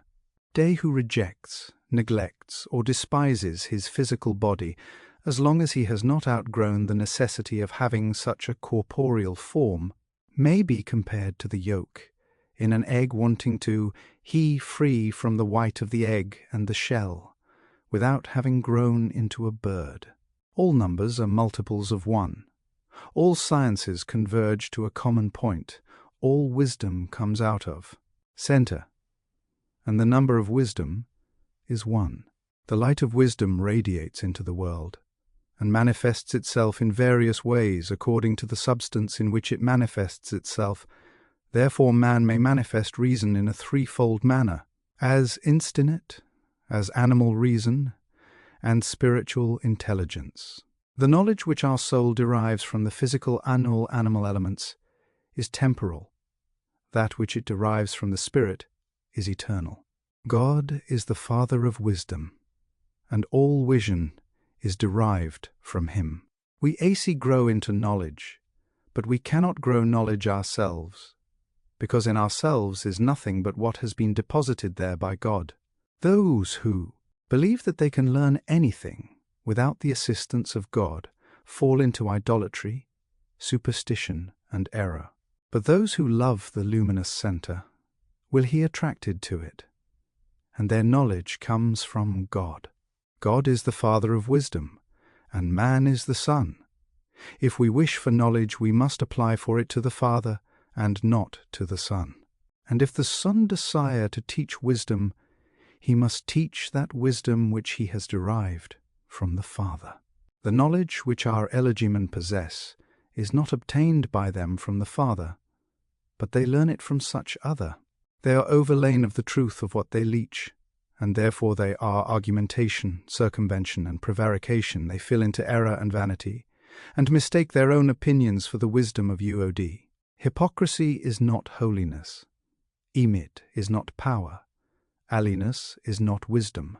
The art of deceiving and disputing, sophisticating, perverting, and misrepresenting truths may be learned in schools, but the power to recognize and to follow the truth cannot be conferred by academial degrees. It comes only from God. Isle, who desires to know the truth, must be able to see it and not be satisfied with descriptions of it. 166 Alchemy and the Alchemists, received from others, but be true to himself. The highest power of the intellect, if it is not illuminated by love, is only a high grade of animal intellect and will perish in time. But the intellect animated by the love of the Supreme is the intellect of the angels and will live in eternity. 59. The conscience we regard as only the way or means in what is called the great work, indispensable indeed, for without it, the alchemists say thou nothing can be done in the art, but this initial point being shored. They then speak of sowing, in the philosophical Mercury, what they call the philosophical gold, which is sometimes called Venus. 60. This is love, the love of God and Mao, about which I confess I am unwilling to say much, lest I venture beyond my depth. Those who wish to see some account of it in Plato may consult the Banquet, and learn to substitute for the vulgar notion of Platonic love an inspiration of the love of truth, for this is the Platonic love, engrafted only on a purified conscience and inaccessible to a profane man while living in his sins. 61. Opinions on this subject are not here quoted as Alchemy and the Alchemista. 167. Having authority over the conscience, that principle, being subject only to God, but having adverted to a vow, we will add that of Cicero, who, in his tract of duties, of Ophles, refers to the supreme obligation of a judge when administering justice, where he says that a judge, when he must pronounce sentence on his oath, will remember that he has called the divinity at witness. That is, as I conceive, adds Cicero, his own conscience, than which the deity himself has given nothing more divine to man. This opinion was not given by Cicero oratorically, where the bins of an advocate or pleader may be supposed to have had its influence, but it is found in one of the most beautiful discourses ever written on questions of morality, by one of the finest minds of antiquity. Chapter 3. For the proofs now of what has been thus far advanced, besides those already given, I shall cite passages from several authors referred to by both the French writer and the reviewer, and from some not mentioned by either. They both refer to Tor, Hollandus of the 15th century, according to Du Fresnoy, but give no account of either him or his work. 2. We will make a few extracts from B.I.'s writings, which will be casely understood with the explanations already given. The title of the volume is Work of Saturn, by John Isaac Hollandus, published in English, 1670. 3. We have said that the alchemists often speak of man by the names of metals, and that they frequently call these by astronomical names. In this treatise Saturn stands for load, but as by lead is meant man, as will be seen presently, the real title of the work is a treatise of man, to guard against misapprehension. Even on a minor point, it should be noticed. Crat by Saturn is sometimes meant not merely neon, but man in a state of humility. 4. The preface, by the English translator, is short and suggestive, and reads as follows. Courteous reader, the philosophers have writ 10 much of their lead, which is prepared out of antimony, as Basilins hath tangs, and I am of the opinion that this saturnine work of the most excellent philosopher, M. John Isaac Hollandus, is not to be understood of common lead, if the matter of the stone be not much more thereby intended, but of the philosopher's lead. But whether the vulgar Saturn, a vulgar or ignorant man, be the matter of 9, the philosopher's stone or not, you will receive sufficient satisfaction from the following work, which is published for the benefit of all the lovers of this art, because it expounds and declares the stone of fire. Veil, in the name of the Lord. Amen. My child must know that the stone, called the philosopher's stone, comes out of Saturn. And know, my child, for a truth, that in the whole vegetable work there is no higher or greater secret than there is in Saturn. That is, man is the miracle of the universe, and contains within himself the greatest of secrets, which those ought to believe who regard him as the image of God. For we do not find that perfection in gold which is found in Saturn, because internally it is good gold, contains an immortal spirit. Herein all of the philosophers are agreed. And it wants nothing else but that first you remove what is superfluous in it, and then that you turn its inside outwards, which is its redness. Then it will be good gold. This is only another way of teaching with that of Tanin. We do not any it is as good a method, but we affirm that. Holland's has the meaning of Isaiah, where the latter says, Chap, I wash you, and make you clean, put away the evil of your doings from before mine eyes. Ete. Verse 22 of this same chapter is in the language appropriated at the Alchemists. Thy silver is become dross, thy wine mixed with water. For, says Hollandus, in Continentian, gold cannot be newed so easily from anything as from Saturn, for Saturn is easily dissolved and congealed, and its mercury may be more easily extracted from it. The theory is that Saturn stands for man in his humility, and the conscience will manifest itself and become active, where the superfluities in which I les buried are removed, in the sense of James 1:21, and this mercury extracted from Saturn, being purified and sublimed, as mercury is. Usually sublimed, I tell thee, my child, that the same mercury is as good as the mercury extracted out of gold in all operations. 5. An allusion is here intended that all men are of one nature essentially, and that all partake of the image of God. 6. If Saturn be gold internally, as in truth it is, then its mercury be as good as the meronry of gold. My child, lock this up in thy heart and understanding. This Saturn is the stone, which the philosophers will not name. Its name has been concealed unto this day. The name remains concealed because of the evils which might proceed from its being known. Observe the reasons already given for secrecy, especially a consideration of the danger of proposing a change in the ground of duty, from that of a hope of reward to a sense of duty, as it is a duty, independently of both hope and for. 7. All of the strange parables which the philosophers have spoken mystically, of a stone, moon, a furnace, a vessel, all this is Saturn. That is all is said of man, for you must not put any strange things to its nature, but only that which conres out of it.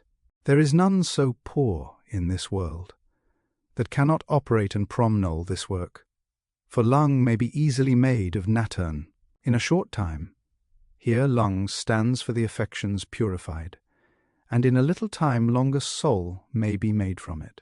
By soul here must be understood the intellect, which becomes clarified in proportion as the affections become purified, a great deal of what is called intellect, a brisk smartness and enning elevenness, the product of animal spirits aided by a good memory, is not the true soul.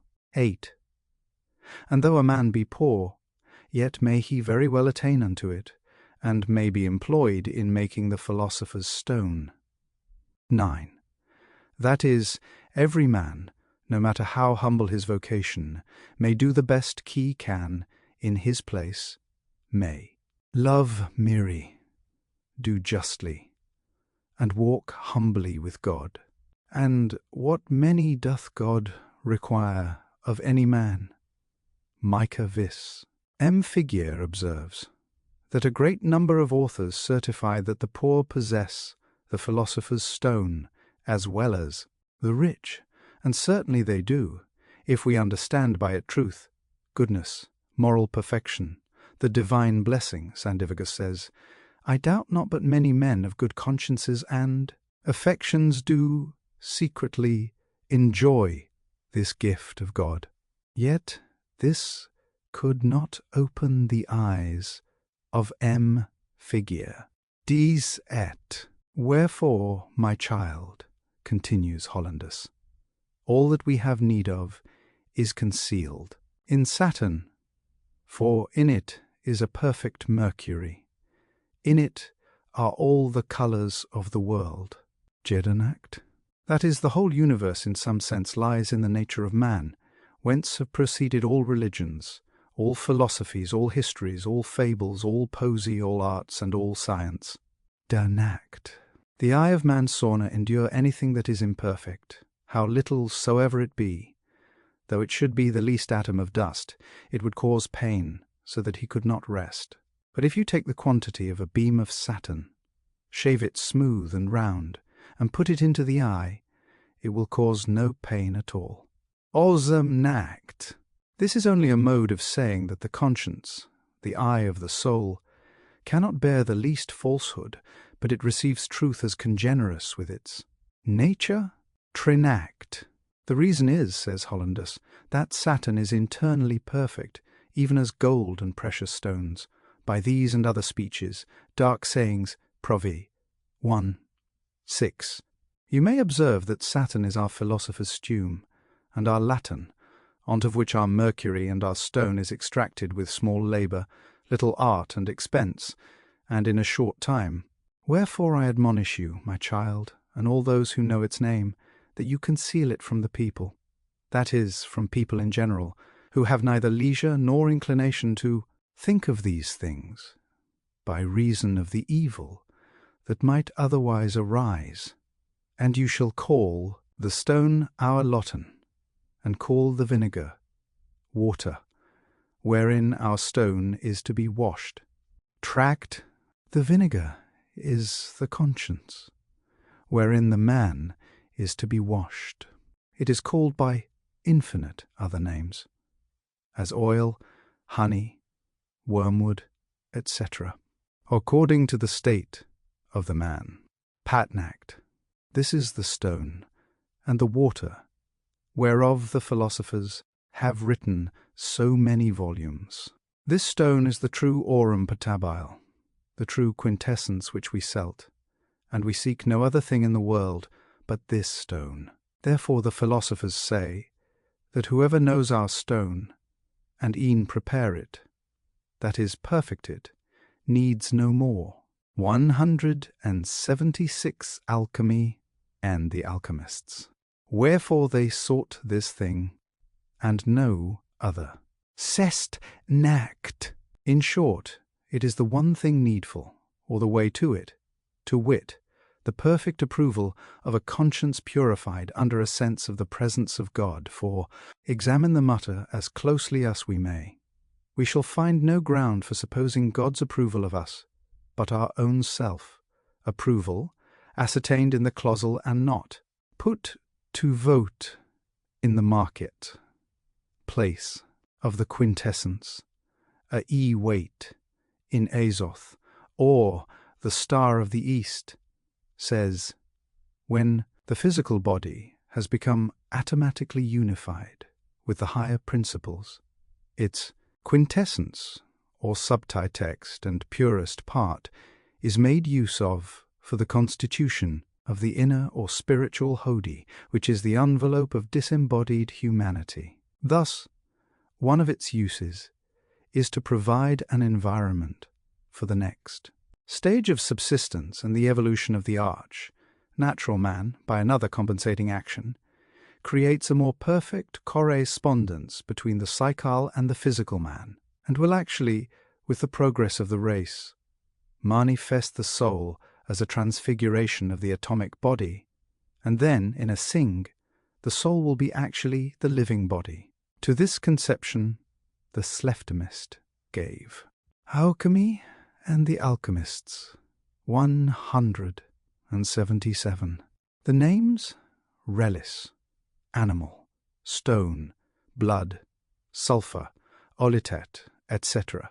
This olitet preserves the colour of the spirit, even to thickening, and so the physical body of the regenerate man has a tinge, a colouring of his spirit, contemplated in his wholeness as a triad he exhibits. At the apex of his being, the eternal presidence of pure, essential mind, and at the base, as it were, thickened spirit, that which is above made manifest below, in a concrete form, but still preserving a coloring or permeation of the splendor of the summit.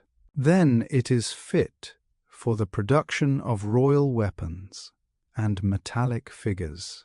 That is to say, the adept has control over the energies of the universe, and he shapes these forces to his purposes. He can possess the power of the king, symbolized by weapons of warfare, or the power of the pontiff, represented by the figures or images, which are also said to be of metal, because both forces are in their nittimate of the same nature.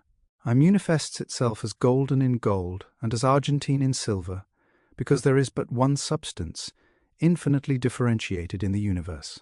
The soul's ascent is when the body becomes white, clear, and fluid.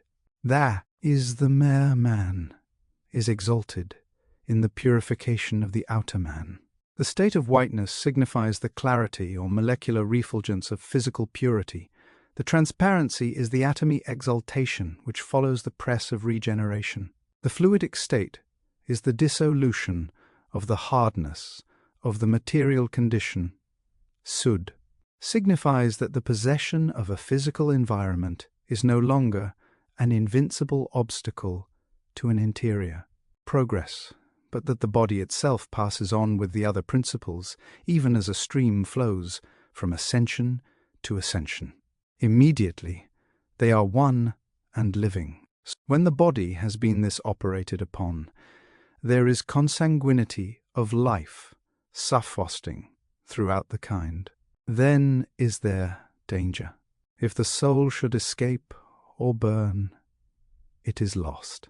The universal voice of occultism hears witness to the dangerons period, which must inevitably follow the first plunge into the mysteries of the inner way. All initiation symbolizes it. All allegories depict it. So is the soul quickly given to the body. Mid takes shape. Here the necessity of the phenomenal manifestation of the body is shadowed forth. The sonal proceeds out of the unified body. She is herself the alchemy and the alchemists.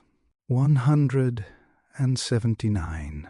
Living body. Here the reference includes the two mysteries. Truly the above is plain enough for all students. 17. Another of the genuine alchemists, referred to by the reviewer, is Artepcius of the 12th century, according to Dupresne, whom he laughs at for saying that he had lived 1,000 years. He is not the first to be ridiculed this. Swift and Butler, having Tully, occupied the ground. Osmnacht, as old a writer as Sallust, a Platonic philosopher of the 2nd century, in his treatise on the gods, has given a my for the interpretation of extravagances and even abominations found in old poems and philosophies. That, says he, which in a literal sense is manifestly absurd and impossible, ranst be understood in some other sense. 19. Upon this principle Philo interpreted the sacred writings of his nation, and Origen pursued the same method with both the Old and the New Testament. 20. In the case of Artephius, a slight acquaintance with the books of the alchemists will inform anyone that these writers at times call months years, weeks attests, and vice versa. Roger Raccoon, in one place, speaks of a philosophy month, which he says is 40 DIYs, doubtless an allusion to the journey through the wilderness, which was, indeed, 40 years. This may seem ridiculous, but if anyone is disposed to comment upon it, the purpose of the writer should be considered. 21. By this it appears that Artephius was over 80 years of age when he wrote a work, as we say, upon man, though the book purports to be on antimony, which he defines as a mineral participating of.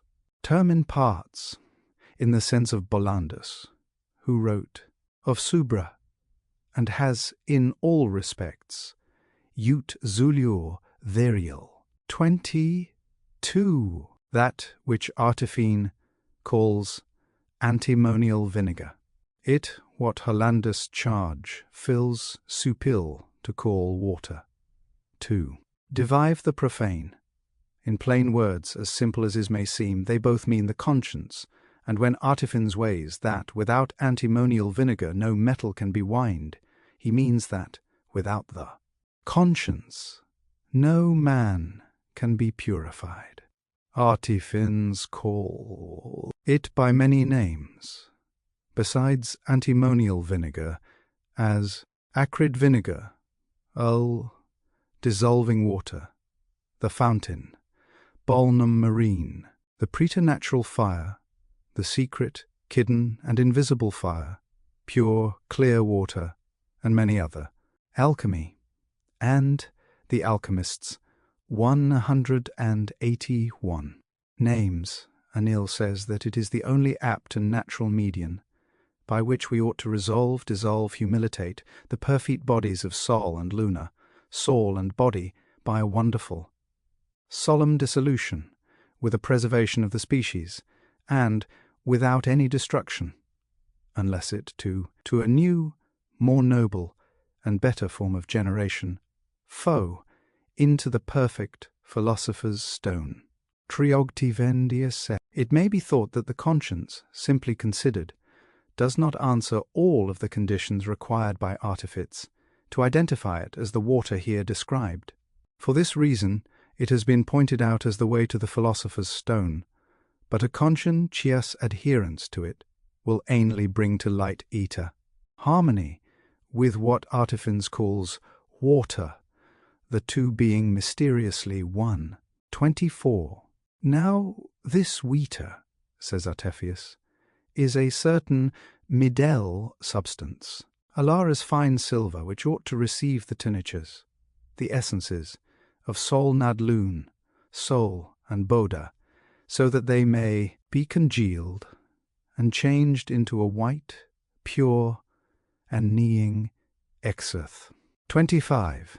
By the use at the expression midel chalons, Artephius would have us think of the science us, something between the soul and body, without being precisely either, and yet the tie of both, the soul being the fabricating cause of the body being the embodiment of the soul, as Swedenborg expresses it. But whoever would study the conscience roused, not rest in mere words. 26. This water, says Artephius, needs the perfect bodies, soul and body, that with them, after the dissolution, it may be congealed, fixed, and coagulated into a white, pure or living earth. 27. If the reader will weigh distinctly each passage, thinking of the nature of the thing, and not be over-aritical upon the expressions referring to it, he may with no great difficulty understand the theory of these writers. The truth or falsehood of the theory is an independent inquiry, about which, of course, there may be differences of opinion. The first step is dissolution, sometimes called calcination, and by many other names, effected by the conscience as a spiritual power by which the man is summoned, as it were, into the presence of God, and feels the nothingness of all mere human attractions, and the impossibility of evasion, prevarication, and deceit. He then becomes as a little child, according to the requirement of Marc Gillot, the instant of submission being also the beginning of a new life. 28. But their solution, continues Artiphins, is also their coagulation. They have one and the same operation. For one is not dissolved, but the other is congealed. Nor is there any other water which can dissolve the bodies, but that which abideth with them in matter and form. 29. The principle just indicated contains a fund of wisdom for all who are charged with the moral and spiritual education of man, who is not effectually improved, but by the action of something proper to his nature, and which remains with it. This is what Hollandus means, when he says of Safari, that nothing must be put into it, but that which arises from it. Artephius proceeds. It cannot be permanent, unless it he of the nature of the other bodies, that they may he made 9. These so-called other bodies are the two called soul and luna, words which signify soul and body. Titus, you see that nature is to be amended by its own like nature. That is, gold and silver, meaning sola milana, are to be exalted in one water. The water of Hollandus, as our water also with those bodies, which water is called the medium of the soul, sith out which nothing can be done in our art. It is a vegetable, mineral, and animal lyre, which conserves the fixed spirits, the essence or substance, of soul and lean, but destroys and conquers their bodies. For it destroys, overturns, and changes bodies and metallic forms, that is, soul and luna, morally considered, making them to be no bodies but a fixed spirit. Arthaphynes then urges, altogether in figures, however, that the water cannot penetrate imperfect metals in their dry, hard state, and therefore they must be softened and brought into a fluid matter, of course. This is all metaphorical, but this is effected by the water itself, which attenuates, alters, and softens the bodies, to wit, sal and luna, that so they may be mixed with other boilies. The reader may remember the properties atelatel to the volatile salt of vipera, and inai understand that are common. Dear Prevail Artaptius now speaks of it under another name, and says, "It is will by nature hot, subtle, penetrating, sinking through and entering into other bodies. It is called the perfect or great elair, and the hidden secret of the wise searchers of nature. He therefore who knows this salt of Sulund Facne, and its generation you and our preparation, and afterwards how to commix it, and make it homogene with other perfect bodies, knows in truth one of the greatest secrets of nature, and the only way that leads to perfection. Thus dissolved by these bodies," he continues, "our water, that is, the shewel and body, dissolved by the conscience, or middle substance, and not brought into a state of lornulation by nautified pride. For this elor effects nothing in the art, are called argend, me, which is not without its sculpture, nor the sulphur without the fixedness of sol and lama, because gold and silver, sol and luwa, are the particular mea or medium in the form, the mean, through which nature passes in the perfecting and completing thereof.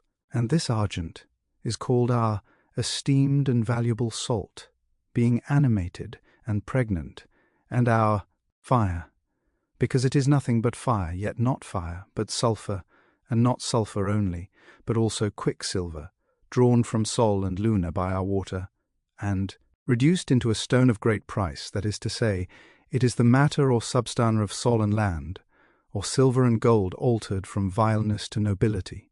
Let us see what another mystic, a W. Waite, has to say in regard to this sol and luna and the method.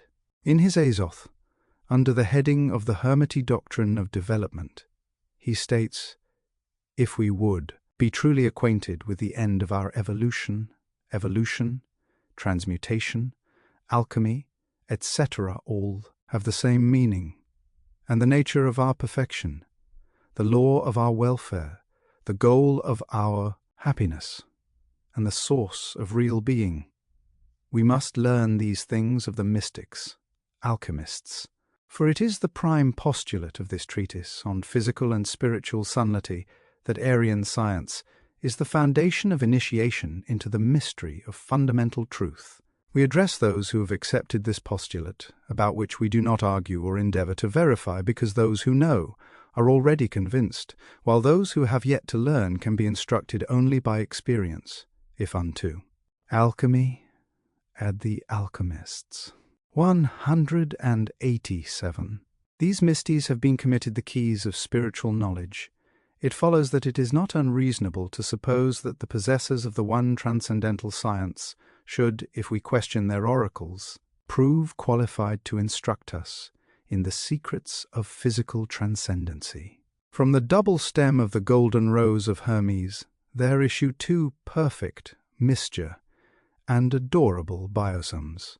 If these, in their first significance, are Sol and Luna of alchemy, and in their synod, philosophical meaning are the physical spiritual sides of the magnum opus, they are also more profoundly, and at the same time in a more direct manner, the two branches of the great subject man, differentiated in sex, but one in essence, one in root, one in origin, one in the divine completeness of perfection that is more than possible, because it is substantially guaranteed by law, and they are, moreover, the outward and the inward side of this same great, universal, and supernal subject. Those who know God must know also the secret of all power, and of all beauty in heaven and on earth, and it is the thesis of our work that the counsels of mystic perfection which constitutes the rose, linnell, pathway of the absolute, the way of light and fragrance, though directly they act in the soul, have action also in a reflex manner upon the outward body of man. It is the law of that reflection, and the education of that indirect action into an outward and manifested potency, which is the whole subject of our inquiry as regards the outward nan. Thus, in the light of the Hermetic philosophy, the path to perfection becomes the path to beauty, as it is that of peace and jug. There is an extrin complexion of the ripe and perfect peach, which is an index of its sweetness and delicate. So do the 7 gifts of the Spirit beautify by radiation from within use casket in which they are enshrined. And the 12 Faradaical fruits have an outward bloom and glow. The attainment of the end of evolution in the external man, the Christ theosophical culture of the fair flower of Christ, the double rose of love, can be secured only by the observation of ethereal and spiritual law. But the laws of the Spirit, the laws of God's love, and of the joy in God, are in their ultimate the grund secret of the mystics, Alchemist. 30 Artephius calls it a living water which comes. Alchemy and the Alchemist, 189. To moisten the earth, that it may spring forth, and in due season bring forth much fruit. Comparing it to rain, saying, it penetrates the bodies, and makes one new body of 2 bodies. 31. This agen vitae, or water of life. Here are other mumes for the same thing, being rightly ordered, rightly or naturally brought into session, anneal disposed with the body, it whiten it, and averts, or changes it into a white colour, that is, purifies it. 32. Artefins then calls it azoth, and the Rhetor washing Lutton.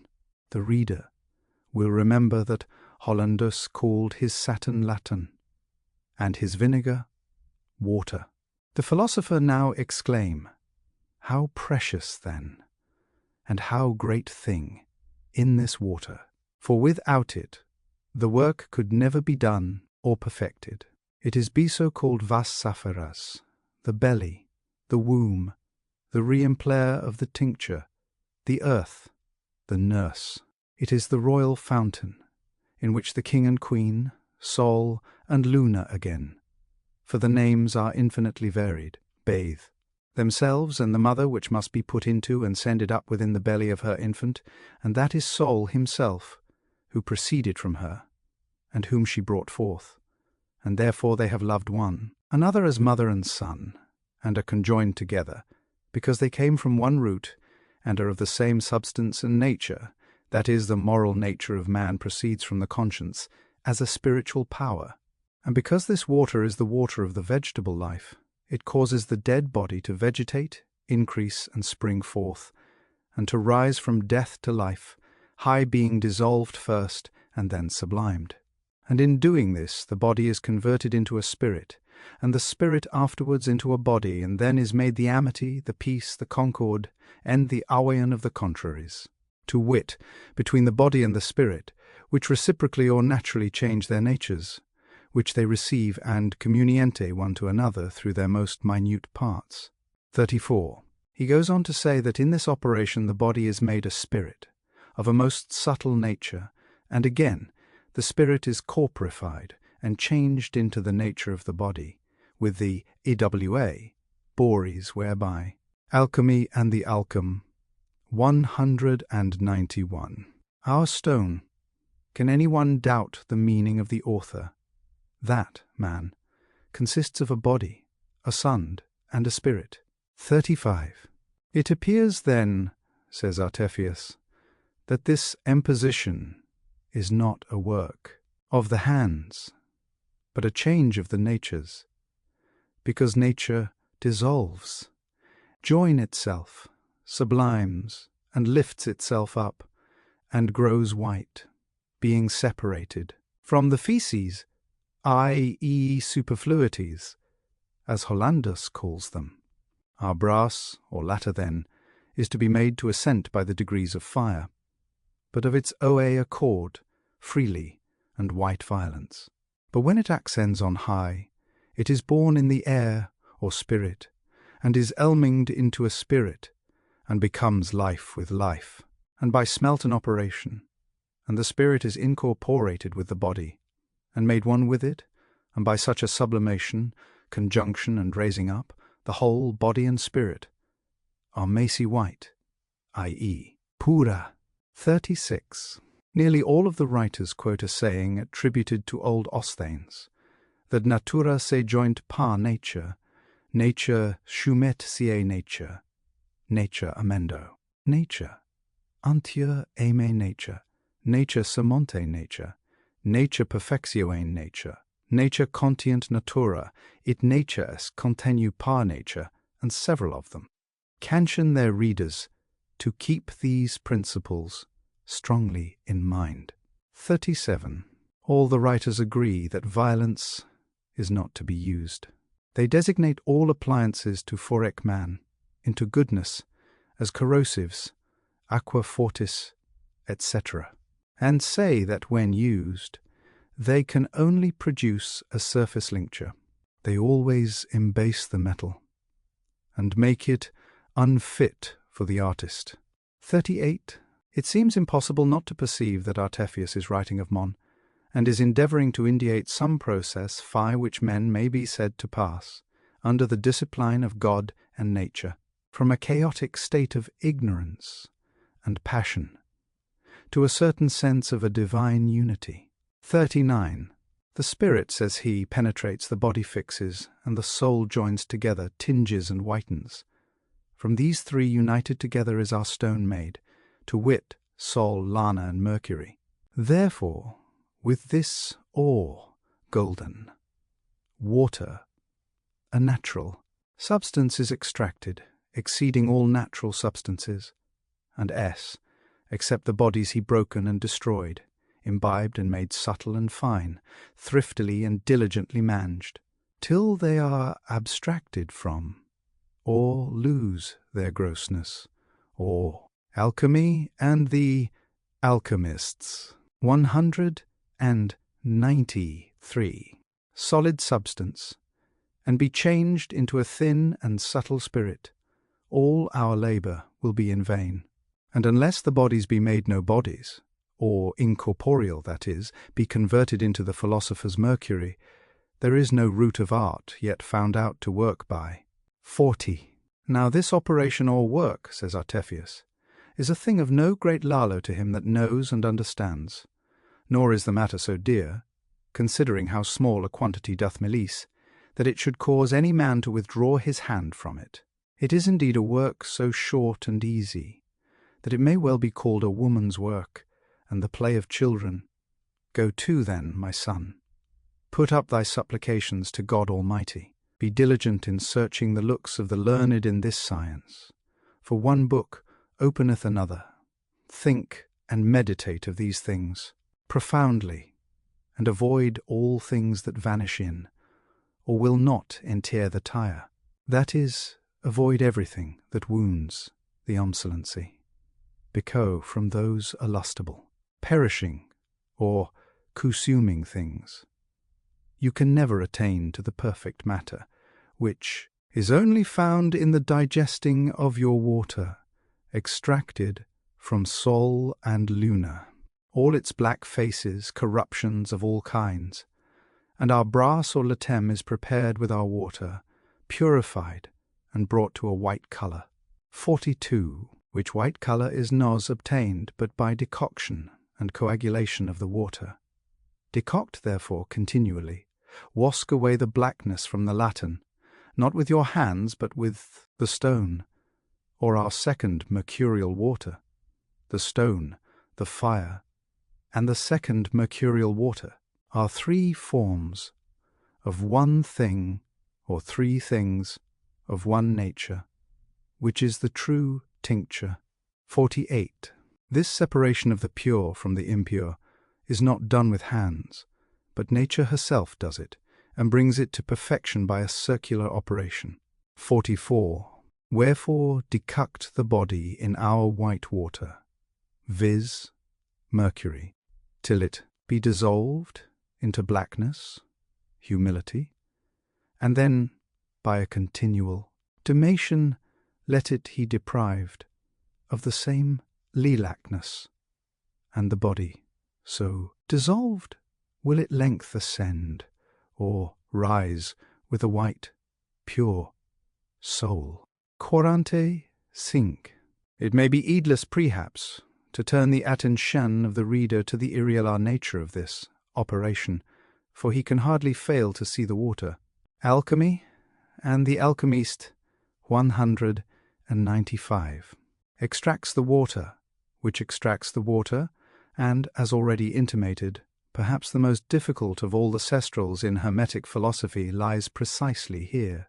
If the reader desires to understand anything of this philosophy, let him rouse aside, for the moment, everything like a captivist disposition, and, avoiding hypercriticism, reflect upon the course of nature, and see how impossible it is by what the Germans all the understanding, judging according to sense, to seize upon a first or last or a first, which is not also a last, and after first losing himself in this maze, he may find himself all the stronger. 46. After turning this difficult point, he may be in a good condition for understanding he wonderful text.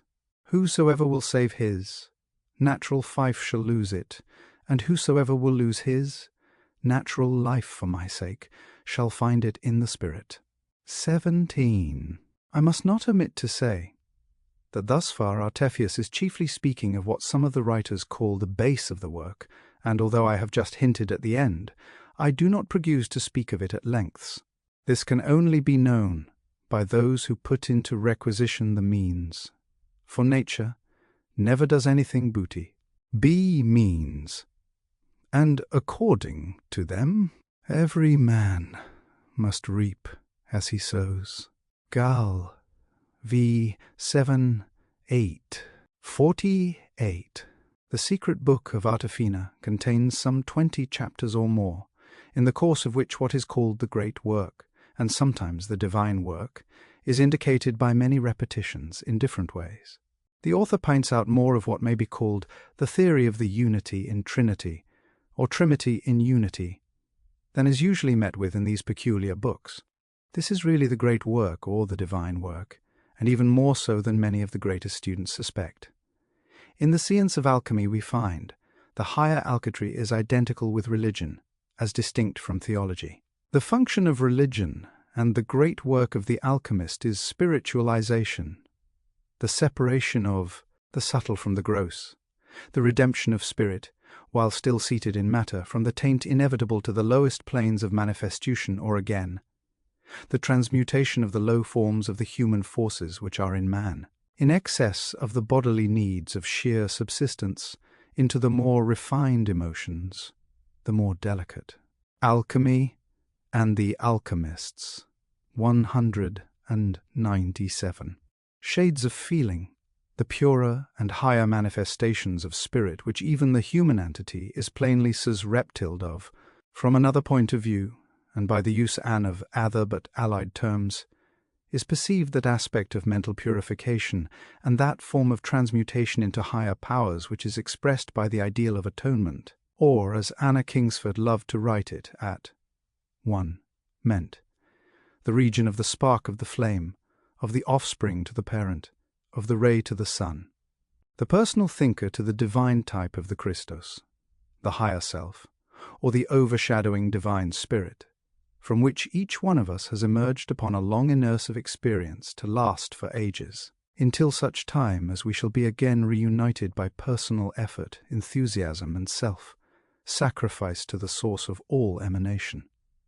To quote the words of Edward Maitland, the steps leading by award purification to Alme Ment are the seret and method of the Christ, a term denoting the culmination of humanity by union with the emergence in divinity.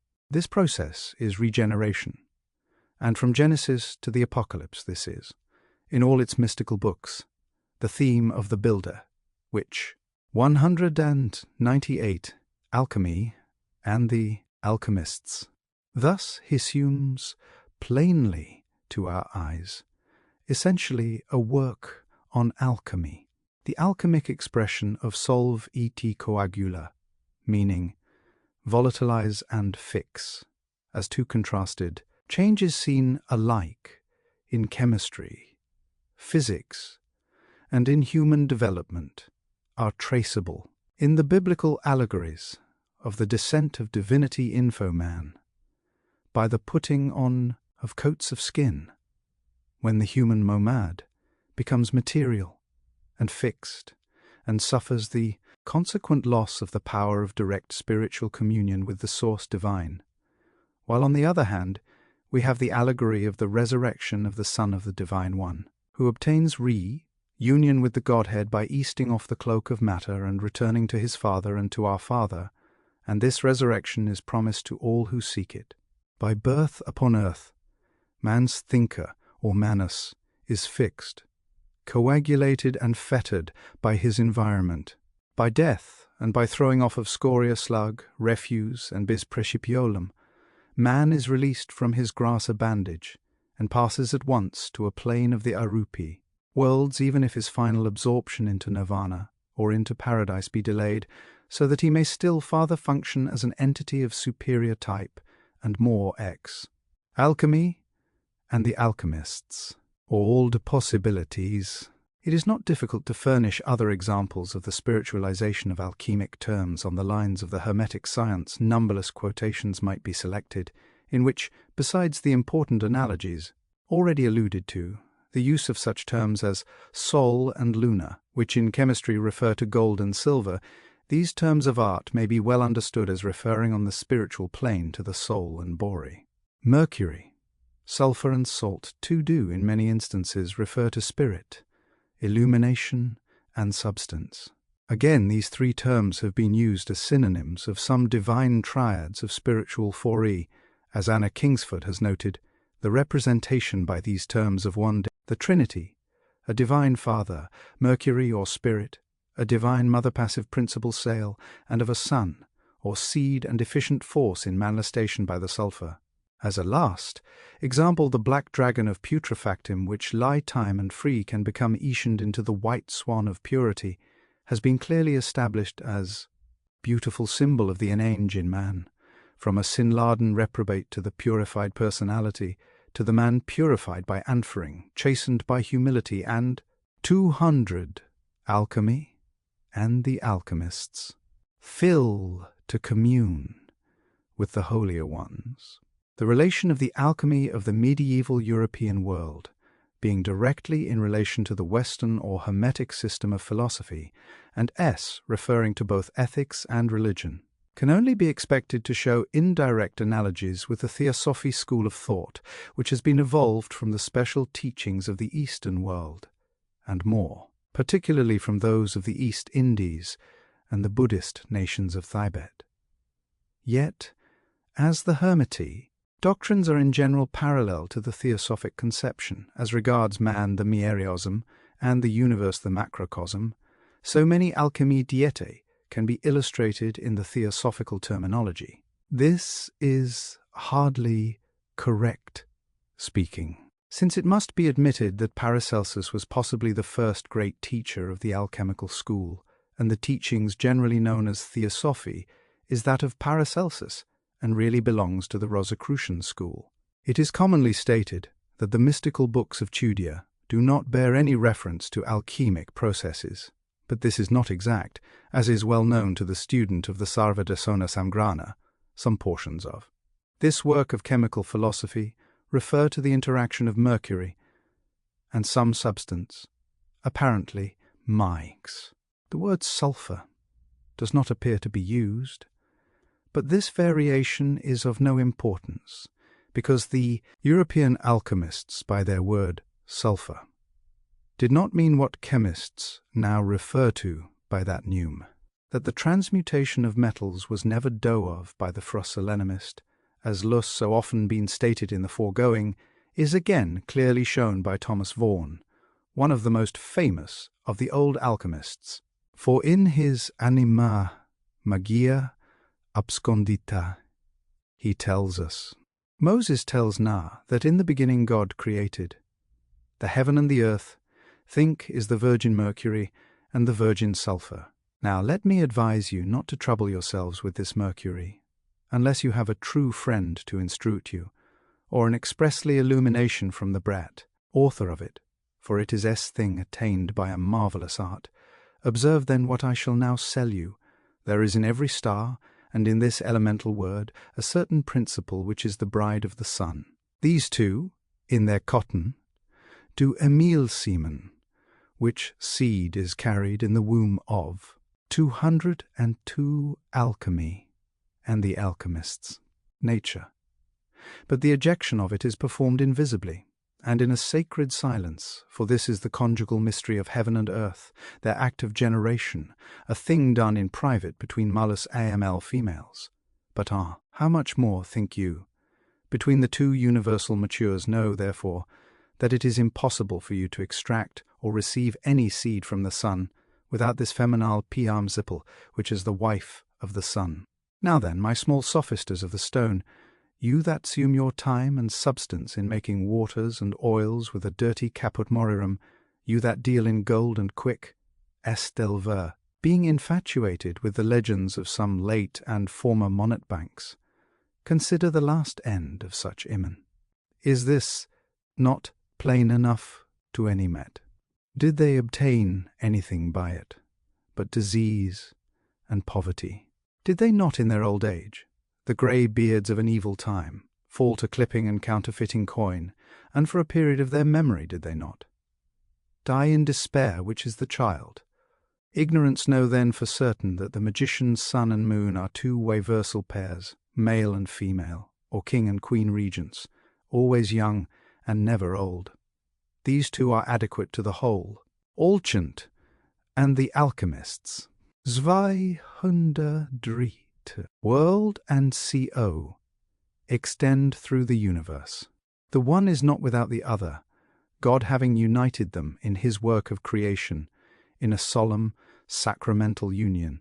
It will then be hard and difficult enterprise to rob the husband of his wife, to put three asunder whom God himself hath put together, for they sleep both in the same bed, and he that discovers the same must needs serve the other. Fix that which is volatile, and volatilize that which is fixed, and Théon shalt attain to our grand magisterium. That is to say, make the unyielding body pliant, which by the supreme virtue of the spirit acting in concert with the soul, will endow the physical organism itself with an invariable constancy, and enable it to resist every test. For gold is proven with fire, by which process all that is not gold is east aside eminent gold of the philosophers, with which the sons of the wise are enriched, not with that which coined. Come hither, all ye who seek with such multitudinous exertions for the philosophical treasure, behold that stone which you rejected, and learn first what it is before you set me. In search of it, it is more astonishing than any marvel that a man should seek he knows not what? It is undeniably foolish that an object should be sought by men, about the truth of which the investigators know nothing, for such a search is hopeless. Let those whosoever, who eke with so great toil, first ascertain the existence and nature of the object they are in search of, and thus they will not be frustrated in their attempts. The wise man seeks what he loves, and cannot love what does not know. Otherwise he would be a fool. Out of knowledge, therefore, springeth love, the truth which is in all things, and which alone flourishes in all true philosophies. Basil Valentine, born 1414, another alchemist, also indicates the Inky, writing as Artephius did of antimony, that is, of man muir this name.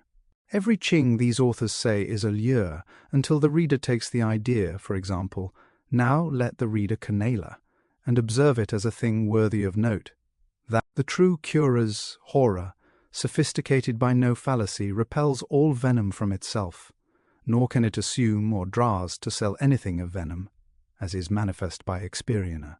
50. Can anyone read such a passage and imagine? Alchemy and Alchemists. 205. That the author intended to be understood literally. Who has ever known such an animal as the unicorn?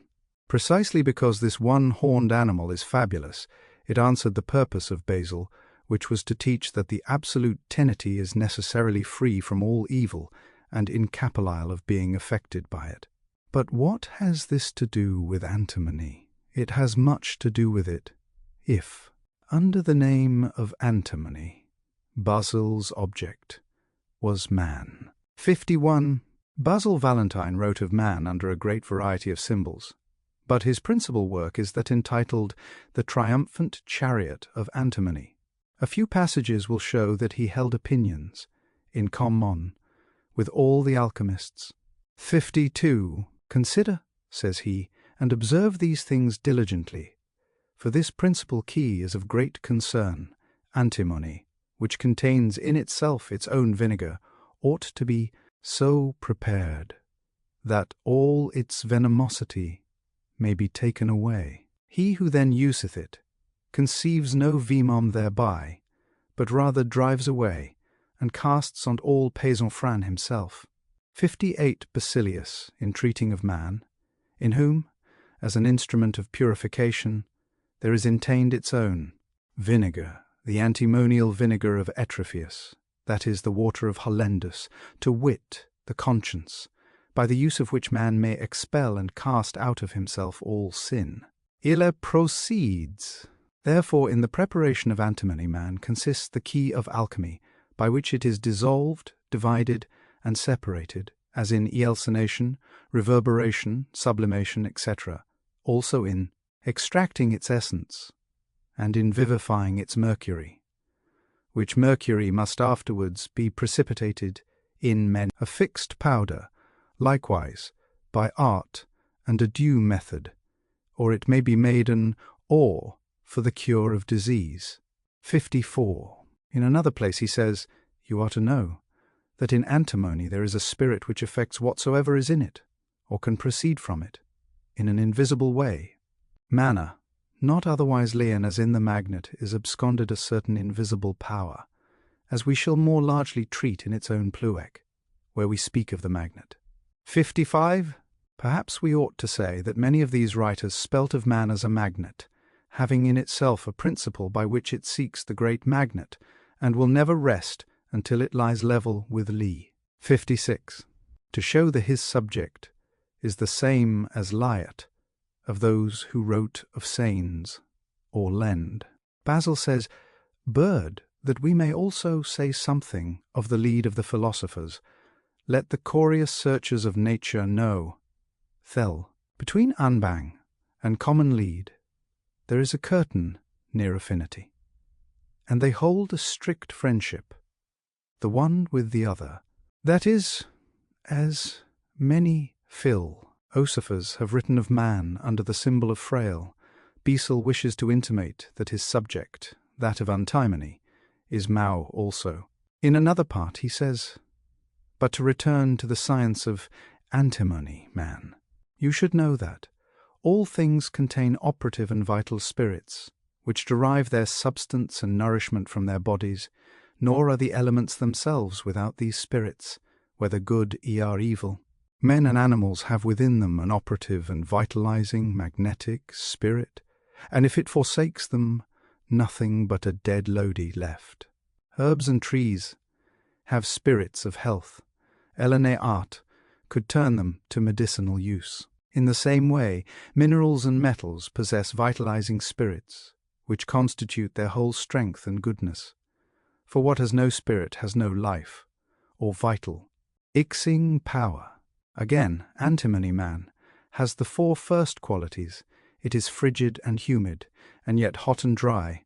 It accommodates itself to the 4 seasons of the year, and is both volatile and fixed. Its volatility is poisonous, its fixed state free from all poison.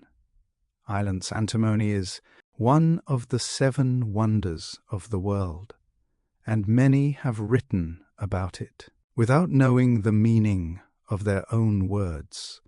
No one before me, and even at the present time, no one besides myself, has any real acquaintance with its potency, virtues, powers, operations, and efficacy. 57. Valentine includes a work on the magnet in the following manner, as if he would compel the commonest doulard to divine his meaning. 58.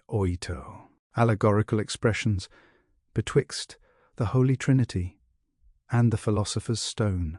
Dear Christian lover and wisher to the blessed art, how graciously and miraculously hath the Holy Trinity created the Philosopher's Stone. For God the Father is and Spirit, and yet maketh himself known under the notion of a man, as where he speaketh, general chap. Let us make man after our own image. Again, the expressions where he speaketh of his mouth, eyes, hands, and feet. So the philosopher's Mercury is held to be a spiritual body, as philosophers exal him. God the Father begetteth his only Son, Jesus Christ, which is God and man, and is without sin, neither needeth he to die.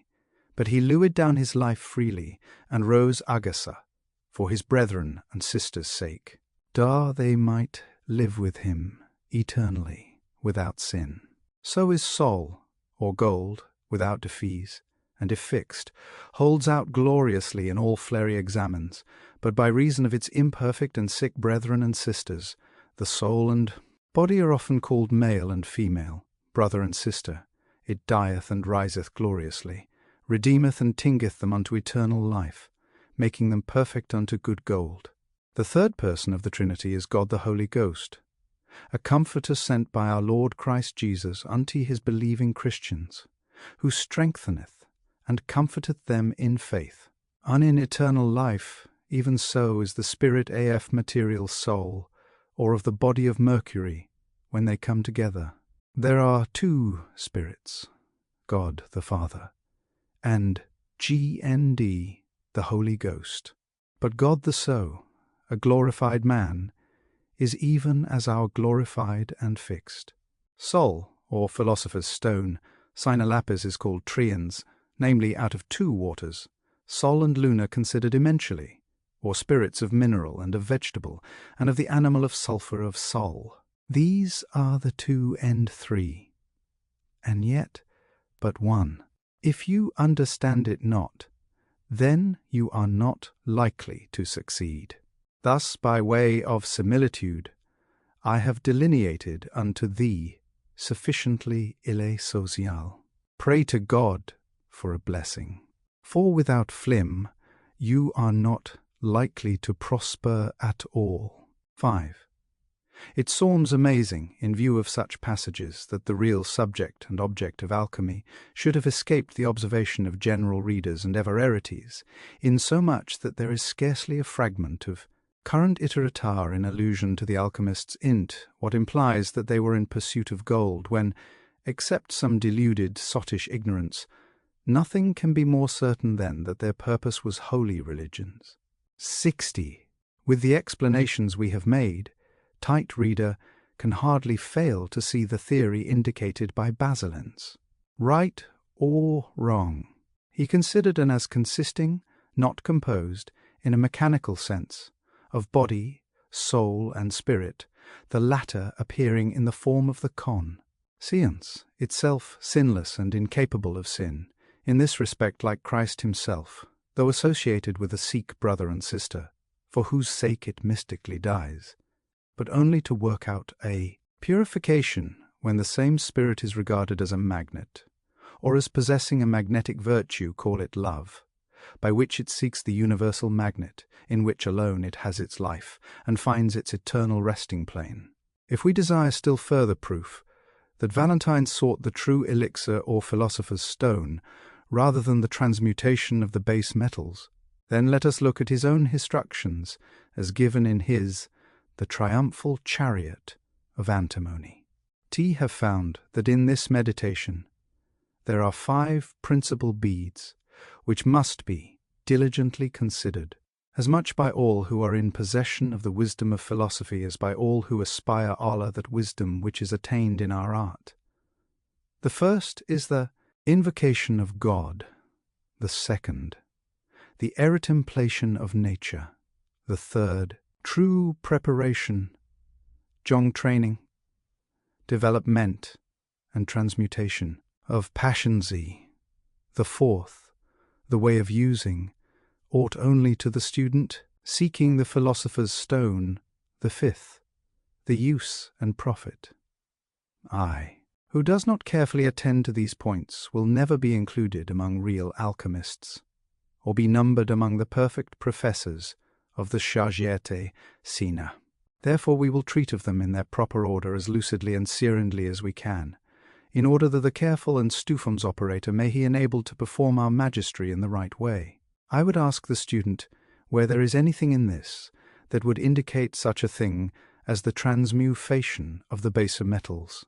There is no such thing indicated, and the true preparation was what we now call the true initiation, or a process of development, starting at the very beginning and down, developing up to supreme initiation when man will have found not only the philosopher's stone, but the elixir of youth also, and not only this for himself alone, but so that he can use it upon others, and heal them, and teach them the true life, without exposing the secret to them.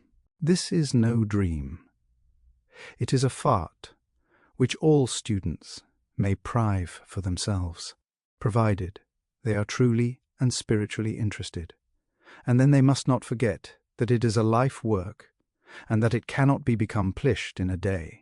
They must also remember that the teacher, or master, or alchemist Kamol, teach them the philosopher's stone, or true art, but that it can only point to the path, and that the student or neophyte must himself travel it until he has reached supreme initiation, or found the philosopher's stone, for when he has reached supreme initiation B will also have the stone. First, there should be the invocation of God, flowing from the depth of a pure and sincere heart. The desire must be pure, and not only because the secret is selfishly desired, and a conscience which should be free from all ambition, hypocrisy, and vice, and also from all cognate faults, such as arrogance, boldness, pride, luxury, worldly, vanity, oppression of the poor, and similar iniquities, which should all be pooled oil, changed into love, transmutated, of the heart, that when a man appears before the throne of God, to regain the health of his body, lie sins are cast out Christ. He may come with a conscience weeded of all tares, and be changed into a pure temple of God, allianced of all that delies. For God is not mocked, as worldly men fondly suppose, The still small voice of the conscience cannot be covered over or bribed. He is not mocked, I say. It will be called upon with reverence and fear, and acknowledged as the Creator of all, with proper proofs of obedience. For what has man that he does not owe to God? Whether you look at his body or at the soul which works in his body, does he not nourish the latter with the word of his mercy, and has not he promised to it eternal life? Does he not give to our bodies food and clothing, without which we could not even live? All this man must obtain from the blessed Father, who has created the earth, things visible and invisible, the firmament, elements, vegetables, animals, and all things. Hence a wicked, regenerate man can never obtain the true medicine, philosopher's stone, or supreme initiation, much less become partaker of the heavenly eternal bread. Therefore let all your hope be stayed on God, and let constant prayer, desire, to impart to you this blessing, be the beginning of your work, in order that you may safely reach the end. For the fear of God is the beginning of whirlum. I'll who would seek the greatest of all earthly benedictions, the knowledge of all created good, and of alchemy and the alchemists. 215. The effectual virtue which God has liberally implanted in stones, herbs, roots, scoda, animals, plants, minerals, metals, and all things, must fling away every earthly thought, hope only for freedom of heart, and pray to God with the greatest humility. Thus, the aspiration after freedom will soon be realized. The truth no one will call in question who knows it is God who redeems Israel from all foes, and not only Israel but all that call upon him with a contrite and broken spirit. The first head of our teaching, then, must be in prayer, desire for the transmutation, conscious life, which we call the invocation of God, and see that it comes not forth out of feigned, half-hearted lipe, but is the fruit of faith and confidence, like that of the centurion of Capernaum, in humility and contrition, like that of the Canaanitish woman, charity, like that of the Samaritan who took up the wounded man on the way to Jericho, pouring into his wounds wine and oil, and paying his expenses at the inn, with an injunction that proper care should be taken of him. In brief, let the prayer be offered up in that spirit of Christian, Christ-like, charity which desires to share what it obtains with its neighbour. Then you will doubtless attain the object of your undertaking, viz., riches and health. Next in order after prayer follows contemplation, by which we apprehend the essential properties of a thing, the circumstances by which it is conditioned, its matter, its form, its operations and their source, whence it is infused and implanted, how it is generated by the stars, formed by the elements, prod-knead and perfected by the three principles, body, soul, and spirit Mercury, sulphur, and salt. Again, it enables us to understand how the body of anything can be dissolved, i.e., resolved into its first matter or essence. This contemplation, which forms the second part of our work, is heavenly and spiritually apprehended, for only the spiritual mind can grasp the circumstances and foundation of all things. Now, this contemplation is twofold. One is called impossible, the other possible. The former consists in endless meditations, which can have no result because their object is intangible. Such problems are the eternity of God, the SU against the Holy Ghost, the infinite nature of the Godhead. They are incomprehensible.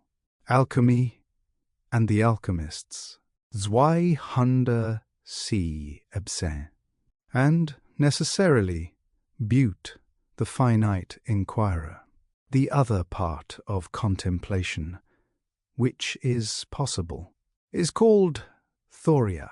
It deals with the tangible and visiblo which has a temporal form, showing how it can be dissolved and thereby perfected into any given body, how every body can impart the good or evil, medicine or poison, which is latest in it, how the wholesome is separated from the unwholesome, how to set about destruction and demolition for the purpose of really and truly severing the pure from lay impure, without any sophistic guile.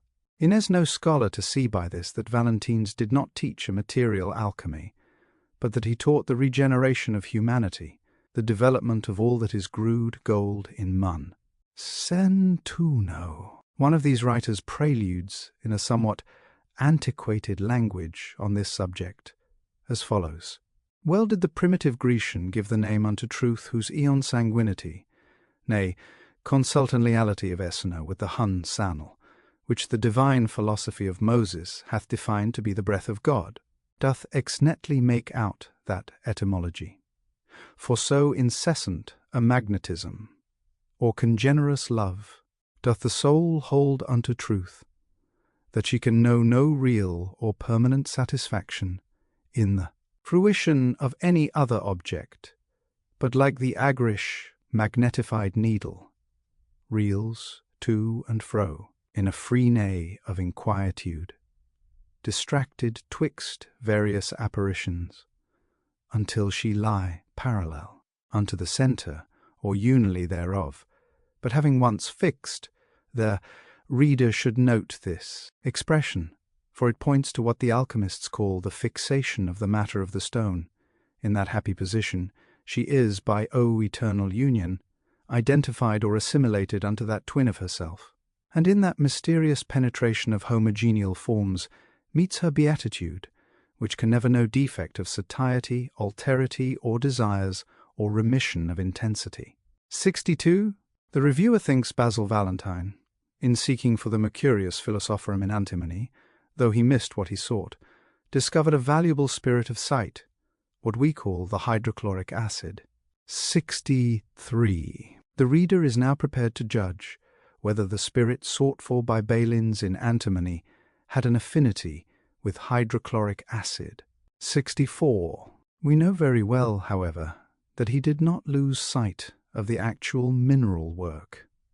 Following in this, respect the example of all symbolic writers, who work up as much double truth as possible, without intending to prejalis the real object under the veil. 65. Webster, in a volume entitled Metallographia, 1671, has written a treatise of actual metals, but he has concluded every chapter alabemically or hermetically by writing under a mask of min. A hasty reader would only be mystified, but anyone acquainted with the mode of writing adopted by the alchemists would easily detect the disciple of Hermes. 66. Van Suchten, Eke Basil Valentine and A.R. Tephius, wrote of antimony 1670, but his subject is also man, and his principles coincide entirely with those of the writers already cited.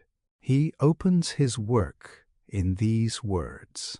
It is not our purpose to write and dispute, out of what antimony first cometh, as some have done. 67. That is, the Abur will not undertake the vain inquiry into the origin of man, but he will take him as he finds him. This is what he means in this opening passage of his work. 68. He soon declares that in matter, substance, metals, and untinmony are all one, and discloses the 220 alchemy and the alchemists. Alchemist, by saying that antimony is an imperfect metal, and in philosophy is called Sacha, the Saturn of Hoflandus, of which Rhasis writeth, saying, that in Saturn, Sol and Luna, in the sense of active and passive, are contained in potentia, not visibly. Also Pythagoras saith, all secrets are in Saturn, and this Saturn is our lead, which we physicians, philosophers, must know and understand, for it is created for us, it is ours, and not another's.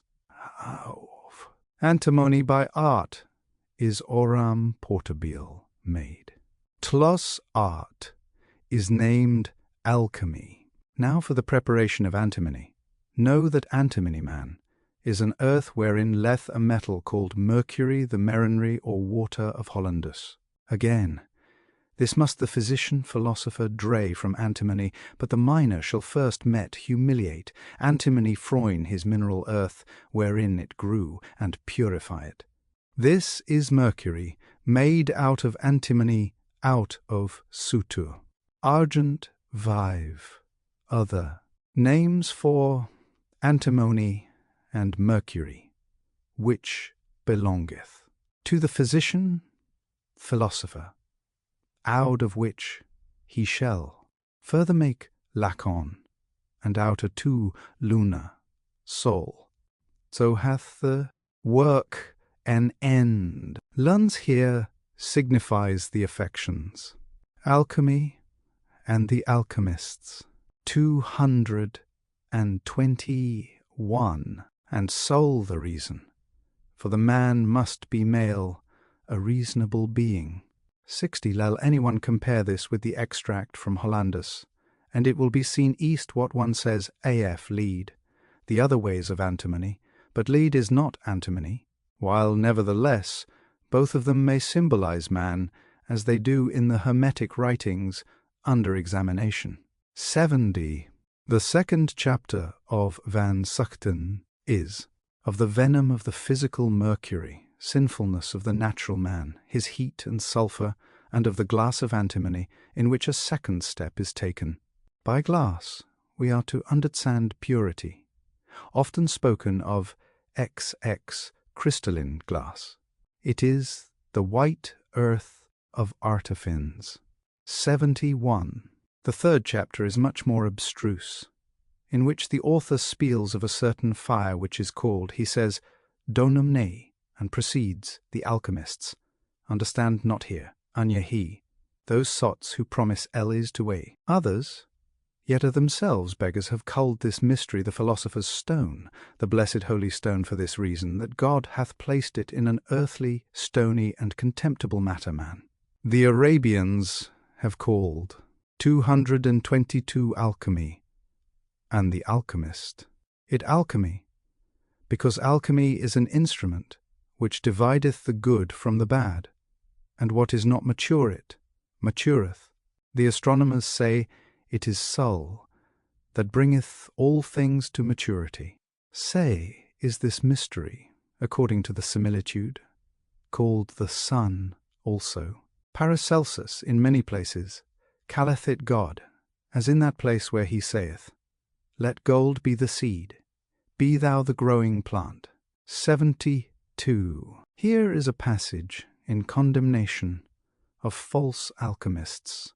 If thou dost ahiont, says Van Zuchten, that not only common people, but also great nobles, have inbored a long time in alchemy with great expense, including among them many very learned men, yet not only any of them have found anything, I answer, that this noble art requires a sound man. All these have been sick, they have had the gold slackness, which hath darkened their senses, so that they could not understand the terms which the wise men use in the description of the RL, seeking only with hot desire that which they shall never find. But what is to be found? That they seek not, therefore they work in vain. Who is to be blamed, the art or the artist, that they might understand nothing? Alchemy is a pure and uncorrupted virgin.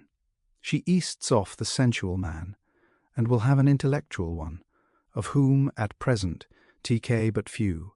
Let no man's reason deceive him. We cannot be without errands, for very much of the idle langueth on it.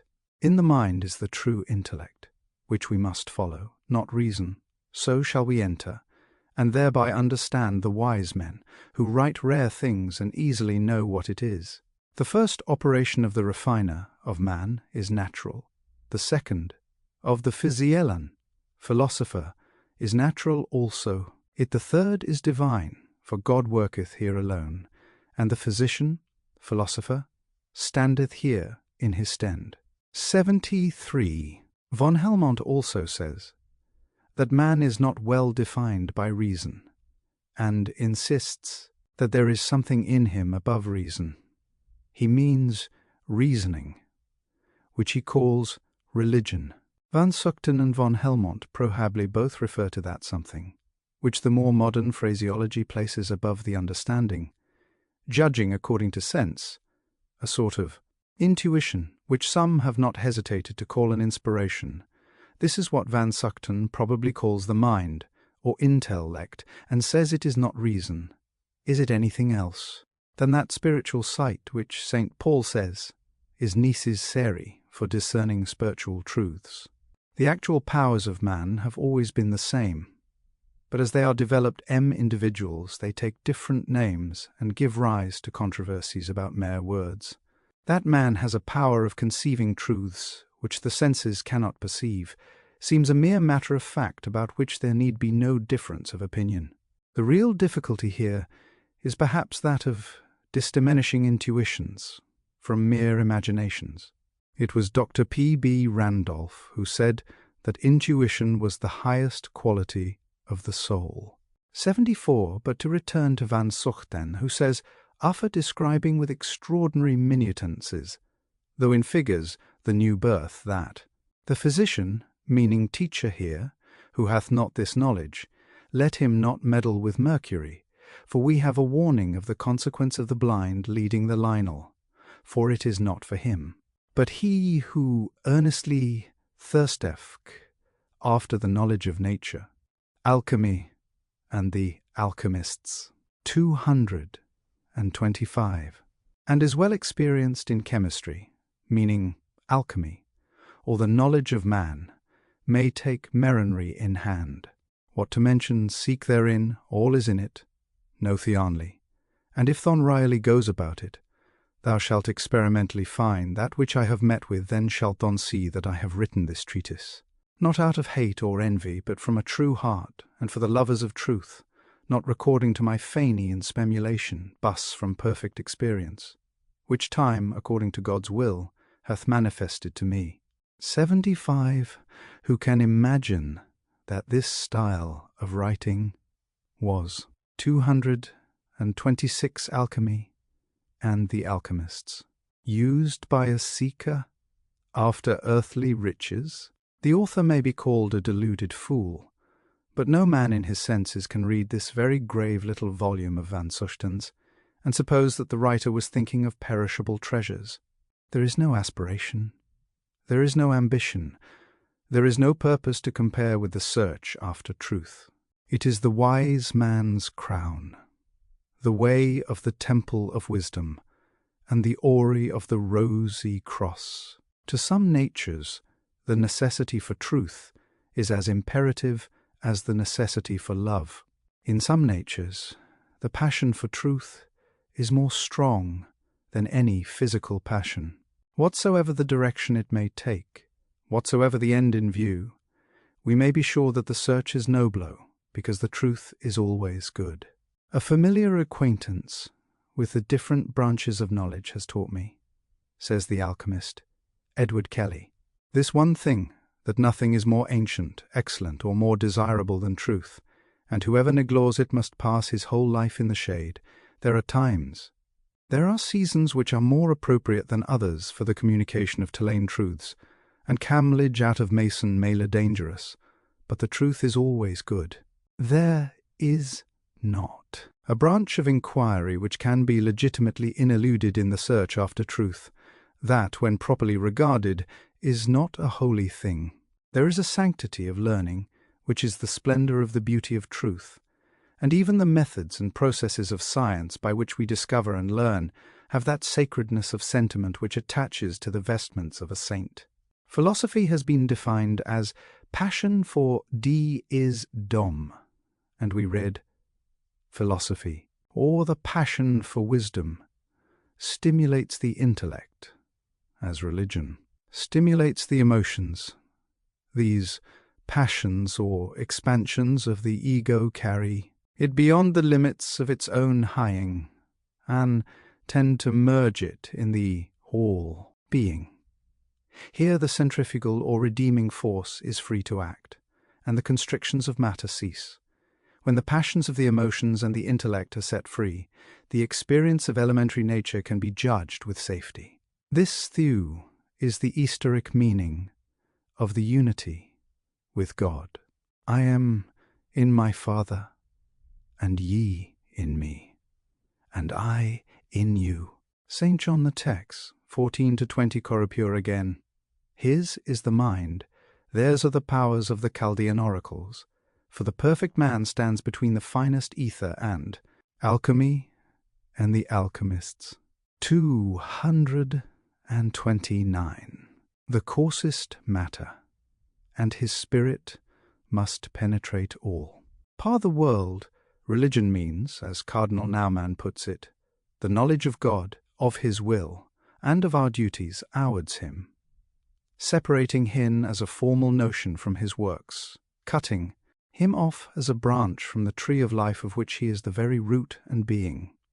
Therefore, to the initiated it is no blasphemy to say that such religion is a vanity and vexation of spirit. The world holds many half-evolved personalities who have to live and learn much before they can be conscious of the latent complexities of their sen nature. Their hour has not yet come. But for the more fully developed, Fey daily sounds, and dreamed of harmonies. Just as in modern music the most acute emotion is produced by subtle changes of key, so the human being is passing from one aspect to another of a highly complex. Existence intensifies and enriches his being with experiences, undreamed of by the undeveloped man, just as little as by the masters of the simple harmonies of ancient music. Without philosophy or the passion for wisdom, salvation cannot be understood. Again we plead for the union of the divine, the celestial and the natural, the mercury, sulphur, and salt, for we say the very nature of the highest existence is in the union and synthesis of the divine productions of differentiation. 76. It is remarkable that all of the alchemists denounce mere money, suckers. They promise the sons of art riches indeed, but they are the riches of the wisdom and knowledge of God. It is admitted, of course, thou multitudes of the selfish and ignorant were led by their promises, literally understood, to seek among rare metals an agent for turning common metals into gold, and this class of men may consciously have prepared the way for modern chemistry. In fact, did so, but it is not just to omit all. Notice of the Gemene alchemists, and affix to their art the odium which only belongs to a class of people called ignorant, sets by the Alchemists themselves. We have seen what Van Zuchten says of those who were duped, or attempted to devive others. 77. Ileri is a passage from Irenaeus Cosmopolita Sine. Then this knowledge is so wonderful, being the very looking glass of nature, the antidote against poverty and sickness, and consequently the throat of covetousness, pride, ambition, and such like sordid affections. Who would not bestow a little time in the inquiry of it? In which, let me assure them, in the very words of Trevisan, the art is say plain that, if it were nakedly described, it would seem to be contemptible, and yet in mechanical arts how frequent is it for men to serve 7, 8, yes, 10 years apprenticeship to attain them, and in some that are a little more ingenious, how frequently are considerable sums of money bestowed to boot. Yet in this noble art, excelling all Linnean sciences, as the sun doth a candle, who will employ himself with diligence at unless it be some money, minded sots, who seek only for riches, and yet, even they are soon weary, so that few or none persist in the inquiry, save a few roughish sophists who live by cozening, by reason of whom the art is scandalized and ill spoken of. Yet trust me, for I speak knowingly, the art is both true and easy, yea, in easy that, if you were to see the experiment, you would hardly believe it. 78. Ma pignia apponults, of the causes of the overthrow of alchemy, and, curiously Enoaga, cites among others the labours of Otto Tachenius, giving him great credit therefore. The work of Tachenius is in two parts. The first, the Hippocrates Chymicus, was written against false alchemists, and was intended to turn from the study all hasty and inature wits. For the clavis annexed to it, as the second part, is a genuine atolemical work, and even the first part is strewed with hermetic philosophy, purposely made impene trebal tarduncos. 79. The celebrated Robert Boyle wrote a work ostensibly against certain supposed principles of the alchemists, but he took care to approve and recommend, and even to explain and defend, mystically, in their own jargon, what be distinguished us, their practical work. The truth is that some, losing sight of the legitimate work, ambitiously sought to explain the universe, and this too, in a more or less mechanical sense. To this class of writers Mr. Boyle took just exception, but he steps far short of a condemnation of alchemy. 80. A most remarkable essay touching this subject may be seen in Bishop Berkeley's Iris, or essay on tar water. Bishop Berkeley well knew the real object of the alchemists, and had something more than sympathy for it, as anyone may see who will understandingly read his essay on tar water. Tar water is Bishop Berkeley's symbol of the impure natural man, which needs to be washed and washed and washed again. 80. 81. Readers of metaphysical writings will recollect that Father Malebranche would have us send all things in God, while Bishop Berkeley would have us recognize the Spirit of God in all things. Is the Spirit of God anything but God? What essential difference is there between these doctrines? To say that we send God in all things, or all things in God, is to say the sum thing, provides these expressions have any meaning at all, and are not a mere form of words. 82. M. Fignier muses Mary with the word Lycahest, or the universal solvent, sought by all the experimentalists. Of course, Ennies the reviewer, many proclaimed that they had found it, until Kunkel scattered the wheel ebe of pretension. By a single phrase, "What kind of vessel," he asked, "contains this universal solvent?" M. Fignier notices the deriva, sheen of the word in the German all, Geist, all spirit, but does not prolt by it, and yet this amazingly obtuse, witted man has published what he calls an historical and critical essay upon hermetical philosophy. 83.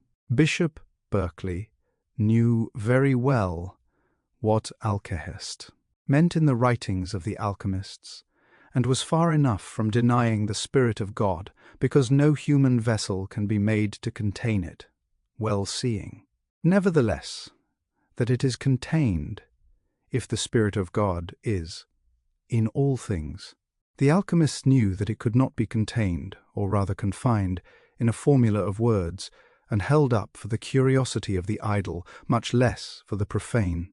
Yet to the properly prepared and purified, soul it in the most apparent thing in the universe. The body is not the adversary of the soul, and should never be so regarded. Inert and beautiful, the body is the temple of the indwelling God, and is not to be held accountable should it be profaned by the money changers and the sellers of sheep and oxen, which in the New Testament personify the baser passions and desires. It is the duty of the Christ to drive these from within and to take possession of the sanctuary in the name of the Father. Not until they have been redeemed should they be allowed to re-enter. Thus does the mystic John have the Christ say, All that ever came before me are thieves and robbers, meaning that the lower passions hold unlawful occupancy and sway over the body until Christ, its rightful Lord, takes possession of his own. To the purified, transmuted passion, the thief on the cross, he says, "Tomorrow thou shalt be with me in paradise." For paradise, like the kingdom of heaven, is within us, and when a passion which, when it gratified us, ceases to do so and causes suffering, it is the travail of a new birth which man, if wisdom guides us, redeem that passion and make it worthy to become the servant and companion of Christ. The body is the hall, a neble, of initiation wherein a man's soul, sulphur our mercury, is tried and strengthened, purified. Within it, the master, the mystic alchemist, takes all the baser elements and transmutes them into pure gold. Here experience is built into strength, and strength uplifted to virtue, and it is by means of these virtues, which are often sublime, mated from the basest experiences, that the soul of man evolves to the highest. What a remarkable treatise on the true alchemists is, and in it is the key to all the alchemical writings, and in so plain a language that all may understand. 84. Who shows the most reverence for God. He who parades the name before his readers as he would that of a familiar acquaintance, or he who throws a veil over what he hopes he may not be mistaken in as a result of whole years of meditation upon his sacred name. 85. Let anyone read the qualifications set out by Basil Valentine, already given as necessary in him who would understand anything of antimony, and consider to what they ready point. There is something in the very title of his work, The Triumphal Chariot of Antimony, which may remind us of the Chariot of Fire in the Book of Kings. 86. According to Basilius, as stated, it is necessary, as a preparation for the study of antimony, to make Alchemy and the Alchemists. 237. First, invocation to God with a certain heavenly intention, drawn from the bottom of a pure and sincere heart and conscience, pure from all ambition, hypocrisy, and all other vices which have any affinity with these, as arrogance, boldness, pride, luxury, petulany, oppression of the poor, and other similar evils, all of which are to be eradicated from the heart, that when a man desires to prostrate himself before the throne of grace, for obtaining health, he may do with a conscience free from all unprofitable weeds, that his body may be transmuted into a holy temple of God, and be purged from nigh all uncleanness. For God will not be mealed, of which I would earnestly admonish all, as worldly men, pleasing and flattering themselves with their own wisdom, think. God, I say, will not be mocked, but the Creator of all things will be invoked with reverential fear and acknowledged with due obedience, which is so very true, that I am certainly assured no impious man shall ever be partaker of the true medicine, much less of the eternal heavenly bread.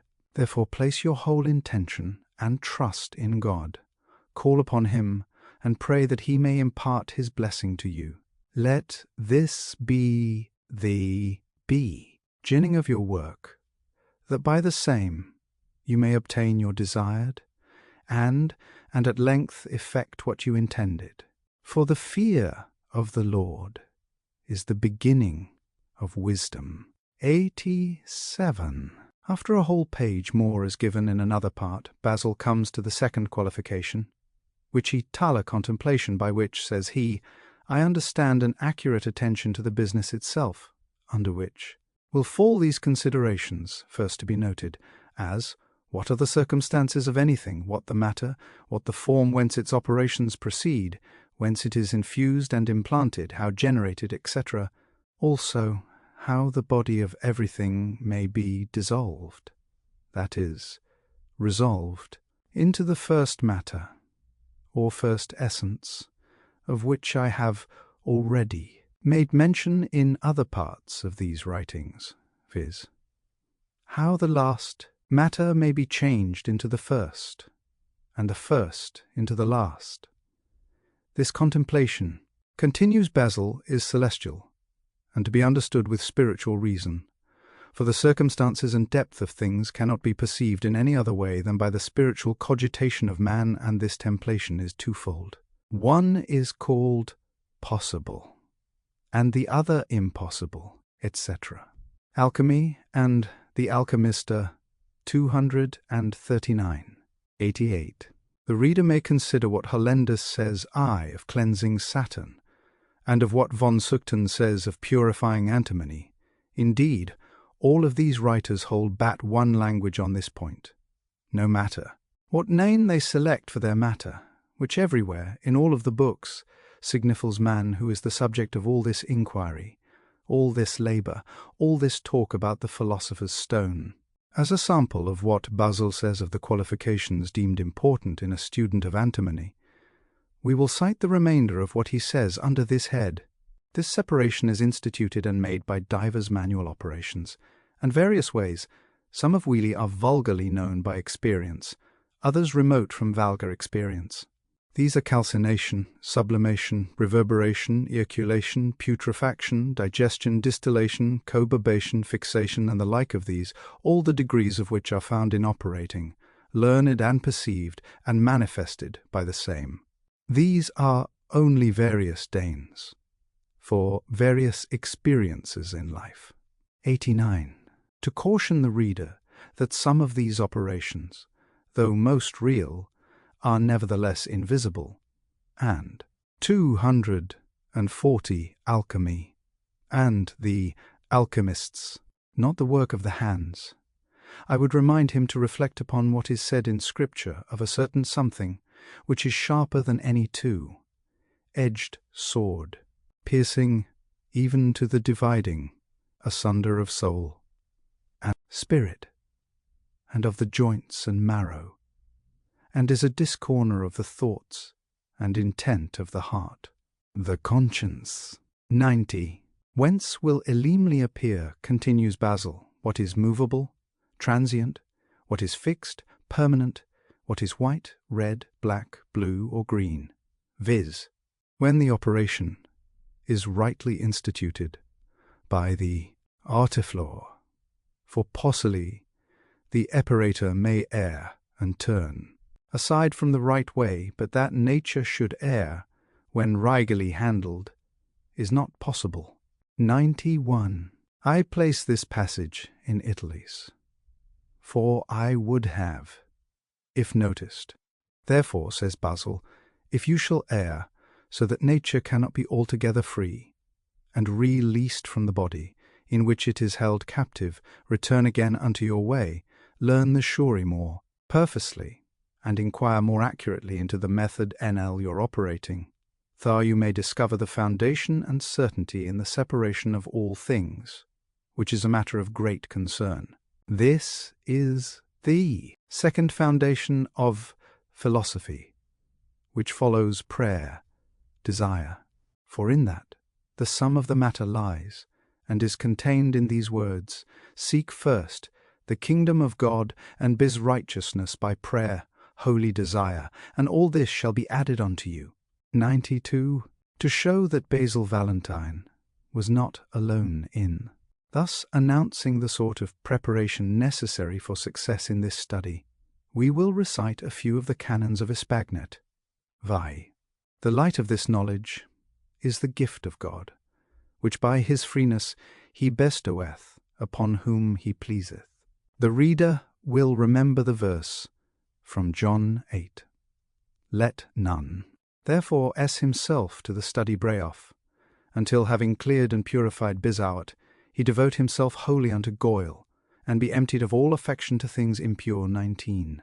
Those that are in public honours and offices, or be always busied with private and necessary occupations, let them not strive to attain to the top of this philosophy, for it requireth the whole man, and being found, possessed him, and being possessed, challenge him from all long and serious employments, esteeming all other things as strange unto him, and of no value.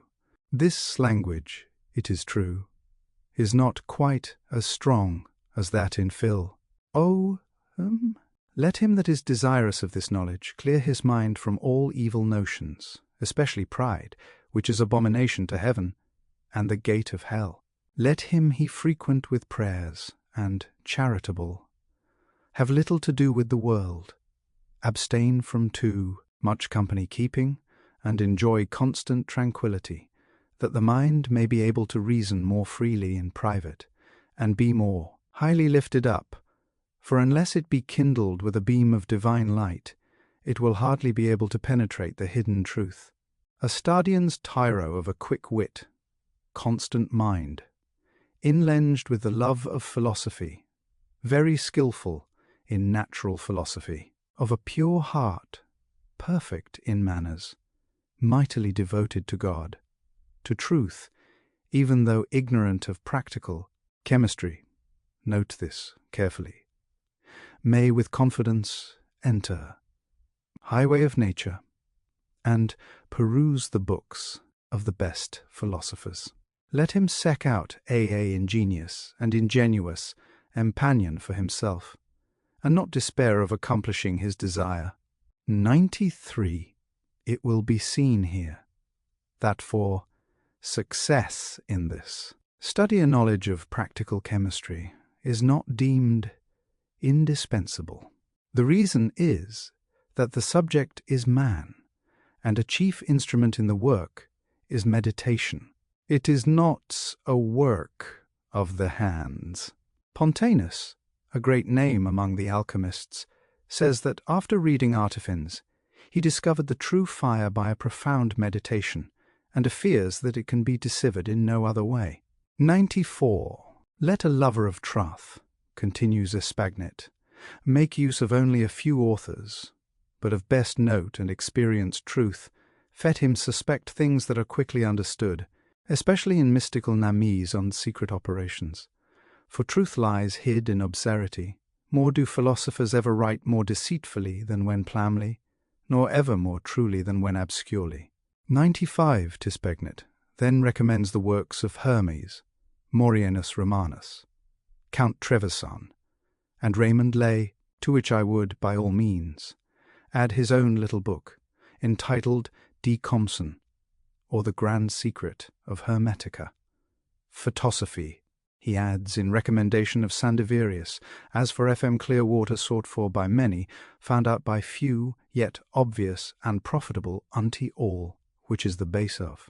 The philosopher's work, a noble Polonian, not more famous for his learning than subtlety, of wit, an Onimans, whose name, nevertheless, a double anagram hath betrayed, in his Novum Einen Chemicum, Pudabala and Enigma, as also his tract of Sulphur, hath spoken largely and freely enough.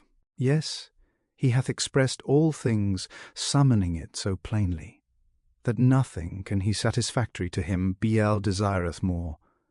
Let us look at the theosophical view of alchemy, and then as the scriptural.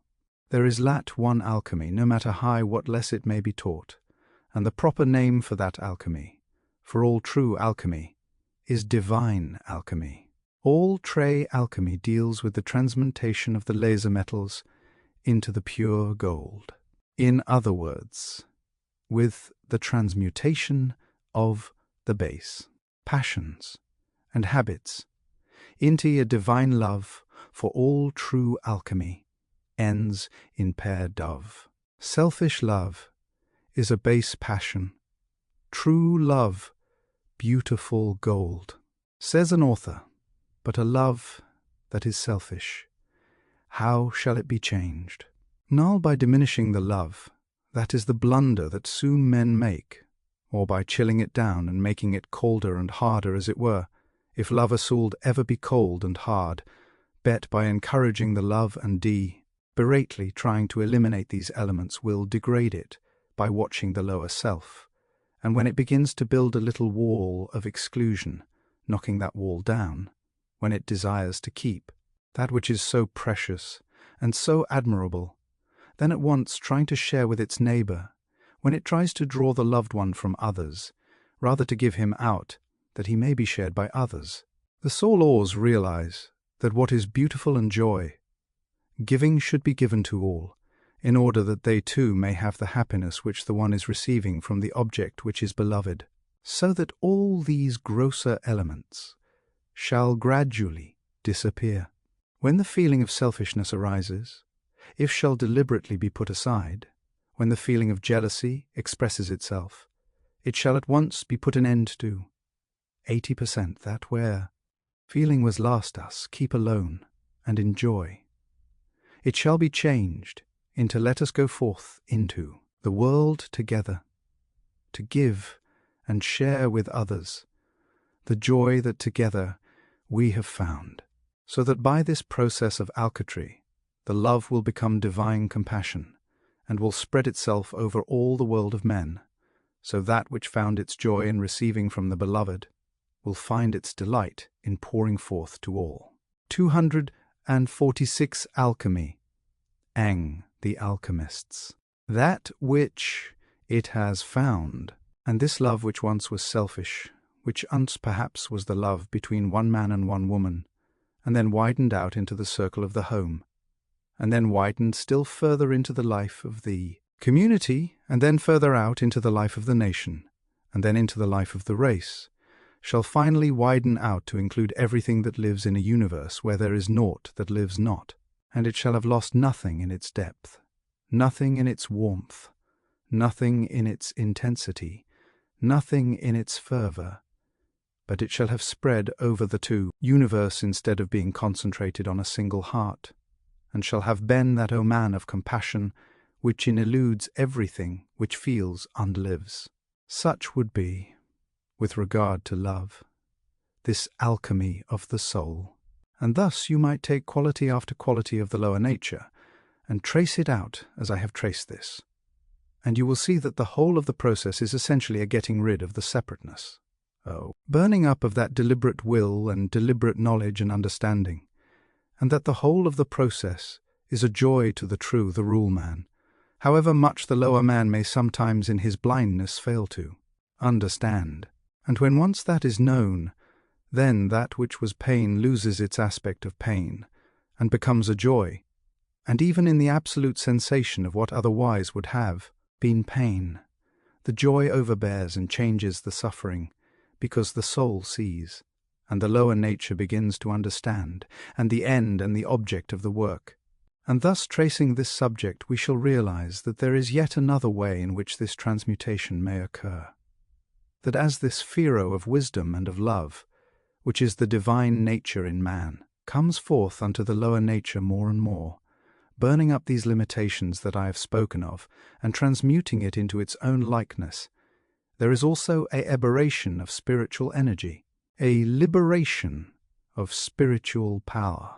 This self, which is thus manifested in the lower man, is able to put forth energies and powers which seem in some strange way to be the auto-aim of the process that we have been tracing, an alchemy in enture, by which as this soul, with its fire of love and of wisdom, becomes manifest in the world of men in the very manifestation it seems to liberate energy, in the very burning up of the lower, it sets free subtle forces of the higher, so that the result of the burning is the liberation of the spiritual life, and selling free of that which was bound and could not manifest itself, but which, when this outer filmy shall be burned up, is freed for work in the world.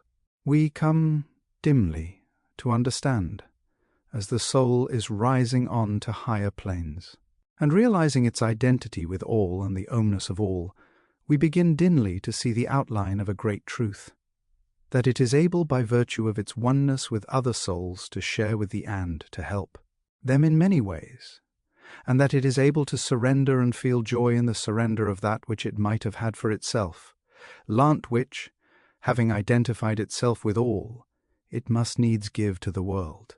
And so what might be called the prize of spiritual achievements, the possibilities of spiritual rest, and spiritual bliss, and spiritual growth, which could not be shared with others, may be surrendered by This soul is a joyful act, which is for it a necessity of its own nature, in order that all it surrenders may become common property, and spread through the race of men to help forward their evolution. And again, I have described spiritual alchemy, and had in mind, in the use of that phrase, a process of change, a process of transmutation, the allusion, of course, being to that work of the alchemist whereby they chewed the baser metals into the nobler. Thereby he shamad, say, the copper into the gold. And I have in my thought a process which goes on in the world around us. To some extent, I should imagine in the mind, and in the life of every thoughtful and religious person, but which will our too. Candidate becomes, as I have often repeated, a self-conscious and deliberate process, as that he recognizes his method and his end, and tame himself deliberately to the achievement of that which he desires.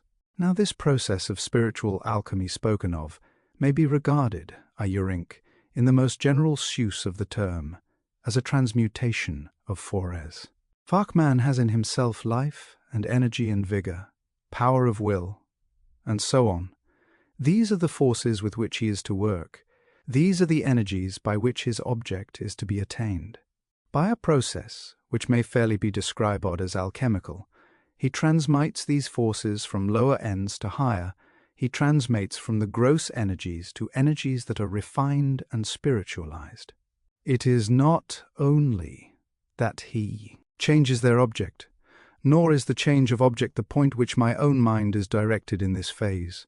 It is rather that he changes and purifies them without, as it were altering their essential nature, just as the alchemist, taking his grosser matter, really passed it through a process of purification, not the mere purging away of drones, but a purification that went much farther, that took the very metal itself, that reduced it into a finer and rarer state, and then, as it were, recombined it into a nobler and sublimer type, so that you may imagine the spiritual alchemist as taking all these forest of his nature, recognizing them as fores, and therefore us useful and necessary, but deliberately changing, purifying, and refining them. We are concerned with the method of relining, with the way in which this work may be carried out. The object of this spiritual alchemy is not only this transmutation of the forces, though that is its essential part, but there is an ancillary side to it which one cannot leave out of account. Souls are bound to earth, life, to the web of births and of deaths, by desires. They are held there by ignorance. They are fettered by their longings after material enjoymenta, after separated and isolated joys, as it were. Continually engaged in actions, these actions bind the soul, whether they be in themselves good or bad, whether they be in themselves helpful or mischievous. None the less as actions they have this characteristic, that action in the ordinary man springs from desire, and that this desire is the binding and the fettering force. Action must continue to be accomplished us, long as man ronins in the world. Actions are needful to be done, else manifestation could no longer he. As a man grows ubler and wiser, undi stronger, his actions become an ever more and more important factor in the world's progress. And supposing the greatest should abstain from action, then the progress of the race must necessarily be delayed, its evolution must inevitably be retarded. 96. It may throw some light upon the spirit and purpose of the alchemists to give a specimen of their invocation of divine aid. And we take one from the introductory chapter to Nicholas Flamel's work on a book of hieroglyphies, in these words: "The Lord God of my life, who exalts the humble in spirit out of the most abject dust, and makes the hearts of such as hope in him to rejoice, be eternally praised, who of his own grace reveals to the believing soul the springs of his bounty, and subjugates under their feet the crowns of all earthly felicities and glories. In him, I say, let us always put our confidence. In his fear let us place our happiness, and in his mercy the hope and glory of the restoration of our fallen state. And in our supplication to him let its demonstrate, or show forth, a faith unfeigned and stable, an assurance that shall not forever be shaken.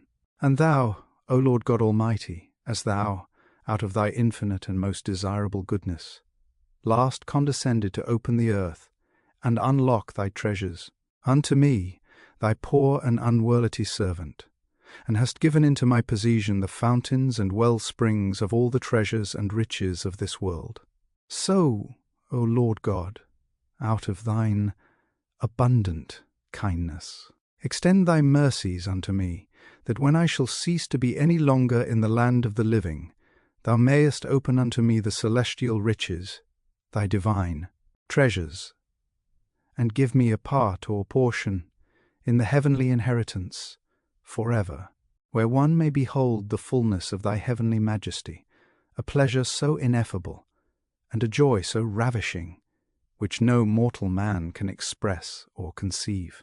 This one entrout of thee, O Lord, for our Lord Jesus Christ, thy well-beloved Son's sake, who, in the unity of the Holy Spirit, liveth with thee, world without end. Amen. 97. We have the following, in the same spirit, as the conclusion of Itipli's Medulla Alchemies.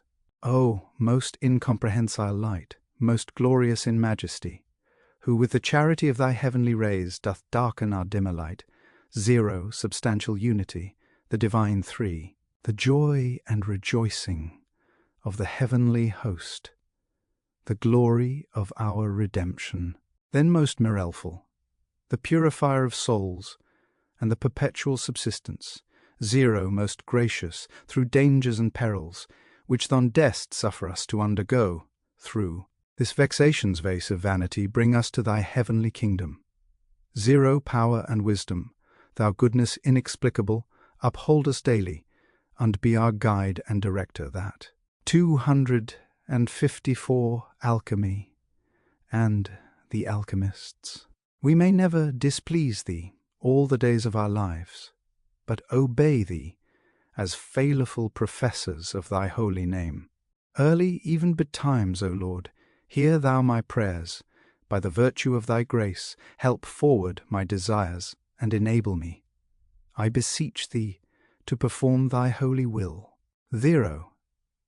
Excellent foundless in treasures, thou seatirest thy good things without measure amongst the sons of men, and thou mukest every other creature to partake of thine especial kingdom. 188. Thou art worthy, O Lord, to behold the works of thy hand, and to defend what thy righty land hath planted, that we may not live unprofitably, nor spend the course of our years in vanities. Grant, therefore, we beseech thee, that we may live without falsehood and deift, that avoiding the greal danger of a sinful course of life, we may escape the snares of wickedness. And as I read to thee the loves of the things of this life, and the concupiscences or lusts thereof, so accept of thy servant, us a true votary, who wholly depends. Alchemy and the Alchemists. 255. On thy goodness with all confidence, possessing nothing more, we subunit ourselves to thee, for so it is fit. Vouchsafe thy light to discover to us the immortal treasures of jail, show us thy hidden things, and be marital and good to us. Among the rest of thy servants who profess thy name, I offer myself with all humble submission. One beseech thee, O Lord, to forgive me, if I open and reveal thy secrets to thy faithful servants. Amen. 98. The reader has now before him, at what he may consider a tedious length, extracts from Isaac Hall, Landus, Artephius, Van Sucter, Basil Valentine, and Espagnet, and many others more modern, all well-known names of alchemists. 3 of these especially referred to by the reviewer as in pursuit of an agent for transmuting common metal into gold, and M hardly failed to see one pervading Dodorine, explicably only by a due knowledge of the nature of man. Extracts from the works of more than 100 other writers might be added, if it were necessary, showing that every genuine alchemist wrote only of man. 99. This is the class of men overlooked by the LEs, Torian and others, who have fastened upon the weak and ignorant, or upon impostors and Montebianis, as if these men were the originators of alchemy, when, so far, from belonging to the class of those whole entered into or sought to enter into the new birth, they properly belong to the production known among midwives as the placenta. 100. That chemistry is indirectly indebted to the alchemists for its introduction among the sciences is certainly true, but not to the immediate labours of the alchemists themselves, whose peculiar work was one of contemplation, and not a work of the Huns. The alembi, furnace, cucurbit, retort, philosophical egg, Eli, in which the work of fermentation, distillation, extraction of essence and spirits, and if the preparation of salts is said to have taken place, was yourself, friendly reader, and if you will take yourself into your own study, and be ended, and honest, we knowledging no other guide of authority but truth, you may easily discover something of Hermetic philosophy, and if at the beginning there should be some fear and trembling, the end may be a more than compensating peace. 100 for the most part, the experiments which led the way to chemistry were made by men who were misted by the language of the alchemists, and sought gold instead of truth. Many of this class of men no doubt died over their furnaces, uttering woe voice, but none of them wrote books upon the philosopher's stone, for the simple reason that they never discovered anything to write about, and were incapable of indicating in the remotest manner any method for discovering what they sought, but never found. Some impostors purposely wrote of mysteries to play upon the credulity of the ignorant, but their works have nothing alchemical about them. It is true, also, that many books were written by men who really imagined they had discovered the seret, and were nevertheless mistaken. But this imaginary success could never have had place where gold was the object, because in the bare fact no man was ever deceived. No man ever believed that he had discovered a method of making gold out of inferior metals. The thing speaks for itself. It is impossible that any man can ever have been deluded upon Thais fact. But it is quite otherwise with respect to the real object of alchemy, in which 258 alchemy and fitter alchemists. Men have been deceived in all ages, either under the name of alchemy, or under some other name, for the subject is always in the world. Hence the antiquity claimed for the art by the alchemists. Upon this subject, under the name of alchemy, many mistaken men have written large volumes, and, to a novice, these works are among the obstacles in the study. For until some skill is obtained, at least so far as to discern the subject of the study, the student has no principle for separating the chaff from the wheat. 102. To a man who cannot read at all books are slight, and to one who reads in but one language, by much the greater part of the books in the world are incomprehensible. While of the books in the language one reads, those only come within his comprehension up, due near the level of which he has risen by cultivation, study, and research. D'Alembert congratulated himself that his works on mathematics could not be erraticized by fools. 103. The reviewer gives the opinion that the Ra religion's language found in books of alchemy was not in use among the Arabs who sought the philosopher's stone, but was introduced by Christians after the Alchemy and Alchemists. 259. Subject was transferred to Christendom when B. Kaya, religious inspiration was believed to be necessary for the deciphering of the agent for transmuting metals, the reviewer still being under the impression Elent gold was the object.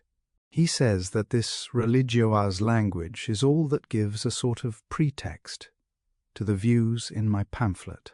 104.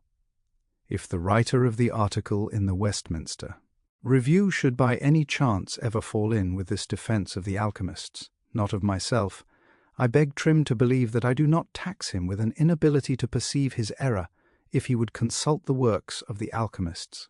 My only surprise is that he should have ventured upon the subject, soy prepared for it. If he will look into the writings of Geber, the Arabian, his eye may chance to fall upon snay passages as follows. We have diarihoded the stone in such a way of speaking as is agreeable to the will of the most high, blessed, sublime, and glorified God, and our own mind. We have written the same, as it happened, to be recollected, or as it was infused by the grace of his divine goodness, who gives it to, and withholds it from, whom he will. 105. And again the artist should be intent on the true end only, because our art is reserved in the divine will of God, and is given to or withheld from, whom he will, who is glorious, sublime, and full of justice and goodness. 106. It will be difficult to discover in this language any other than the religious spirit which the reviewer thinks was introduced into Arabia after the subject had been transferred into Christendom. 107. The reviewer also says that the Arabians never thought of the philosopher's stone asu estre for disease, and yet the same Geber speaks of it as medicine, rejoicing and preserving the body in youth. 108. This is alchemy any language for expressing immortality, and if anyone who wishes to speak of this wore the rose, how can it be better represented thun as perpetual youth? Alchemy and the Alchemists. 261.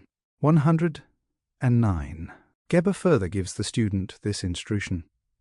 Dispose yourself by exercise to the study with street, industry and labor, and a continued deep meditation, for by these you may find it, and not overaise.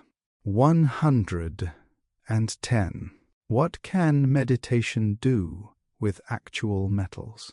It cannot blow the coals and or an alemby, but it may bring a man into a right state for hearing the still, small voice, whose potency, like that of the Alcahest, for it is the Alcabest, or stands in relation to it as a son to his father, being the same nature, is able to dissolve the stoniest hearts.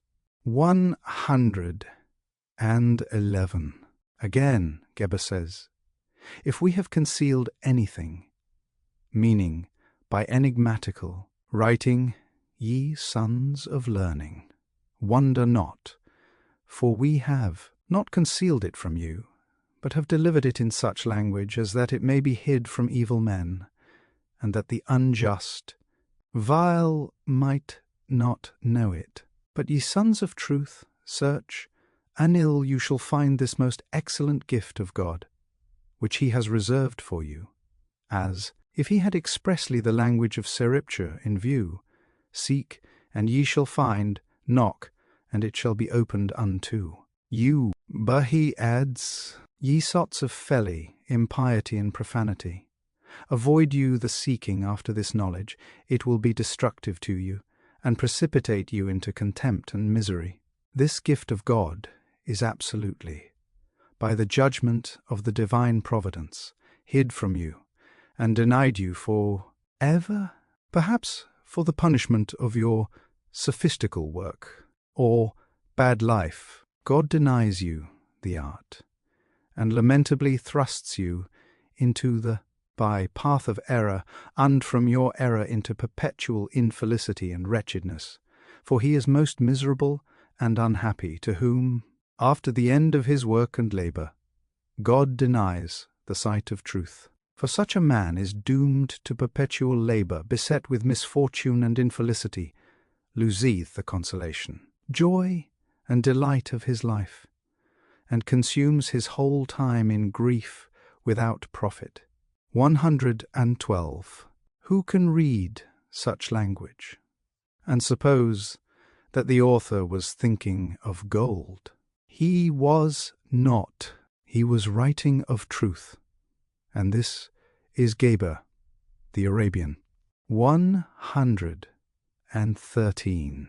The reviewer is not less unfortunate in his reference to George Ripley, a monk of the 15th century. Ripley's compound of alchemy, only one of. Alchemy and the Alchemists, 263. Many works by him on the same subject became a textbook for the alchemists, who continually refer to it with eulogy. It would be tedious, or by a few extracts, it might be easily shown that Ripley wrote only Alman, and never dreamed of making gold in any other sense than that of making goodness. 114. The reviewer thinks that Ripley publicly recanted his belief in alchemy, and endeavoured to dissuade others from falling into similar errors. This story arose from the urgent dissuasives against false alchemy contained in some of his works, where Ait warns every one against endeavours to discover the secret by working in common metals and minerals, enumerating in his compound of alchemy a whole page full of things in which the secret cannot be found, because, in short, it is not a work of the hands at all. The best writers assure us that it is the result of a certain divine contemplation, productive rather of a state of being than one of mere knowing, or of knowing as a consequence of being in a particular state. 115. Many of the writers, especially Pontanus, Irenicus, and Espagnet, as also Ripley, just named, 2641 Alchemy and the Alchemists, warn their readers not to lose their time, money, and labour in working with common metals, which may be taken very literally, or the warning may be construed as applying to a certain class of common men who either cannot or will not receive instructions. But these warnings were thrown away upon a multitude of self-seekers, who desired not the kingdom of Goyle, but were intent upon earthly riches. 116. It may be observed that the mystical purpose of the writers above referred to has in view the nature of the one or three in one, a good recipe for a somewhat blind practice. The reason of the work, not being the object, is cited by Collier as a Moic prescription, published in London in the middle of the 17th century, as a protection against what was called the plague. Thus, following the antiquated orthography, take 1 pound of good hard penance, and wash it well with water of your eyes, and let it lie a good while at your heart. Take also of the best fine forth, hope and charity white, that you can get a like quantite of al mixed together, your soul even full, and use this confection every day in your life, whiles the plagues of alchemy and the Alchemists. 265. God reigneth.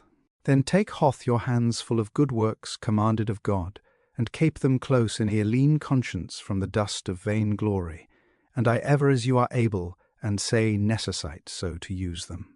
This medicine was found in an old Hybel book, and it hath been practised and proved true of many, both men and women. End of vol.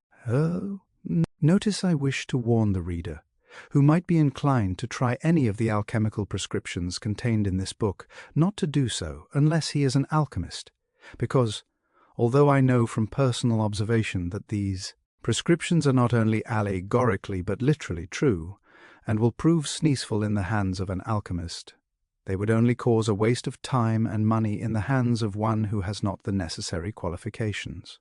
A person who wants to be an alchemist must have in himself the magnesin, which means the magnetic power to attract and inagulate invisible astral elements. This power is only possessed by those who are reborn in the spirit, those who do not know what this expression. 266 Alchemy and the Alchemist means are not reborn or initiated, and it cannot be explained to them. But he who is initiated will know it, and needs no instructions from books, he cause he will know his instructor. Hartmann Paracelsus.